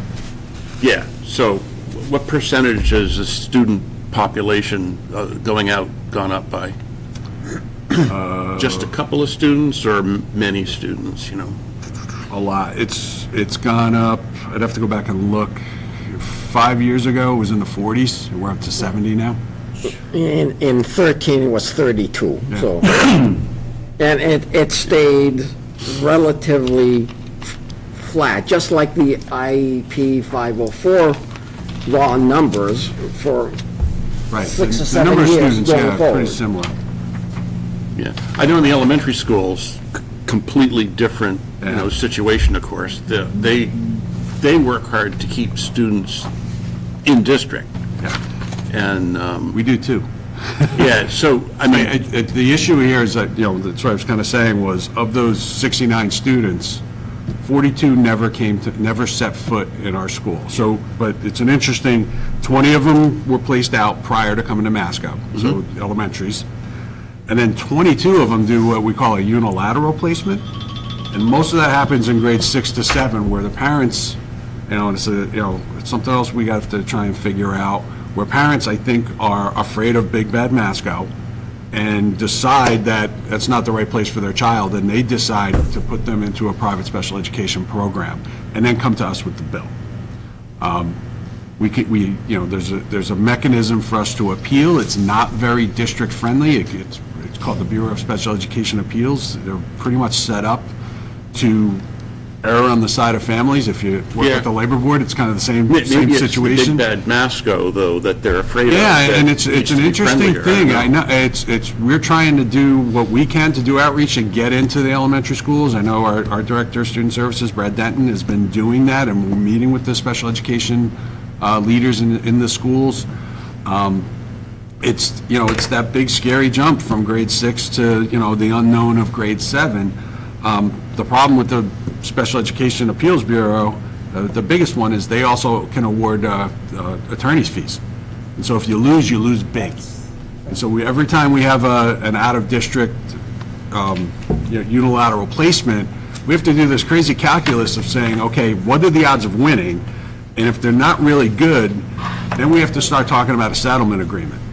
And that's, the lawyers are all involved, and they make a lot of money on all this, and we'll wind up paying for a student that nobody thought should have been out of district, but then winds up that way. It's, again, part of the flaws in the whole system with the Commonwealth. It just doesn't work. So that's the issue. As I said, we've seen this big spike, but, when 22 kids, or I said 42, never set foot in Masco, and 22 of them nobody knew about, really. That's the thing. We're talking with the elementary staff and saying, okay, what's on the horizon, who do you know about that's out, who do you know about that might go out? These aren't on anybody's radar, and they just happen. So you're thinking that out of those 42 who never step in, that there's actually a reasonable portion of them who really could be fine in Masco? We could have, yeah. And No, we never got the chance. That's the thing, is we never even got the chance to fail on that. It was people just saying, nope, not for me, I'm going here. So to, I guess, underscore a question that Costa had asked earlier about projecting out future years. So obviously, we're at where we're at this point in time. What can we do to get out of the pattern of every March just getting kind of slapped with this bill and saying it's 9%? Like, do we have any line of sight to what next year might be or the year after? I mean, we can do some projections. It's It's something, we have done it in the past. We haven't done it for FY '27 yet. We can do it. Again, Is it just going to keep going to the moon, though? Is that the I don't know. expectation? I mean, Because we're that's- stuck at 2.5 every year. Right, and that's, those are things that, that's where the system is just not working right now. You guys are stuck at 2.5, and sometimes, in some cases, the required net school spending numbers go up over that. How's that work? I don't know. As I said, some of these variables that, we just are not, going to be able to predict. I do think it's worth mentioning a couple of things that have come up in the last couple of months. One is the idea that we are starting to reach out to families who are leaving Masco to try to reduce our out-of-district placements. And we want to understand if kids are leaving Masco because they don't like Masco, or if they're leaving Masco because they're looking for something different. Right? Like, we don't want Masco to become something that we're not. We don't want to become Essex Tech. Right? But if they're leaving because they don't like the charter of Masco and what we're doing, that's one thing. If they're leaving because they don't like the way we implement our charter, the way that we perform at Masco, that's something we have to fix. Right? So what we've been doing is, I think it's Erica who's in charge around a survey and contacting parents who have been exiling Masco, trying to understand why, so we can try to reduce our Well, isn't that effort about regular ed students? That too, yes. Yeah, I mean, there's fewer kids, and then we've always had a decent number of kids that go to private school, especially for, in that 8th to 9th transition, you remember that. Last year, we had almost 80 7th grader, or 8th graders not go into 9th grade for Masco. 40 of those went to Essex Tech, which is double the number that we get every year, that we usually would see every year. We want kids to go to the Tech, that's great, but, Isn't that because doesn't help our enrollment the numbers. capacity increased? The Tech's Yeah. capacity, yeah. So they have to fill That's what out happens when you build stuff and don't tell anybody. the extra seats. So it's. Right. Right. But again, it Yeah. doesn't, so then it goes, so then you come back and say, but your enrollment's going down, but that's the issue, it's going into the Tech. So I have a It was question big on jump. the increase for out-of-district tuition and special ed transportation. Mhm. Are these numbers net of circuit breaker I reimbursement? believe those are after offsets, yes. That's okay. Yeah. Yep.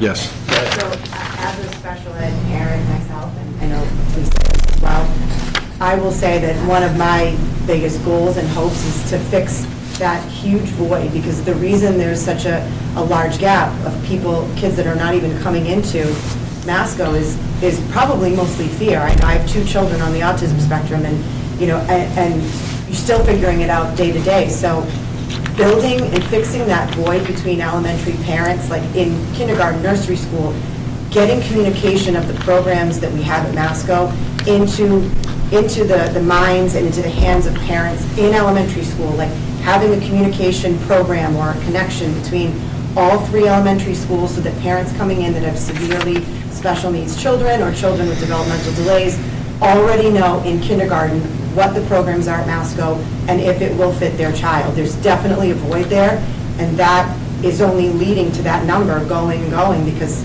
there hasn't been a good communication between all three elementary schools. They just assume I can't do it, I can't risk it with my child, so they never even bother to try. So I hope, like, that's part of my goal, is to help get better information from what we have at Masco, maybe fix it if it's broken, and get that into families in the tri-town, because that's the only way the number will go down, if they have confidence to know that their child can be served.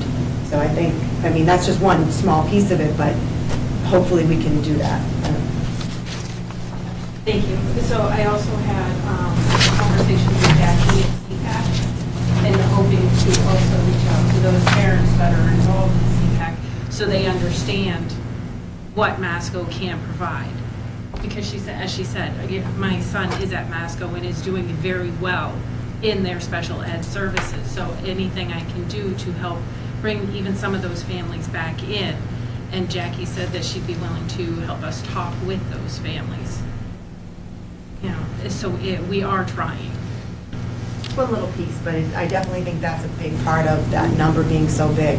It's the unknown and it's fear of confidence. You know, they don't have confidence in whatever Masco is providing. So if there is reason to have confidence, we need to be telling it. We need to be better at PR and getting that communication going to the elementary schools, because there's a huge void there. So, I don't know, it's just one piece of the puzzle, but. It's a big, because while you might not be able to satisfy all, what you're saying is it's more beneficial to the family, the student, and community to stay as close to home as possible. Why would you want to put your kid on a bus and have him ride an hour to With go your to school? with your brother or your sister or Keeping them in whatever, yeah. school is a win-win. Yeah. Yeah, super important. I think you might have asked this question, Tony, but where is the wash on out-of-district tuition? Now, mind you, you look, this number excludes every type of student and all their needs, right? They're out of, how do you derive that, and how, you take students from other communities, right? So how does that? Not like, no. Out of district is for students who have severe special needs. Oh, it's that we cannot- okay. That's it. Okay. Out of di- We take school choice students, we get $5,000 per. Okay, I didn't know if that was, from A to Z and. No. The out of district is, out of district are specifically For talking about that. special Gotcha. education. Thank you.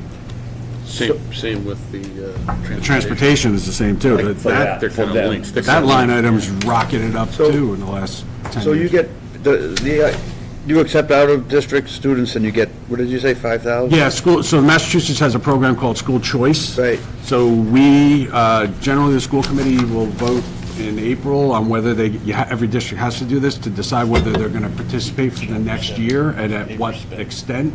So we, school committee is generally, for the last 4 or 5 years, taken 10 students in grade 7 and 10 students in grade 9. So I have a couple of questions. We're So gonna to do cost this. this point, we have all this staff. Would it help to increase that or advocate, or for lack of a better word, advertise and invite more students to participate in that, because you have the staff and the infrastructure there anyway, and that would, like, as an income source to offset some of this? But it is risky, because you're only getting only get $5,000, and you don't know you can't decide what students you So take in. I was superintendent in Hamilton Wenham before here. Hamilton Wenham was full-on school choice, let's pack them Aggressively so. aggressively. So they would take, I'll give you an example, so class sizes in ninth grade English would be 18 students. They'd take 36 school choice students in ninth grade, which meant I had to add 2 sections of ninth grade English just to house the school choice students.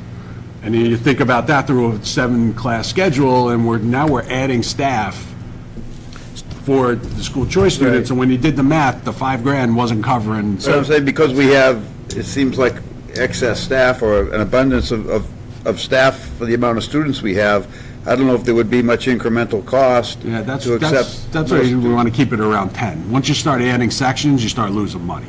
That's the, So what you're saying, if you said, the point you're making is, if you throw it out there and you get two choice students at $5,000 apiece, you can probably fit them in the infrastructure. But if there are 20 people who say, holy, this is great, well, now 20 times 5. The you analogy need one more Hamilton teacher. Wenham would use was, if American's going to run the plane with 50 seats on it, why not fill up, those last 5 seats at a discount and get the money? Right. But once you start adding planes, you lose money. Right. And that's what, we're trying to find that balance so that, we're filling up that excess that we have, but not trying to go so much that we have to add staff to, manage the. But it sounds like, according to Costa, you could handle 25% more students with the number of staff you have, because you did that.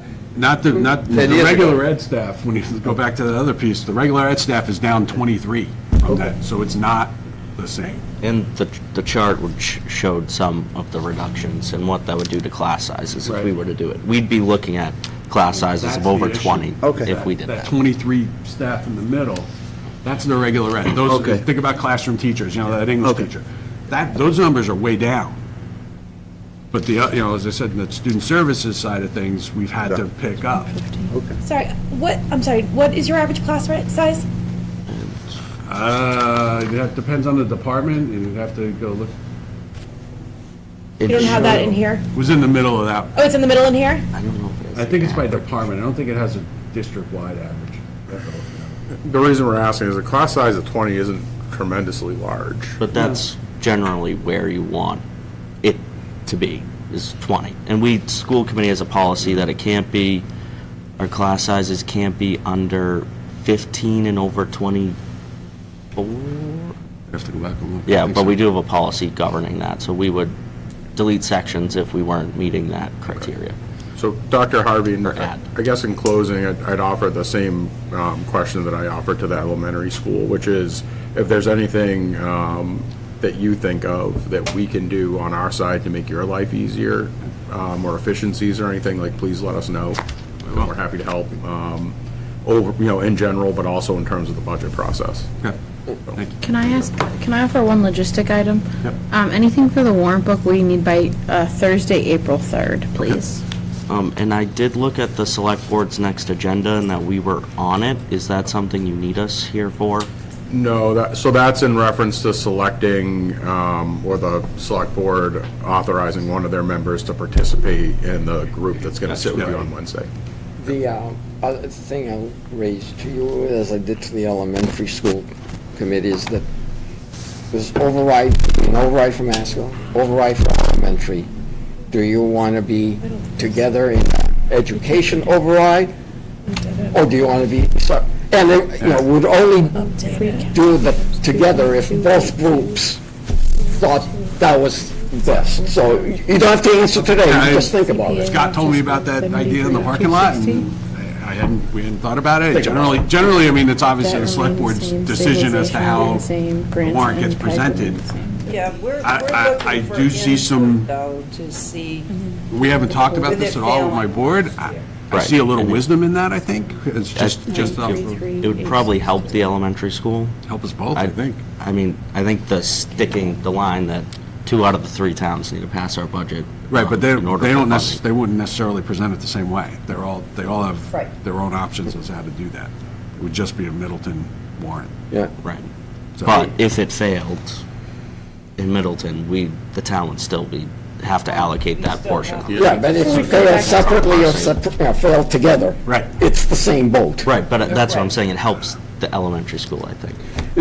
The other thing is, having some line of sight as to what the FY '27 assessment, overall assessment increase will be helpful, because I foresee for FY '27, Middleton being what Topsfield is this year. Yeah. So the faster we have some line of sight as to what that is, gives us another opportunity to try to deal with, avoid an FY '27 override. And where are we now with the CBA for the teachers? What year are they? They're settled. We're settled. And we're Three? settled with the For parents. 3 years, The yeah. next three? Yep. This year, to 28. This is the first year of a 3-year. You're 25 to 27? Yep. Yeah. You know, could help project things out like. Yeah, and those numbers are all, definitely baked in. Thank you. Thank you, guys. Thank you. Thanks, guys.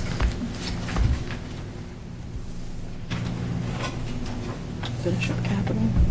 I think that's gonna be a quick wrap up. Slides. Oh, yeah. You jump around down there. Excuse me. Already have that cookie. Yeah, Jeff, did you I was notice? doing okay, so- Jackie got you your cookies. What? You see, Jackie I got you went, your I went on a special trip to Stop and Shop for cookies yesterday. Just for you, Jeff. There you go, Trevor, grab some. There you go. Eat a couple. Trevor, take pizza too while you're at Yeah, it. Dr. Harvey, please, if you want pizza or anything, or. Dig in. Nobody wants it. He's good. But who want, like, do you want me to bring the cookies around? Do we need some sugar? I think we're okay. I'm Hit good. power through. Yeah, let's just plow through. Do it. Give it. Yeah, we're so Yeah, why close. not, right? There you go. Power through, Sarah. Okay, so this is just a general recap of where things were standing before we started today. Here's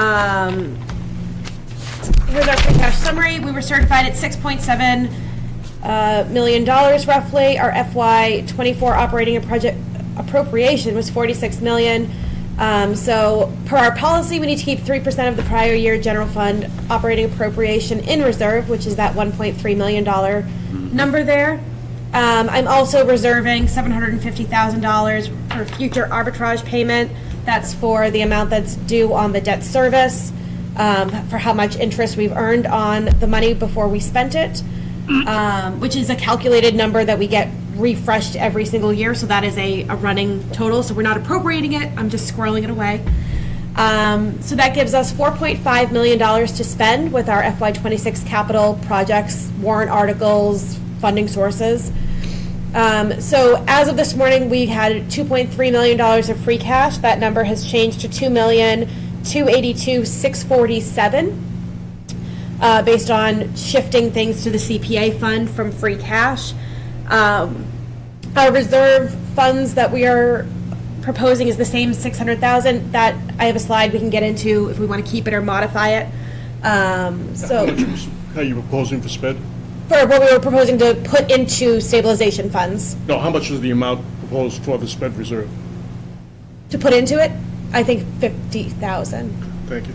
I have a blank space for other warrant articles. That's going to be if we have that snow and ice deficit or any other. I know there's going to be a funding for the 300th anniversary committee.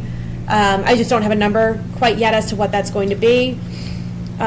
So roughly a $2.8 million free cash spending. So leaving us with, let's call it about $3.2 million left in our free cash that'll be carried over to next year.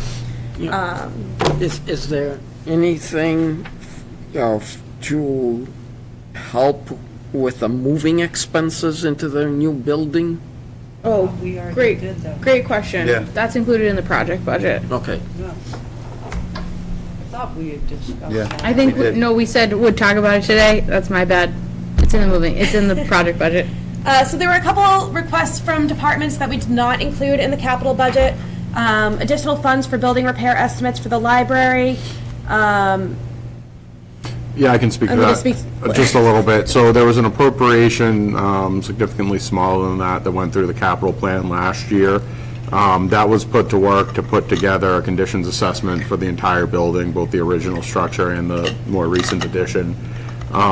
The outcome of that, or the next step, is to put together biddable documents that include very specified and targeted repairs to the work.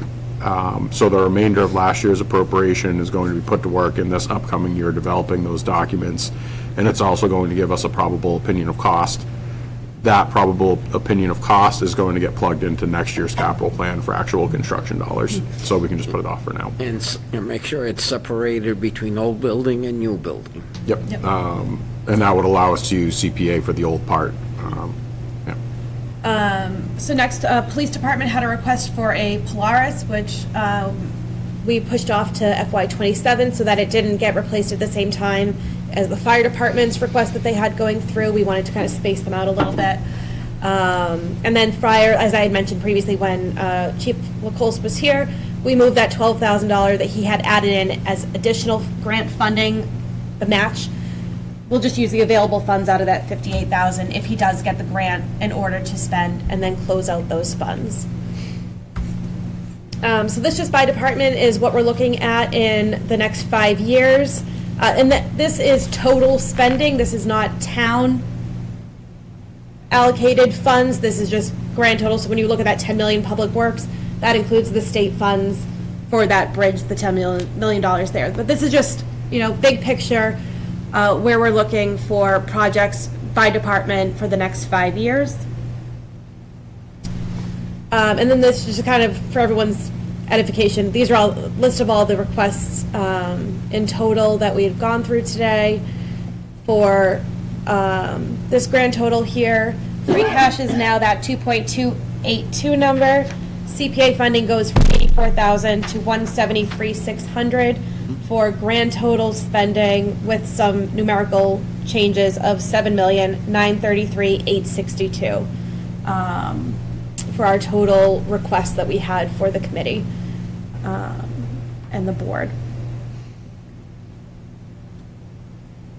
And then to close out this is what makes up that 600,000 that we were proposing to put into the different stabilization funds that we have. Obviously, this is just, we copied over from last year what we had put into it. So if there's any changes, modifications, reductions, things like that, more than happy to take everyone's consideration. What's the first one? What does that stand for? OPEB, it's other post-employment benefits. It's Okay. health insurance for retirees. Gotcha. So when we're putting money into this, at what point can we start using the OPEB trust fund? That's a great question. I think we are funded at 7% right now of our liability. So I don't think spending is going to be any time in the near future. Another 50 years, cost. Unfortunately. Will you be here then? It does help our liability to keep putting some money in every year.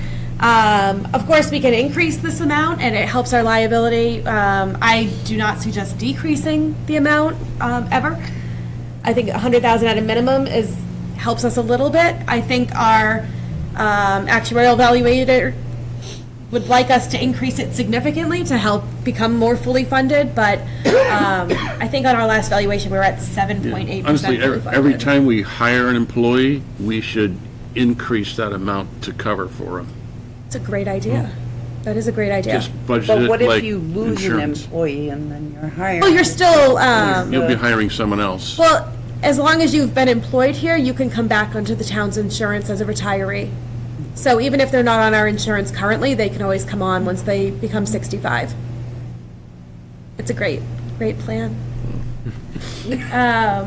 So we are proposing 50,000 into the general stabilization fund, 50,000 into our pension stabilization fund, 100,000 into the capital stabilization fund, 250 into the facilities complex stabilization fund, and 50,000 into the special education stabilization fund.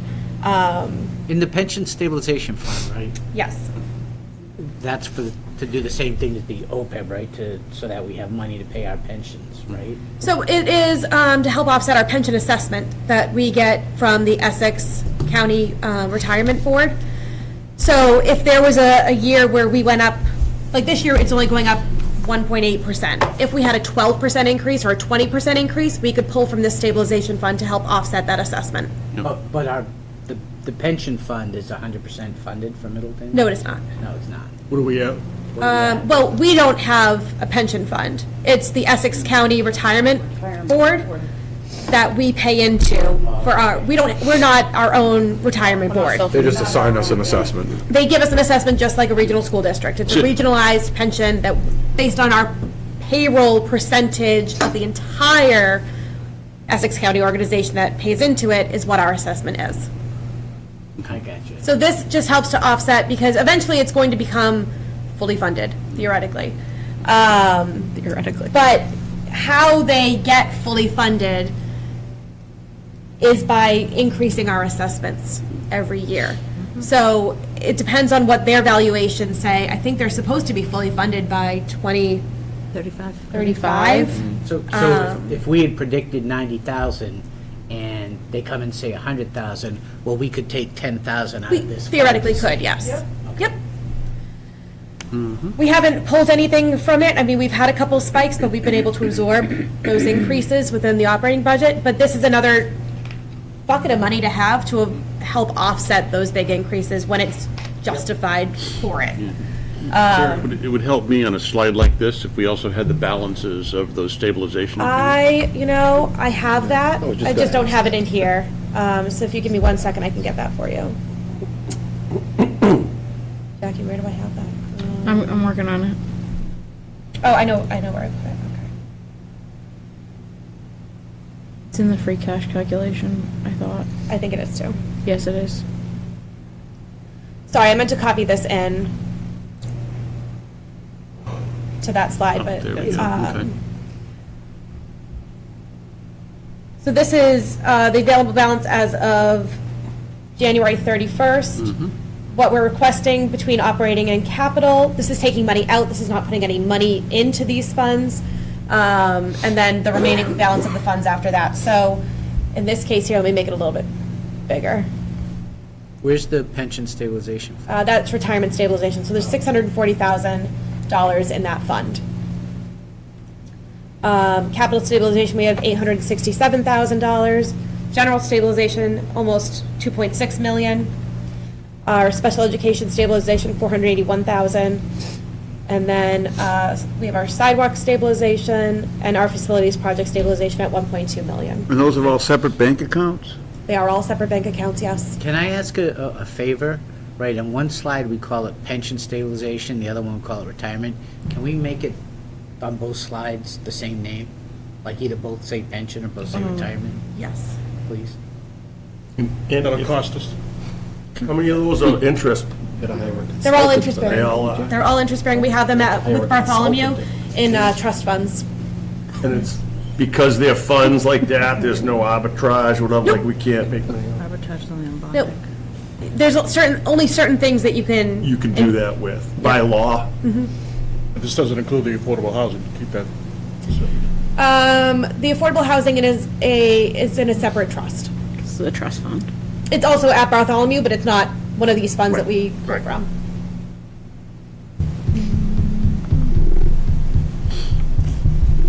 What is if we don't pull from it, then what is the affordable trust fund used for? We haven't established a policy yet. We're working on that, but we've had a number of different topics we've discussed. Probably not going to stop pulling it for another year, so. So it's a But you need to have one as part of a Yes. state-recognized affordable housing plan. And so Peter, the affordable housing Now the trust, balance is around 300,000. money can get transferred to it by town meeting, but money expended from it is through the affordable housing trust only, so we don't have you review it because it doesn't go into the prep for the town meeting. Right, it's not money process. that this body spends. Or town meeting. So who, sorry, just Or out town of meeting. The curiosity. affordable housing trust. Is it, right, so is it like if we need to spend money on affordable housing, you can take from that trust to spend on affordable housing? No. No. Yes. I mean, yes, but. That's one of the, yes, but only the trust committee can spend it. Right. And they have I think 13 different purposes towards the creation of affordable housing that they can spend the money to. But we have cemetery trusts, but we don't put them in this breakdown because it's not a factor in our municipal budgeting for town meeting prep. The reason I'm asking is because when you're talking about like the 40B and the local action unit, I think you call it, local action Yep. something, like, if there were two apartments that became available and we want to make affordable housing, we want to turn them into local action units. Not we, right? Could you decide, this trust committee decide to take $150,000 from that thing and buy those two apartments to make them affordable? Theoretically, yes. In practicality, we're not there yet, and there's not enough money to do that. Right, but they would have the authority. But that's the to figure it theory. in. But in theory, why yes. you So have- theoretically, Should be doing. yes. It's Yeah, I'm just trying to Eventually. understand. Yeah, that's a good question.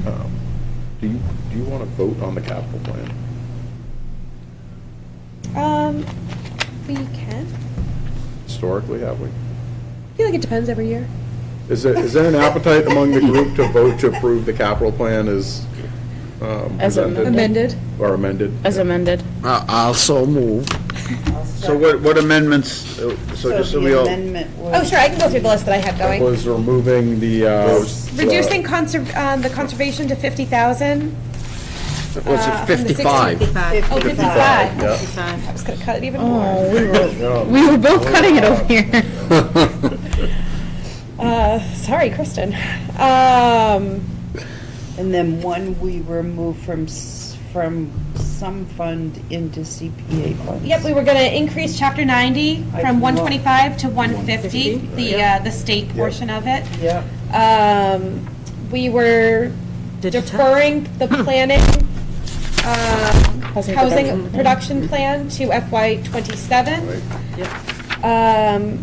Fire, I just need you to make that number change on the other way. And then moving. The digitization of Digitize. records for Yeah. both to CPA. Yeah. CPA for Out of 55,000. CPA Yeah. funds. I should have just looked at this. And we needed to reduce the UTV per Doug's updated quote. Yep, Thank from you. the 61.5 to the 58.545. Feels like we're rushing the vote. We get together. Yeah, I one- mean, we a can. third time. Yeah, if you give us something better than the back of the envelope, we'll be better. Yeah, seems But like those we're- changes are Those are- agreeable. We seem like we're That all is- in consensus and agreement. I would be fine voting now. I don't think there's anything, Yeah, I don't that there was have any a- controversy with those changes that anyone brought up. Was that the final amendments, Sarah? That Sorry? was everything, yes. Okay, so there's a motion. I already Oh, seconded. you did second. Yeah. Unless everybody else thinks we should wait. I don't. If I may, the select board could do one thing and the FinCom could wait.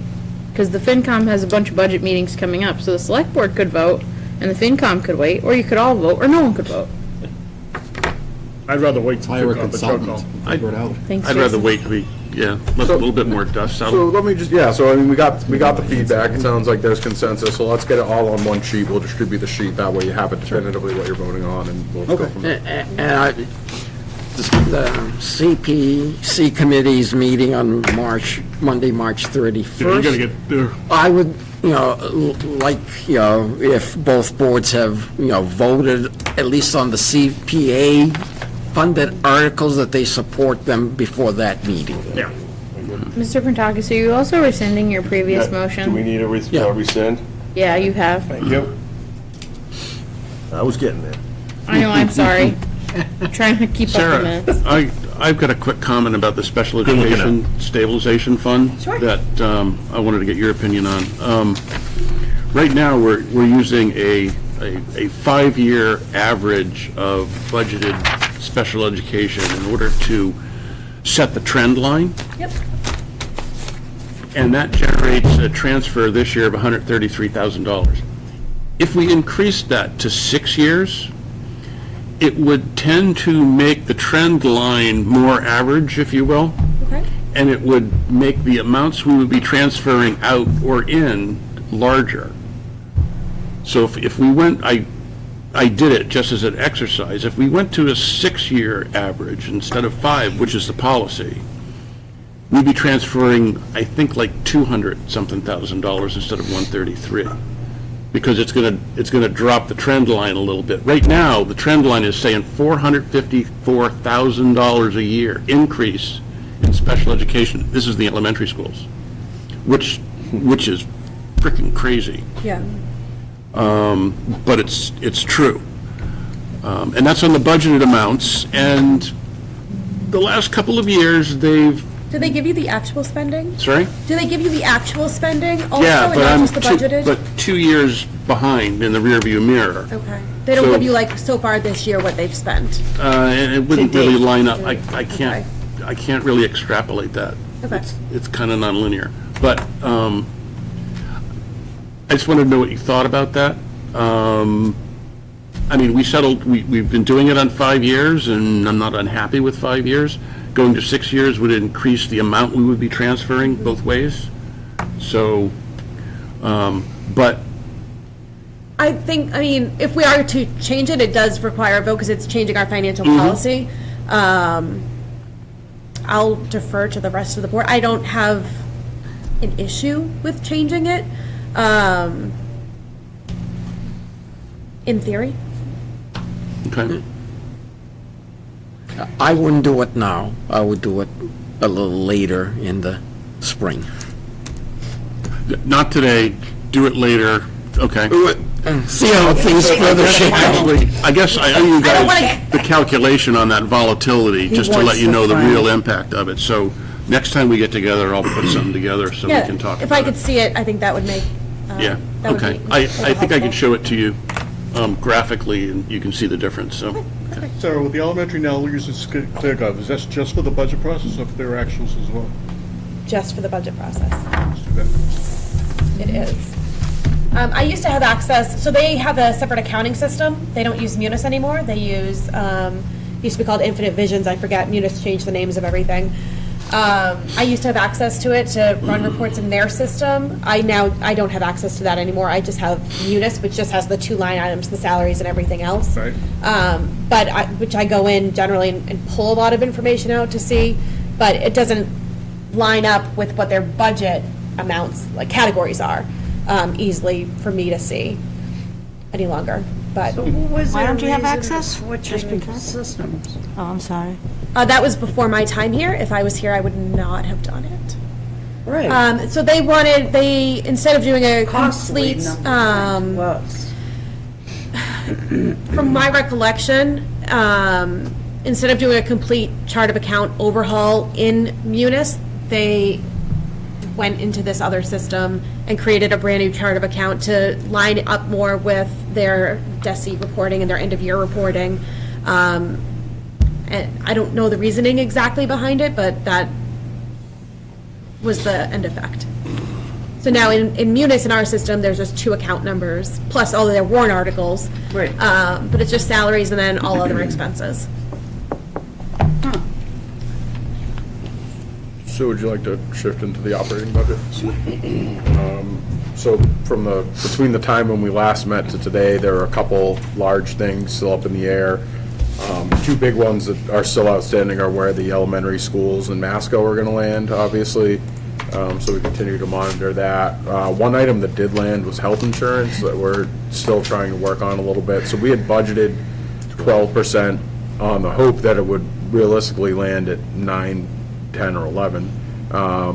They came through and notified us, at this point in time, they were about 17.6. 17. Yeah. And So. that's the low end of the spectrum, too. Yep, yeah, there's some communities that are way worse. So, we had a conversation with a rep from Maya Cabot Risk, in my office last week, pretty much articulating that that's not an acceptable figure, and asking them to try to rehash that if possible. We're going on the assumption at this point in time that's not going to move, but we are trying to fight to move it. And other questions we've asked as well are, what is Maya doing to tighten the belt? Because it seems like historically they pass on these big numbers and they tell the towns they need to dig deep, but we kind of want to know what they're doing to share in the pain. And then the other question is, sometimes the numbers are what they are, but why are they doing such a poor job at projecting out what these numbers are going to be and letting the towns know what these numbers are going to be? Because I think if they had let us know in advance that it was in that neighborhood, we would have done something different. Carrying at 12% was extraordinarily conservative, and the fact that the actual numbers far beyond that is unacceptable.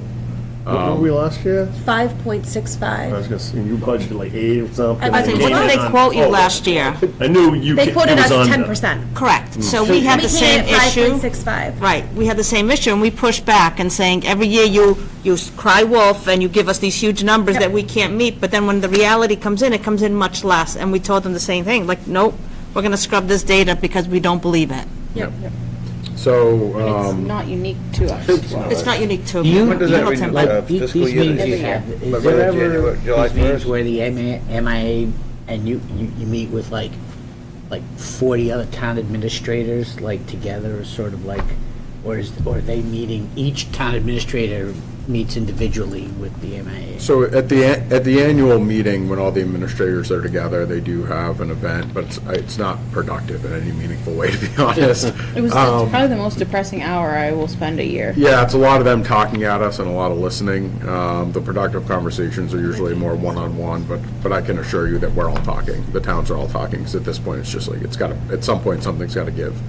And it's honestly not, it's frustrating on multiple levels, so not only the impact to our budget, but also the impact to our employees who shoulder a percentage of that. That's right. And the progress as a community we've tried to make to help move salaries, and the fact that it's getting cannibalized by these insane increases for health insurance, where they see no benefit in terms of the coverage they're getting. It hits them and their families. So Is that's it, what really infuriates me. Is a lot of it based town to town by loss rates? Yeah. Yeah, it's a It's a ratio. 3-year loss ratio that they take into effect. And we've had some very high loss ratio years. And do they still put people, high-risk people in pools when it comes to like, that's health insurance? Like, Yeah, they but tend to they'll- group up certain communities that are higher risk, and you're in that pool, and then you're paying more of the. I don't think they group them that No. way. I think No. Maya Not really anymore. is just a general, like it's It is. holistic the with full pool. everyone. But they'll, if you have like a very, if they're, I want to say it in a way that's A not hurting anybody. high-impact claim series. Yeah, so if you have like an Maybe that's individual that has a crazy expensive procedure, they'll pull that out and we won't count that towards your ratio The for shock the sake, for claim? the sake of fairness. But, I mean, beyond that, like, we're all kind of in the same pool. The hard thing though also is that, because I know that Mr. Cressa would be pounding the table at this in terms of looking at other options, and we have been going through that process as well, but really the only other place to go is GIC, and it's just as bad. So this is a bigger problem than I think, as ambitious and hopeful as I like to be on other topics, this is one that is like outside of our realm of influence, unfortunately. I can tell you next door in NR, we're at 17.4. Yeah. So you're right around the same as us, yeah. I think Boxford and Topsfield also in the same neck of the woods as us. I think we might actually be the lowest of the three. I think so. So outside of that one item, there are a few other things that have shifted that Sarah has compiled, so the floor is yours. Thank you. So here's just a summary of known real numbers that have changed since our February 1st meeting. Some of them I had mentioned at that meeting because these were obviously that moment in time. So item 1, the department head wage increases for contract settlements. I did get an RFP from our audit since FY25 is the last year that we have a contract in place. It's going up $5,000, and then I'm budgeting for one more year of a single audit just in case there was any ARPA funds or federal funds left over, just to have that money there. Item number 3 was decreasing the town council budget and moving to capital. Item number 4 was based on their Masco's 2525 snapshot. Item number 5 is our increase for Essex Tech. I should have put in there, we have 6 additional students this year, so this is enrollment shift, 100% related. Number 6 is increasing DPW salaries for the facilities director. Item 7, increasing the COA salaries for program and volunteer coordinator. Item 8, increasing debt service for the reduction of CPA fund contribution to library debt service. There is an offsetting increase in the real estate taxes below. And on the next slide, I mean, and then an increase in health insurance for the actual rates. That is just on the town side, that is not the school numbers. So shouldn't, that 92 should go away because we're not going to reduce the funding from CPA. But we didn't know that until you told us that this week when Sarah was on vacation. I'm just saying. So this was a snapshot as of a week and a half ago when I put this together. But thank you, it's true. Yes, so that item number 8 will go away. And then these are adjustments that I have made on the revenue side. I dug deep, I ran a lot more reports for where we are as far as our local receipts go. So of that, item number 1, increase in real estate tax, the library offset will go away, so that's just going to be a $5,000 or $27,000 amount to decrease the amount of overlay raised. I met with Brad Swanson, the assessor, and the number that we had just kind of in there as a placeholder, he's confident that we could reduce it slightly to help increase a little bit more of the revenue there. Also with commitment 1 for motor vehicle excise, although the number of bills decreased from the previous year, the amount committed went up about, Debbie, you're going to have to correct me on this, 5% increase in the commitment 1? I'm sorry, I totally zoned out. Motor vehicle. It's that time of day. That's fine. So motor vehicle excise, although there were less bills that went out, this commitment 1 to last commitment 1, the amount that was committed increased by, I think, about 5%. 5 to 7. 5 to 7. And is that somewhere around because there. The Even though we don't value of sell them, vehicles. the value of the cars went up. It's the value of the Exactly. cars, yep. So, looking at that, looking at prior commitments, looking at revenue that's come in, I feel confident that we could increase our number by $75,000. Same with the penalty and interest on taxes. I think there's the 5-year average plus half this year, a slight increase to $5,000 there. We got our MELD contribution final numbers, so that increased $40,000. I'm also doing a slight increase to investment income of another $25,000, looking at where we are this year of actual general fund money, not those one-time large monies that we're earning interest on. We're still going to be well over our budgeted amount, and I don't foresee interest rates being cut so dramatically that we wouldn't hit the budgeted number for that. I had accidentally double counted the recycling sticker revenue within the transfer station sticker fee line item because it does go into 2 separate categories. So reducing $10,000 in that is just for a clerical error. And then that recycling sticker fee is the increase of $1,000. I know the board has not voted on the sticker fees yet, so this is still going under the assumption of what the spreadsheet is telling us the rates should be. Is this, so when we moved it last year up to 180, is this now, we're now doing like 5 or 10% increase every year or something? It's based, so there's Based a upon the formula. specific costs of the line items that we said should be borne by stickers versus what was on the. Mostly it's the variable costs, like tipping fees, and we just, there was a new contract, I think, Yep, there just was a new signed. contract just signed. So, up a little bit, so I don't know if it's gonna move that much.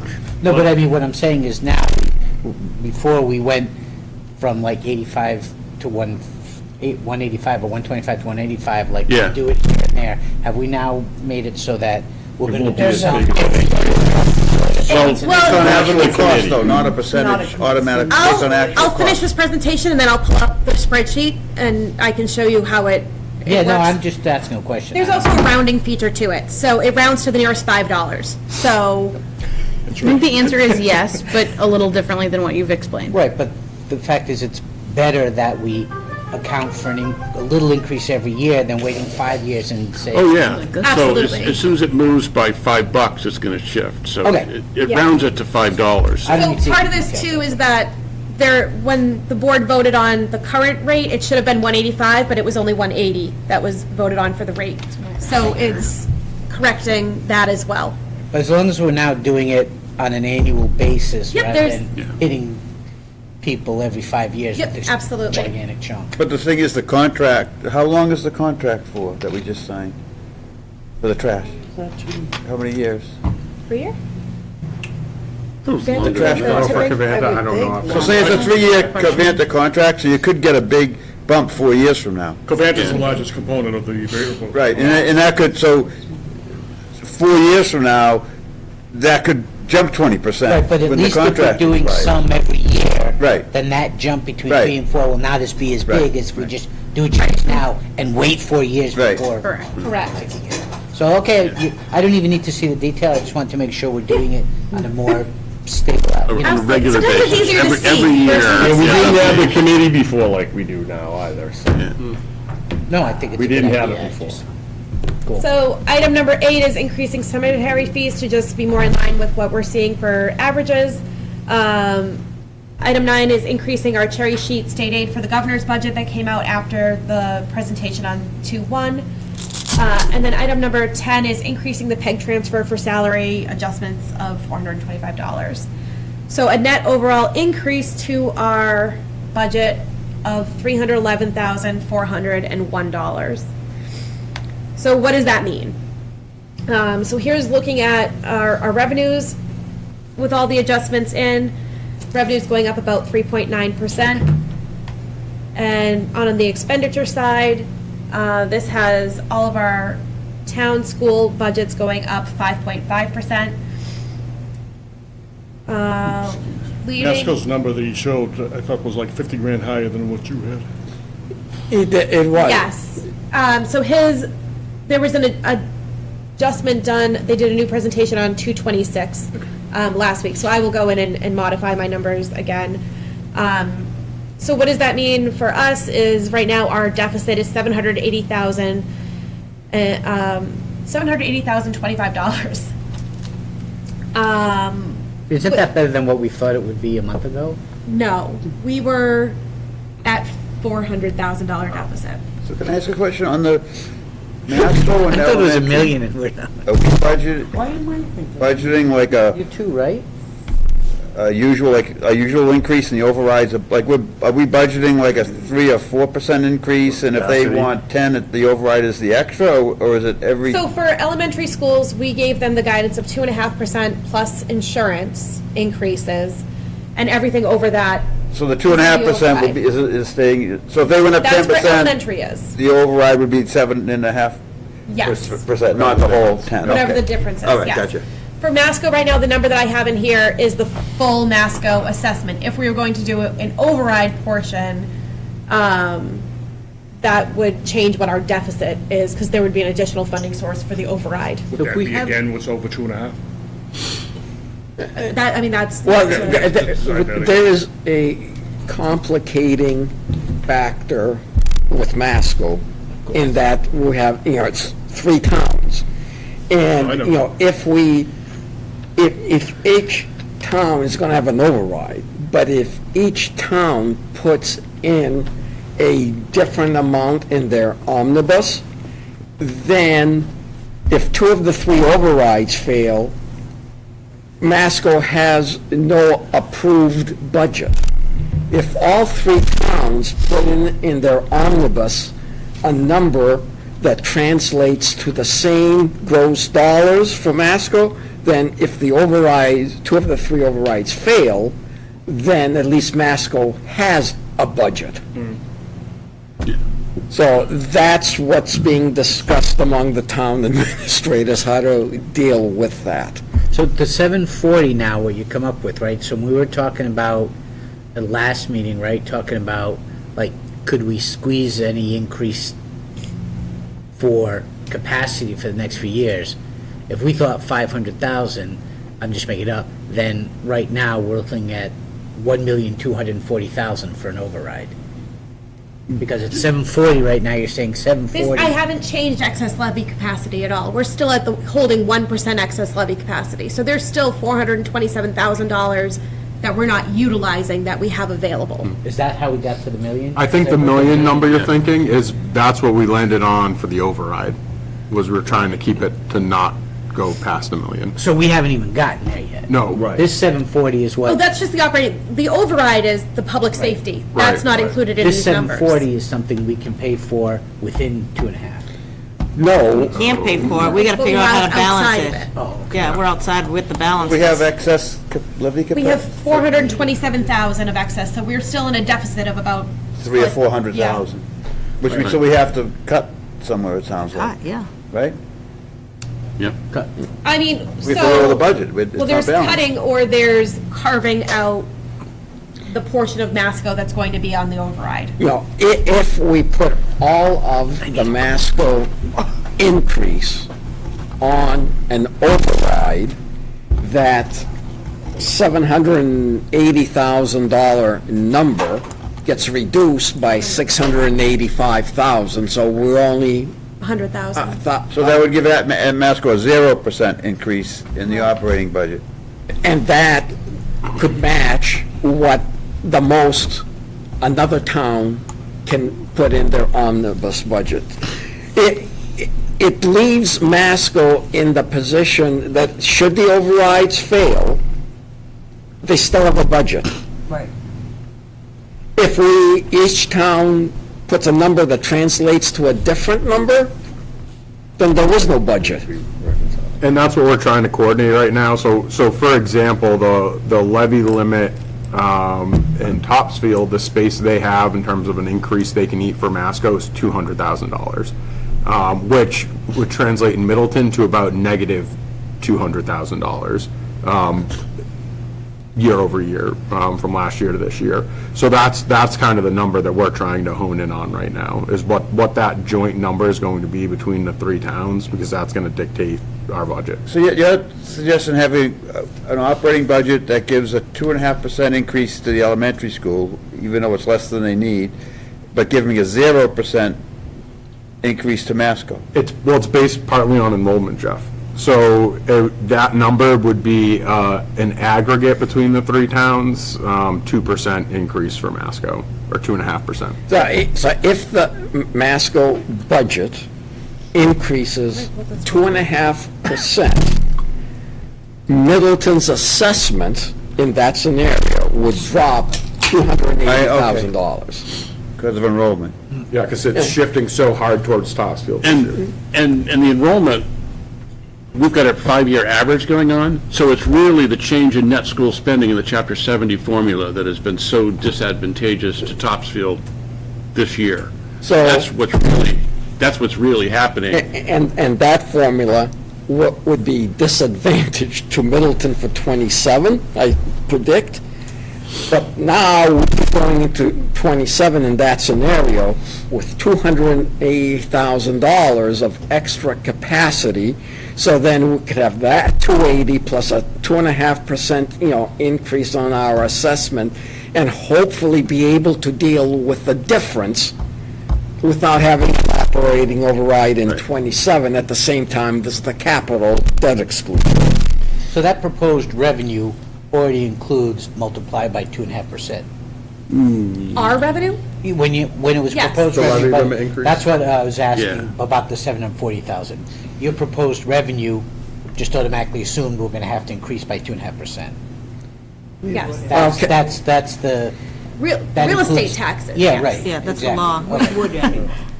Right, we would anyway, that's. Yeah, right. like it automatically is 2.5%. Like Yeah. I don't choose to do it. It's just Right. Unless you vote for an underride. unless you voted underride, which there are some communities that do that, but. You So wanna share further? this sheet up, just a little bit, this sheet by example, Let me just scroll down. gives a good idea of what that shift looks like. So for example, if you look at the Topsfield line, the third gray bar, Yeah, but it would never be. and then go across to column E, a 5.67% in Topsfield would represent a -1% in Middleton. That's how big the delta is right now between Middleton and Topsfield, and then Boxford lies somewhere in the middle. It's hard for me to believe the net school spending formula changed by that much. Well, no, the primary driver Yeah. in these numbers is the percentage of the town's students in all three districts at Masco. So Topsfield has gone from 43 to 44.5 to 45 in the past, 3 years. And the past 3 years, they've been hit because their percentage of total Topsfield students at Masco is higher. DESE sets one number for net school spending for the town, and then a portion that's based on its population to each of the districts it belongs to. They set one number going into Masco. No, one number going for Topsfield.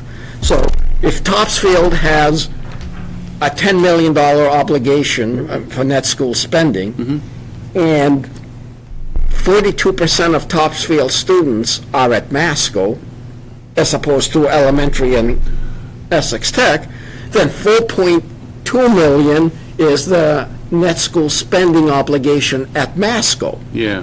And if that increases a lot, they get hammered because, their obligation increases before you start to apportion based on enrollment at Masco. It's not that they have Now I understand, 42% yeah. of the students at No. Masco. No. They have like 30% of the students, Yeah. Okay. What percent? like 30. It is 30.41617. Be exact. Be really exact. So I mean, and they're paying like 40% of the increase in total assessment in '26. In '27, we'll be paying 40% because our students at Masco will jump by about 2%.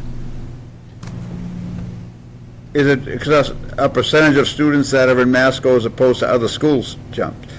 Into all the So schools. we have like a bunch of families move in with elementary school-age kids all of a sudden, that would lower our mass, that would change that, right? So, you know. Right, if, say, 50 of them came here. Yeah. So, it's the this past October, Middleton had 466 students at Masco, 62 at Essex Tech, 672 in the elementary, 1,200 students. So we're 1,200, 38.8% were at Masco. Next year, I'm projecting 493 at Masco to 64 at the Tech and 653 in elementary, 1210. But 40.7% of our students will be at Masco, and therefore a greater percentage of the town's net school spending we put at Masco, and then reduce the amount of the assessment at Masco that's spread by the enrollment You know, form. that would change that if a bunch of new families with elementary school-age kids happen to move in. Yeah, so, you know, if the elementaries, you know, instead of having 653, at 700, the percentage would drop. But we'd still be having, Have you know, to put 50 them here, more right, kids. right. Gotcha. Except for the fact that that's a ticking time bomb. That's a great idea. The idea to lower that Masco thing in the budget to get down to like $100-something thousand deficit and then decide how we're gonna make that up, is that the plan? I think that, you know, if we go with, you know, if the three towns go with the coordinated plan, then we leave, we would need to drop our assessment, you know, in the operating budget. We'll have it lower than this year, right? But we can't, we gotta save that difference. For next year. For next year. Yeah. Right, we can't spend it on something else. Correct.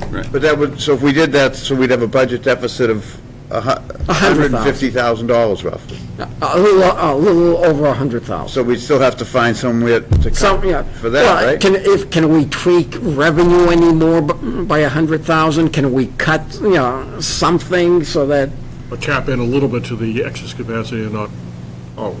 And that's assuming the 17% insurance, right? Well, and part of it too is if we are putting 130 or whatever $1,000 from special education stabilization that to the school's 2.5% that we're allowing them, that helps reduce that as well.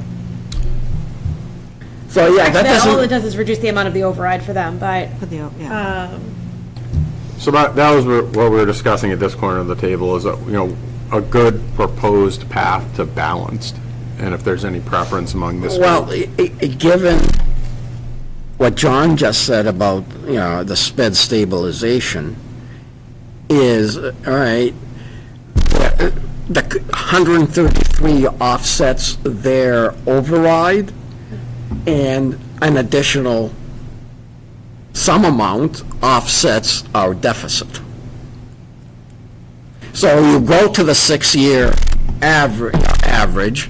I hate gimmicks. And it just sounds like a gimmick, right? We're gonna 6 years right now. I'm already ready. Problem solved, everybody go home. You don't want to make that 6 years. Watching infomercials all morning. Consistent going forward. Right. Well, yeah, but that was John's suggestion, was that we. 2 years from now, someone could make the opposite and change it again. Let me put it together and show you the impact and what could go wrong with it in the future. Yeah. And then we can decide what we You mean want to do. the consequences of our own actions? Yeah. Cool. But it does seem that when we can afford it straight out to increase that amount annually into that fund is to a certain amount, that's where we want to be. Yeah.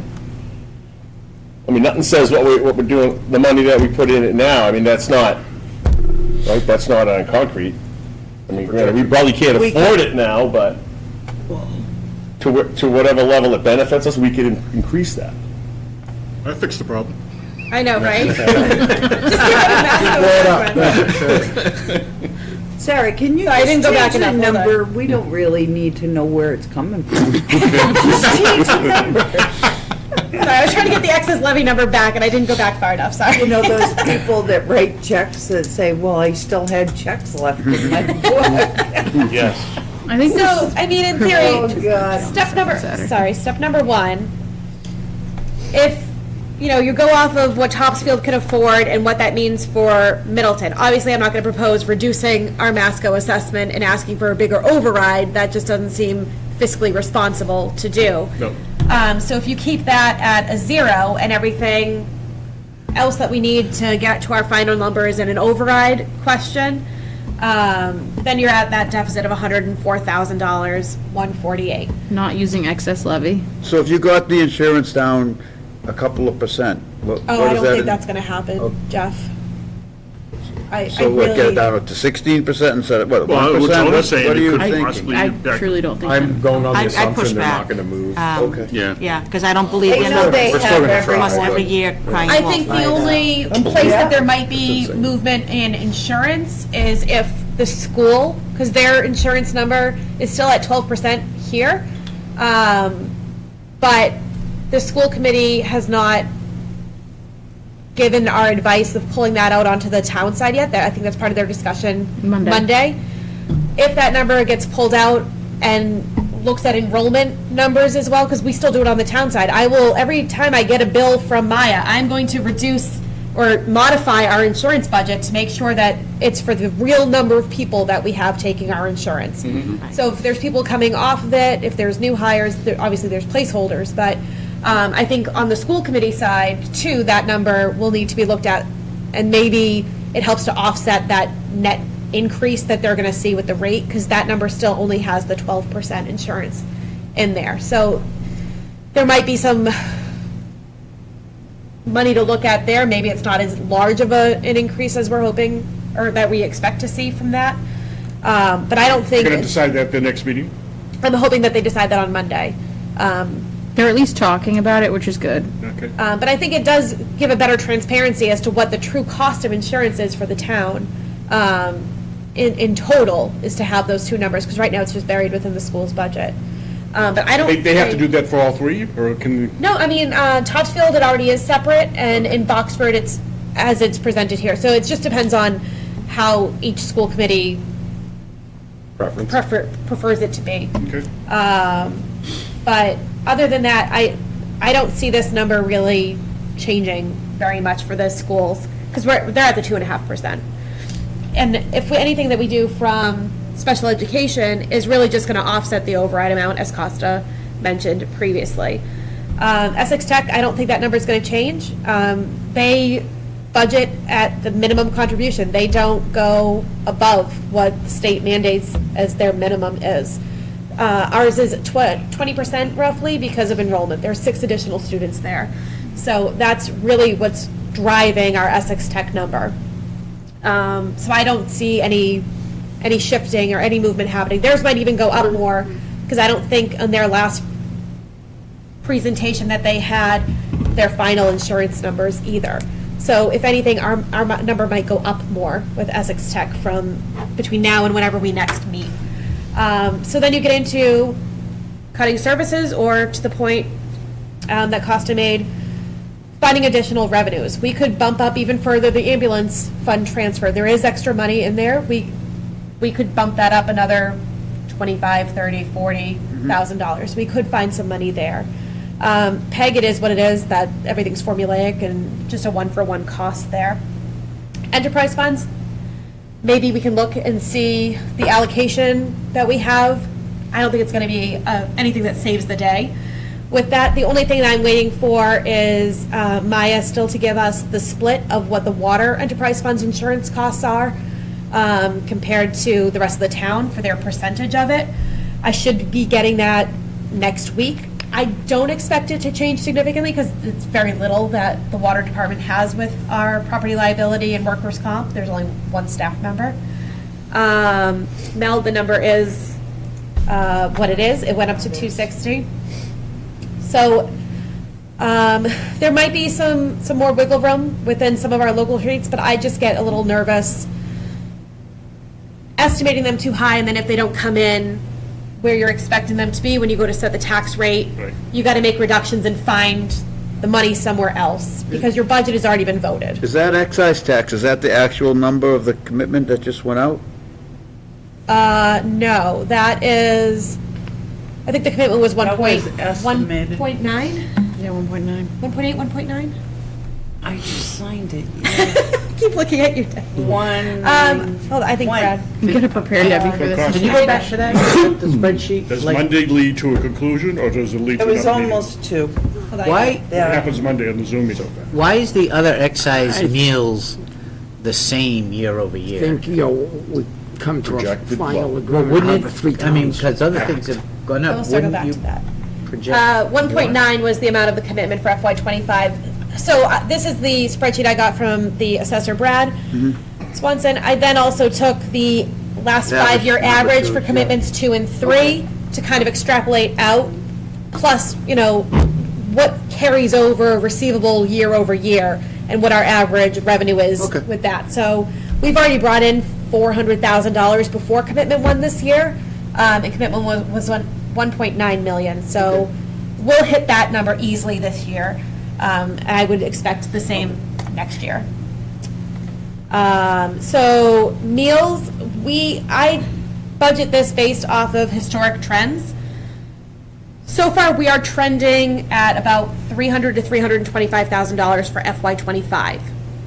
So quarter 3 is always our lowest quarter. I'll reevaluate this after we get that at the end of March.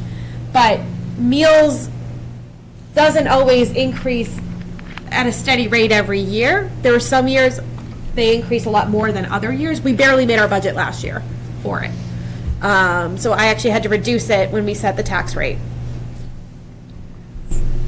So I guess in a broad sense, with the approach that was provided, even showing a small deficit, it puts us within striking distance, I think is the takeaway. There's still a couple things that need to be sorted out, but we're pretty close to there. palatable. Between tweaking, income here and there, and gotta be able to find something else to cut a little here, a little there, to get us to a I'm sure we could Yeah, I mean, if it comes down to- scrap some to- stuff together. A couple $1,000s, I'm sure we could find it within some. But, if we go with the approach of budgeting in the omnibus, our assessment, if the Masco budget went up 2.5%, then we would have to cut the appropriation from last year by 212,000. Right, which is why I'm proposing just to, Zero. so I think at break even for Middleton, it would put Topsfield at a 3.3% increase. But, we can't have it in the omnibus budget flat, What do you mean? Why could we not?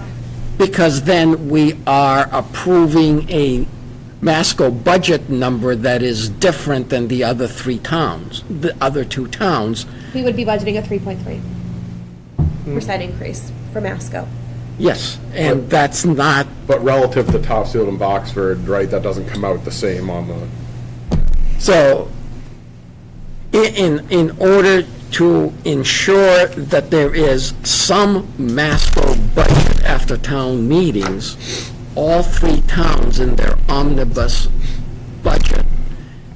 So to your point, Costa, if it was a 2%, because that's what Topsfield says that they can afford, Okay, our budget would decrease $111,000, making our override ask $818,000 for Masco. If we were to fully fund what Masco is providing for a budget. But if we were to do it at the 3.3 roughly, that's a small increase for us, and our override question is $678,000. That is a huge difference between what you would ask. So and this is my argument I've been having in our meetings with the other town administrators too, is I can't in good I don't think it's as fiscally responsible to go to a ballot question that's $100,000 higher than it really needs to be. And that's where we as a group of town administrators and finance people are struggling to be on the same page with. Okay. Well, but a 2% increase drops our assessment to $279,500. This only has it at 111. Yeah, as I said 111. I know. I'm using John's spreadsheet to calculate that, and that's the number that the spreadsheet gets. So then it might be worth that, like, you guys compare, contrast offline, but I think regardless of what the number this is is. Topsfield's spreadsheet, Yeah, too. I know, This isn't my spreadsheet. Yeah, but I think, but Sarah's point, regardless of the numbers, is like, we are working, Justin's been in, the most meetings, Sarah and I have been in a lot of these conversations.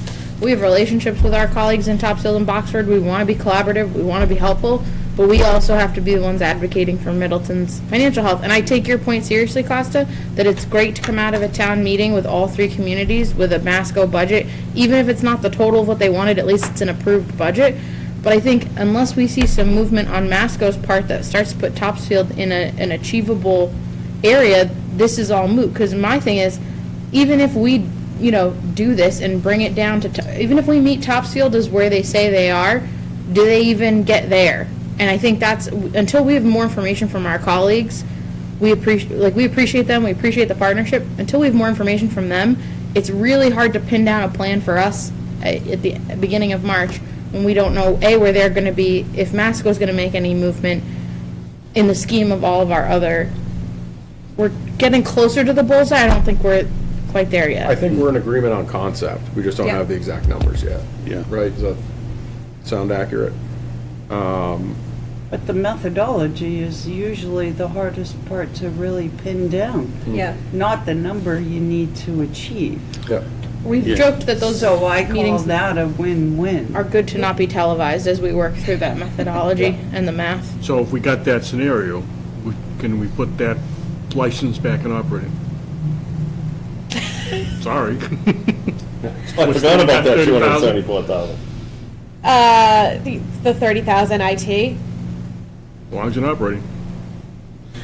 Or buy a multi-year license. Or buy them out to You your know, I may license. argue with you that the $75,000 that we have for a new police cruiser every year, really, yes, we do it every year, but it could also be just capital every year. IT can't buy you a multi-year license, by the way. Well, we can fund a multi-year license and buy it 1 year at a time. Technically, you could do a warrant We article technically for could do that, yes. a 3-year license, 5-year license. Okay. I'd be happy with it. I mean, I'm also happy to pull out the $75,000 we have for police Okay, cruisers every yeah. year, so Yeah. that would make this a lot easier to close that little bit of a gap too, make that a capital. That's the hard part here is like, those are nice things to do in good years, and then you get to a hard year, and, that's the hard years are where you test which rules do you really care about and which rules you only sometimes care about when it comes to your financial policies. Prioritizing. Mm-hmm. All right, should we shift the discussion over to the outstanding supplemental requests? We're pretty much where we're gonna be on this, right? I don't think anything else is gonna change, okay. Do you have an update for that? The update is what we voted last time and what is still pending. Do you have the supplemental sheet from February? Here, I'll pull it up. Oh wait, it's got a. Trying to close just the regular budget. Okay, this was what was left. To balance. Okay, so, we left off in a decent place. I wanna say we were about 90% there Right, that's completely separate. on this, when you last met. in early February, so, but you all came just short of actually approving what you want this thing to look like. And we're So, just trying to struggle with. would you like to go through line by line and kind of discuss them? Are there any that stick out as problematic, or? I just want to say one thing on the one that's not, yes, the deputy chief one. I think at a point in time when we can afford a deputy chief in the operating budget, just like we have the facilities person that we're going to hire, that would be the time. I don't think it's appropriate for an override. I thought we agreed on that last. We know we're split. So We're split. it was a 7 to 5. Um, Keep it for now. I don't think that, we need boots on the ground, police and fire, actual police officers and firemen, number one, the top two, and that's very easy to advocate to the public, but I don't think that the deputy chief is appropriate. It's appropriate to have one, but not as an override. When the time comes, that, in my opinion, that we can afford that in our operating budget, just like the facilities person we're hiring this year, I think that's the time.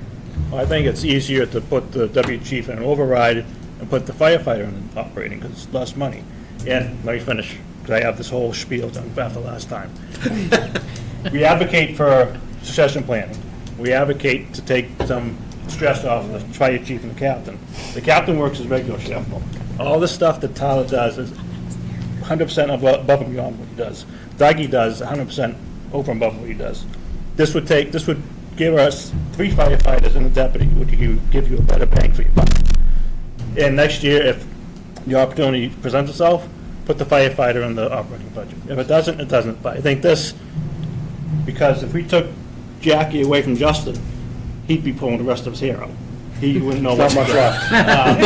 But I know, I speak from experience. He's great. Dougie doing what he does, and now, 3 years later, it's a wonder he hasn't gone out with a stroke or a heart attack. Frankie Twist died on us because of this. So like last meeting, Brian put it forward, do 3 firefighters and the deputy chief. And it was split, 7 to 5. So I would make that proposal, do the deputy chief and 3 firefighters. So I personally don't think you're gonna get 4 people between now and next year. Next year, at this time, we're gonna have the same conversation we're having right now. If you get the whole override, as you said, you're gonna have to, because in order to get the deputy chief, you're taking them out of one of your existing firefighters. But that other 4th firefighter that you have to hire, if you promote from within, is already in the budget. If you're gonna promote from within? I mean, you're probably gonna. Okay, and that brings me to my other point. It's then- not gonna be hard for people to figure out who that person is. It's not everybody that's on the department that would be promote from within. So to put a person's name to that, maybe I'm being small townish here, but I think that, and it's gonna be a supervisory position, that's why I think it should be carved out like we did facilities, like we did. Not to mention, it takes the weight off of the override. Can I just say, as the HR Well, if you do director, three- it's if you do always an 3 if, firefighters it's and never a deputy, it's gonna person. be For the record, less money. can I just say that every hiring goes out, some hirings are within department, but even when we posted the chief's position, it was open to any member of the department, call or full. I want to be abundantly clear for the Yeah, record. and then As it HR, comes down to qualifications and time in and. So, I mean, and obviously, it's probably gonna be from within. So you still, that firefighter you're gonna hire is already in the budget, besides these 3. I don't disagree with anything you're saying, Tom, on it. I'm looking purely at what's gonna be presented to the town, and for the balance of what we're really looking for, I think But that's if a you take tipping that, point. if you do 3 firefighters in the deputy position, you're still below that $1 million. But I think it's an easier, we need this thing to pass. And I think to the voters, it's a lot easier to explain and pass that we need 4 firefighters and 3 police officers than if we try and explain to the voters that we need 3 firefighters and a deputy chief. I think you could have a harder time passing the override the way that So I looks disagree. than if it was I just think straightforward. People would understand that you need that position, just like we had a Jackie, or UW has a second person in charge, or the police department has a second But person. none of those were on overrides. That I know of. I'm not sure if the police did or not, but it might not even pass. It might be a moot point. But the longer we go, the farther we're gonna get behind. But I think we got to do everything we can to make this pass, in the easiest path for it to pass. To just, I mean, I'm listening back and forth, but just the one thing, do we think we could hire four full-time firefighters in 1 year? I doubt it. I doubt it. I mean, because then you go Wait, back to the... you definitely think we can't? Chief does. It's just the number of people, by the time you hire, you probably hire. Goes against the I request. think we- Training, I mean. I think we'd probably do 2, and then we'd do 2 a little later in the year. I think we would conceivably post all, if you were to put it forward and it would be approved, from an HR perspective, we would probably post 2 right after a ballot question was passed, and then another 2, 3 to 4 months later because of staggering training. I mean, the issue here, there's two sides to it. So one element is that we don't have enough funded positions in town. The other issue is that industry-wide, there aren't enough firefighters. We're drawing from a very limited pool. And there's nothing we can really do about that one, but we can fix the fact that we're not funding for enough. You know, if it's, harder to hire firefighters, and you're not gonna be able to hire 4 in a year, then Why not do 2 and a deputy? Yes, No. that while or something. because creating you promote from within to for a deputy, you are reducing your firefighter Boots on the count. ground, person. I think it's also unfair, though, to have conjecture on who we would or wouldn't hire. We have lost people from the call department to other full-time positions. Like, it's going to be stark to find people, but I don't think it's fair to judge the merit of their request based on the ability to recruit and hire. I think certainly, like, you don't want to create a position that's completely unhirable, but I think there's 2 conversations that you're having, and one is very much like a problem for myself and the chief when we're advertising the positions later. The other is a question of what the need is. And I just think it's important, from an HR perspective, it's important to me that you have those 2 conversations separately, because yes, one affects the other, but they're 2 different questions. So when we say the need, though, I mean, throwing that need out there, right? The chief said he needs 4 firefighters and a deputy chief. So are you saying we take that's the need and then we decide what I mean, because the whole point, if we're debating like how much the override should be, like, are you then saying it's a debate about whether it's 4 full-time firefighters, no deputy chief, or if that was the case, right, if people are arguing, let's get 4 firefighters and no deputy chief, you could say 3 firefighters and a deputy chief.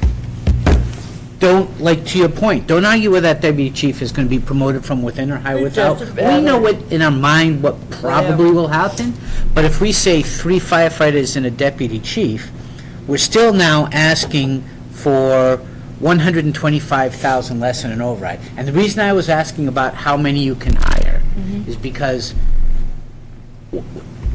if you can't hire 4 firefighters because of what you said, there aren't enough firefighters to do it, right? The call people go into other departments, right? They're not there. Then ask for 3, and then we're pretty comfortable that we could get 3 boots on the ground. And we get a deputy chief, and we're still now whatever a quarter of 459 is, 115. We're now 115 less. That goes down to 750 as an override, right? Because why try to get 4 firefighters if the consensus is, or I mean, at least from you're saying, But they can't think about hire. it, right? If we do promote someone to deputy fire chief, we're going to be down a firefighter. So a deputy chief and 3 firefighters, we're hiring 4 firefighters to fill out the ranks and promoting someone from within. So it's the same You calculus. don't get an automatic replacement. So whose priority rating is, The fire chiefs. okay, so the fire chief is telling us that the firefighters are a higher priority of his Then the deputy. than the deputy. Mainly part of that too is that ClearGov doesn't let you have 2 number 1 priorities. Yeah, we forced him to rank. Well, that's, I mean, by definition, your priority is your priority, so you're going to pick whichever you prefer. Yeah, but, and I agree with Jackie that the decision shouldn't be made on if we can or cannot. That's their job, Right. to find the people and hire them, and I don't think that we need to give the authorization to go try and find 4 firefighters, whether they find them or not, that's up to them. So then my concern question is, is- do you think, I just want one question. So then, are you convinced, and it's just asking you, if you take a quarter of the 4 full-time, or the the deputy chief is a 125, so you pretty convinced that if we go for an override for 730 instead of 864, that will make a difference? No, I'm saying if we have an override book, regardless of the number, that says 4 boots on the ground for the firefighters, 2 boots on the ground for the police, that has regardless of the number, that has a better chance of passing than an override in the book, 3 police, 3 firemen, and 1, just having it listed, in people's mind, that's an administrative position. And people in Middleton know that we need boots on the ground, and that's the override ask. It's the perception, it's not the I dollar think people in amount. Middleton know how the fire department So your assertion is... operates, and they know that that deputy chief will be boots on the ground, because he or she will not be sitting in the office. Are you saying that, so what it sounds like you're saying is that if we went in for 5 full-time firefighters and no deputy chief, that would be an easier sell than 4 firefighters? Yes, that's exactly what I'm saying. And yes. historically, we haven't put these positions out to an override. They've been carved out of operating budgets. In the recent past. I say, years ago, it used to be a warrant article when we had to add a Every firefighter single to the budget was police. $10 million in those days, too, but. Yeah, it was But what small. about, oh, yeah. So then we just go with 5 firefighters, and then eventually someone will get promoted. Well, you could go with 4, and 1 could be promoted to deputy chief when the money's available. What was last year's override that failed, or whatever? 7? What were we asking for? 0.7. What was the ask? No, I'm asking. No, I don't know. That's For what the I'm fire asking. part of it. You want to know how it was presented in the warrant book? Yeah, for Fire last year. department staffing, I believe.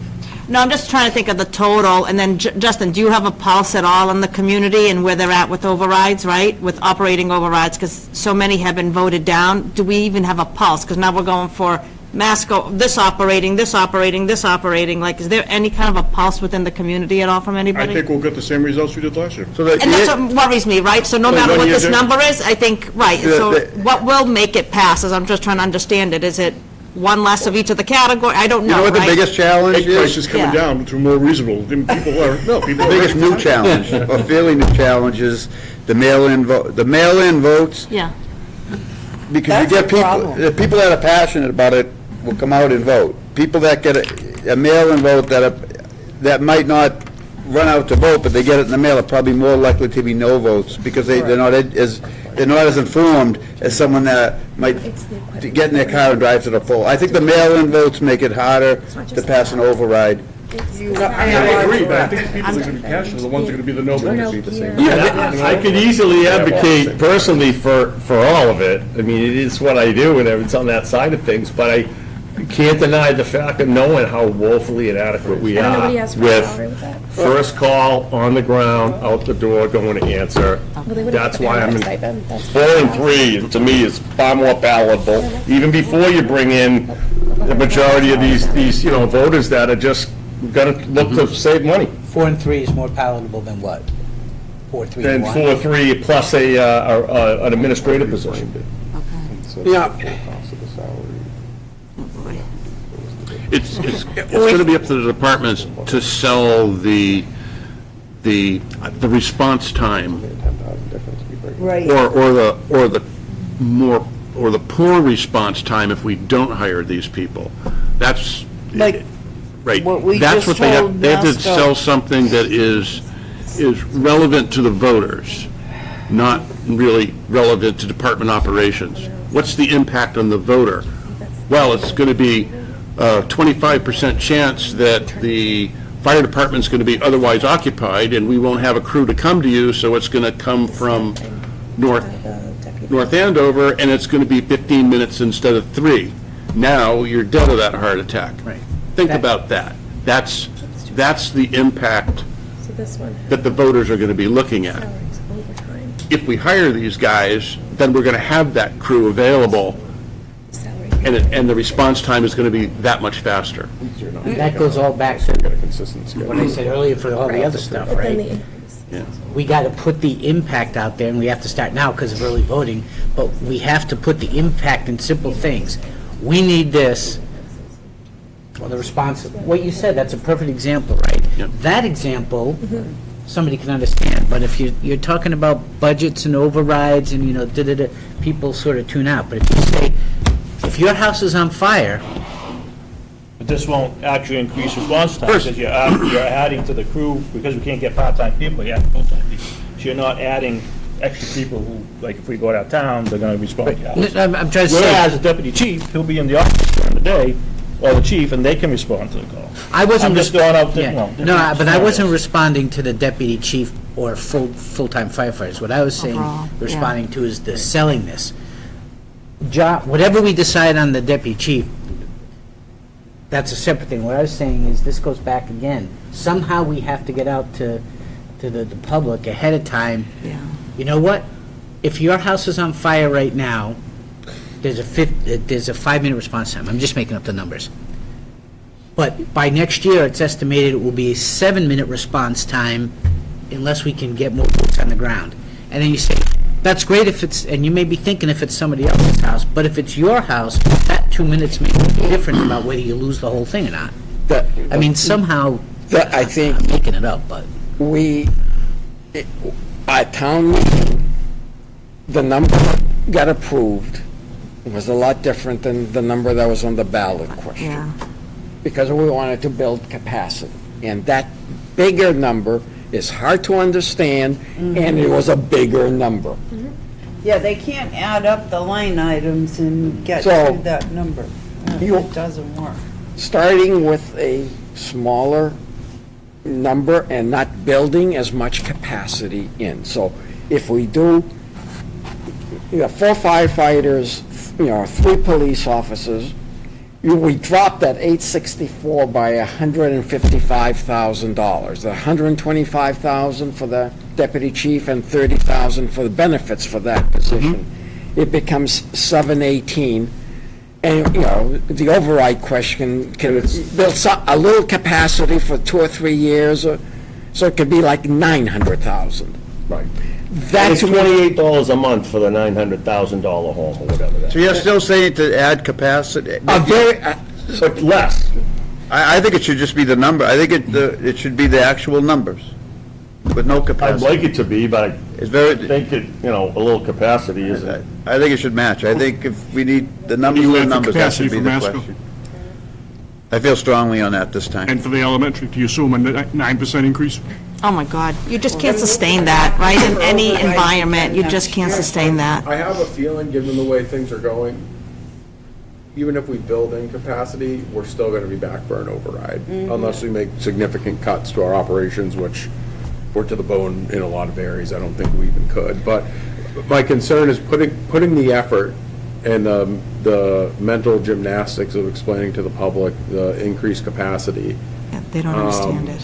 It's such a challenge. Yeah. Knowing that it might not even spare us from an override. You probably lose more next than you year. get. Yeah. I'm worried about Keep it that. clean. Yeah. I think it's far easier to explain the 3-4-1 than it ever is going to be to explain capacity. And something Sarah pointed out at the February meeting is that DOR commented to her that they'd never seen anyone trying to build capacity the way that Middleton had been trying. And I think that is our downfall. And Tony asked a question earlier that we never answered, which is what had we heard from people. And last year, the feedback that I heard, I think Justin heard some of it too, is that there was a lot on the override because we had public safety, library, we had elementary schools. We were out there. We were out there as early as we could be. This year, we're trying to be out there earlier. We are trying to publish the warrant and send it to households so that it goes out a week before or the same week as the early voting ballots. We're trying to do that education. The capacity issue is far more complicated than anything else because people can understand when you're looking at different positions what the merit of a position is. They can hear that answer and you can give it, you can have an elevator pitch. The building capacity is such a nuanced financial concept. I really struggled. I was at the COA a lot. I was at different community meetings. Justin was at far more even than I was, and it was a difficult you basically have to go back and like do a full Prop 2.5 primer for people to like get to the capacity building piece.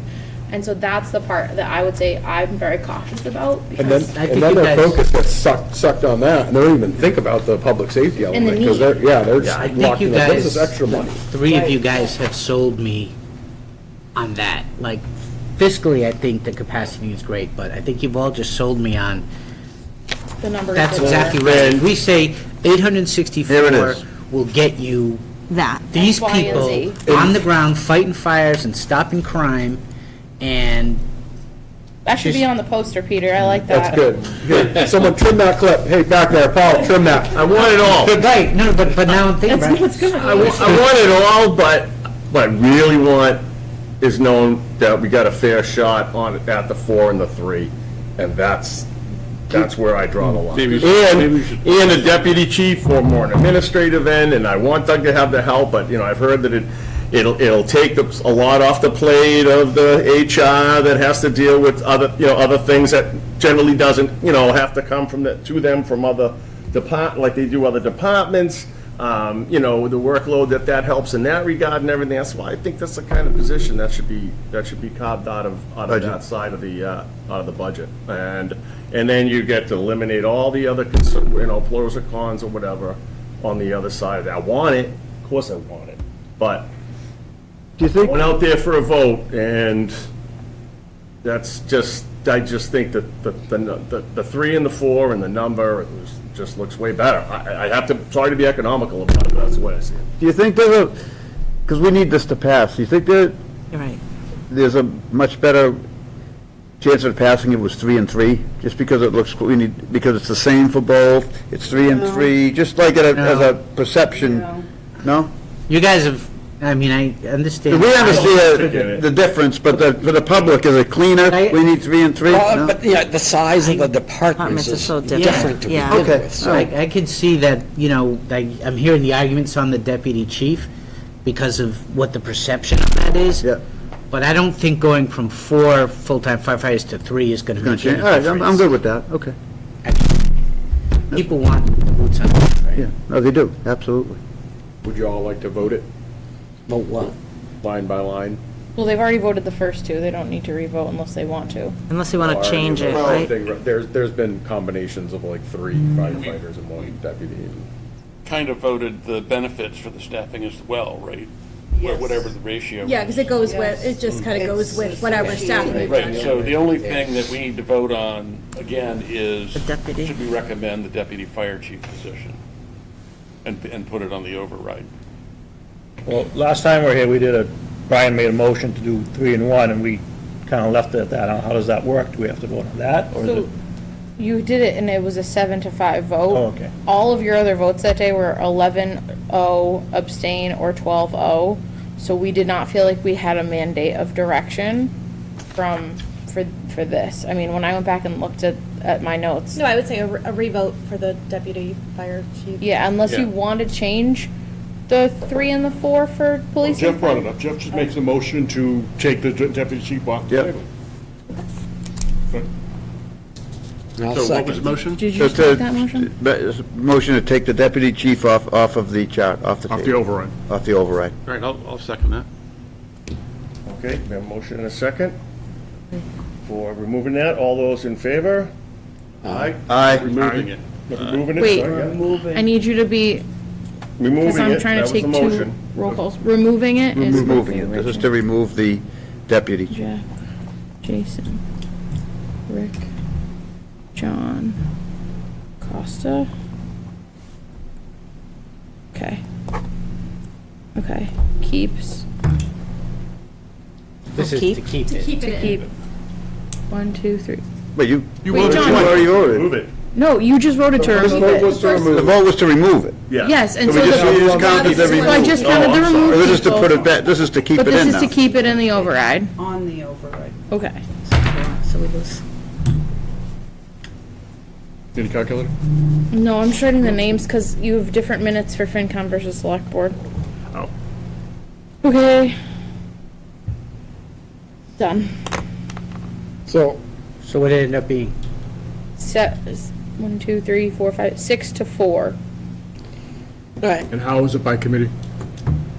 3 select board to 1, and 1, 2, 3 FinCom to 3 FinCom. So FinCom is split, select board was 3 to 1. Michelle's the deciding vote. Yeah, I mean, so you're missing 2 people, so it's only 6-4 right now. I don't know if you feel like that's more definitive than 7-5, or if you want to wait and do it all again together. And it stands even less of a chance of passing if the 2 boards are split. Unanimous. Right? So the only way that could work Yes. is to have a separate override for the deputy chief. Oh, I wouldn't want another Then override. we would be unanimous we would be unanimous All I'm on the asking is first if you two. wanted to re-vote when you had 100% participation. The vote would be 7-5. It wouldn't, I don't see it changing from there. Did anybody change votes? I just asked Costa, I wasn't trying to change your mind, I just asked a question. I don't remember who voted I what. don't remember how I voted last time. I think it's at where it's at. Yep. So that's our direction. I just want a number that's going to pass. So I don't know I what don't that know. magic number I don't know is. if it's gonna matter or not. You don't think so? I don't know. Love the optimism. Oh, how'd it go up? Whoa. Yikes. Whoa.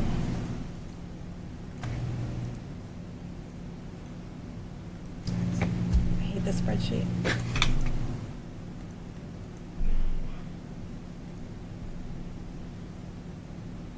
Because that's not 864.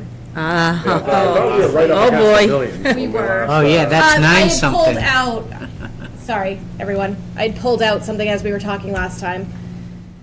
Oh, my God. All right, there we go. So that could make a difference. There we Consider that go. $1 million. There There you go. Yep. That's like 199 or 201.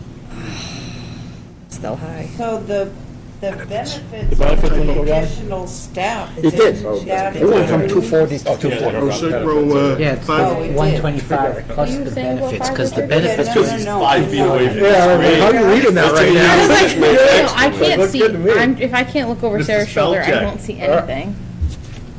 So after removing a position, we're still at a higher override than we were 5 minutes ago? How did that Yeah. happen? No, it's just, there was I'm a joking. formula error. I was joking, I was joking. Considerably less than I was we were trying a to year add some I humor there. appreciate it. Well, no, because a year ago was combined with a whole bunch of other departments. That's not significantly less when you start taking into effect Masco and the elementaries. Now we're still higher than we were last year. And that's what worries the me. override projected to be higher or lower than that number? Right now, it's at 1.4 million? So it's projected to be higher, this will be the lowest override ask No, of. Masco would be. Masco will be. Masco Oh, will it'll be be the lower. lowest. Okay. Why can't we put benefits in, like, It goes into a separate account number.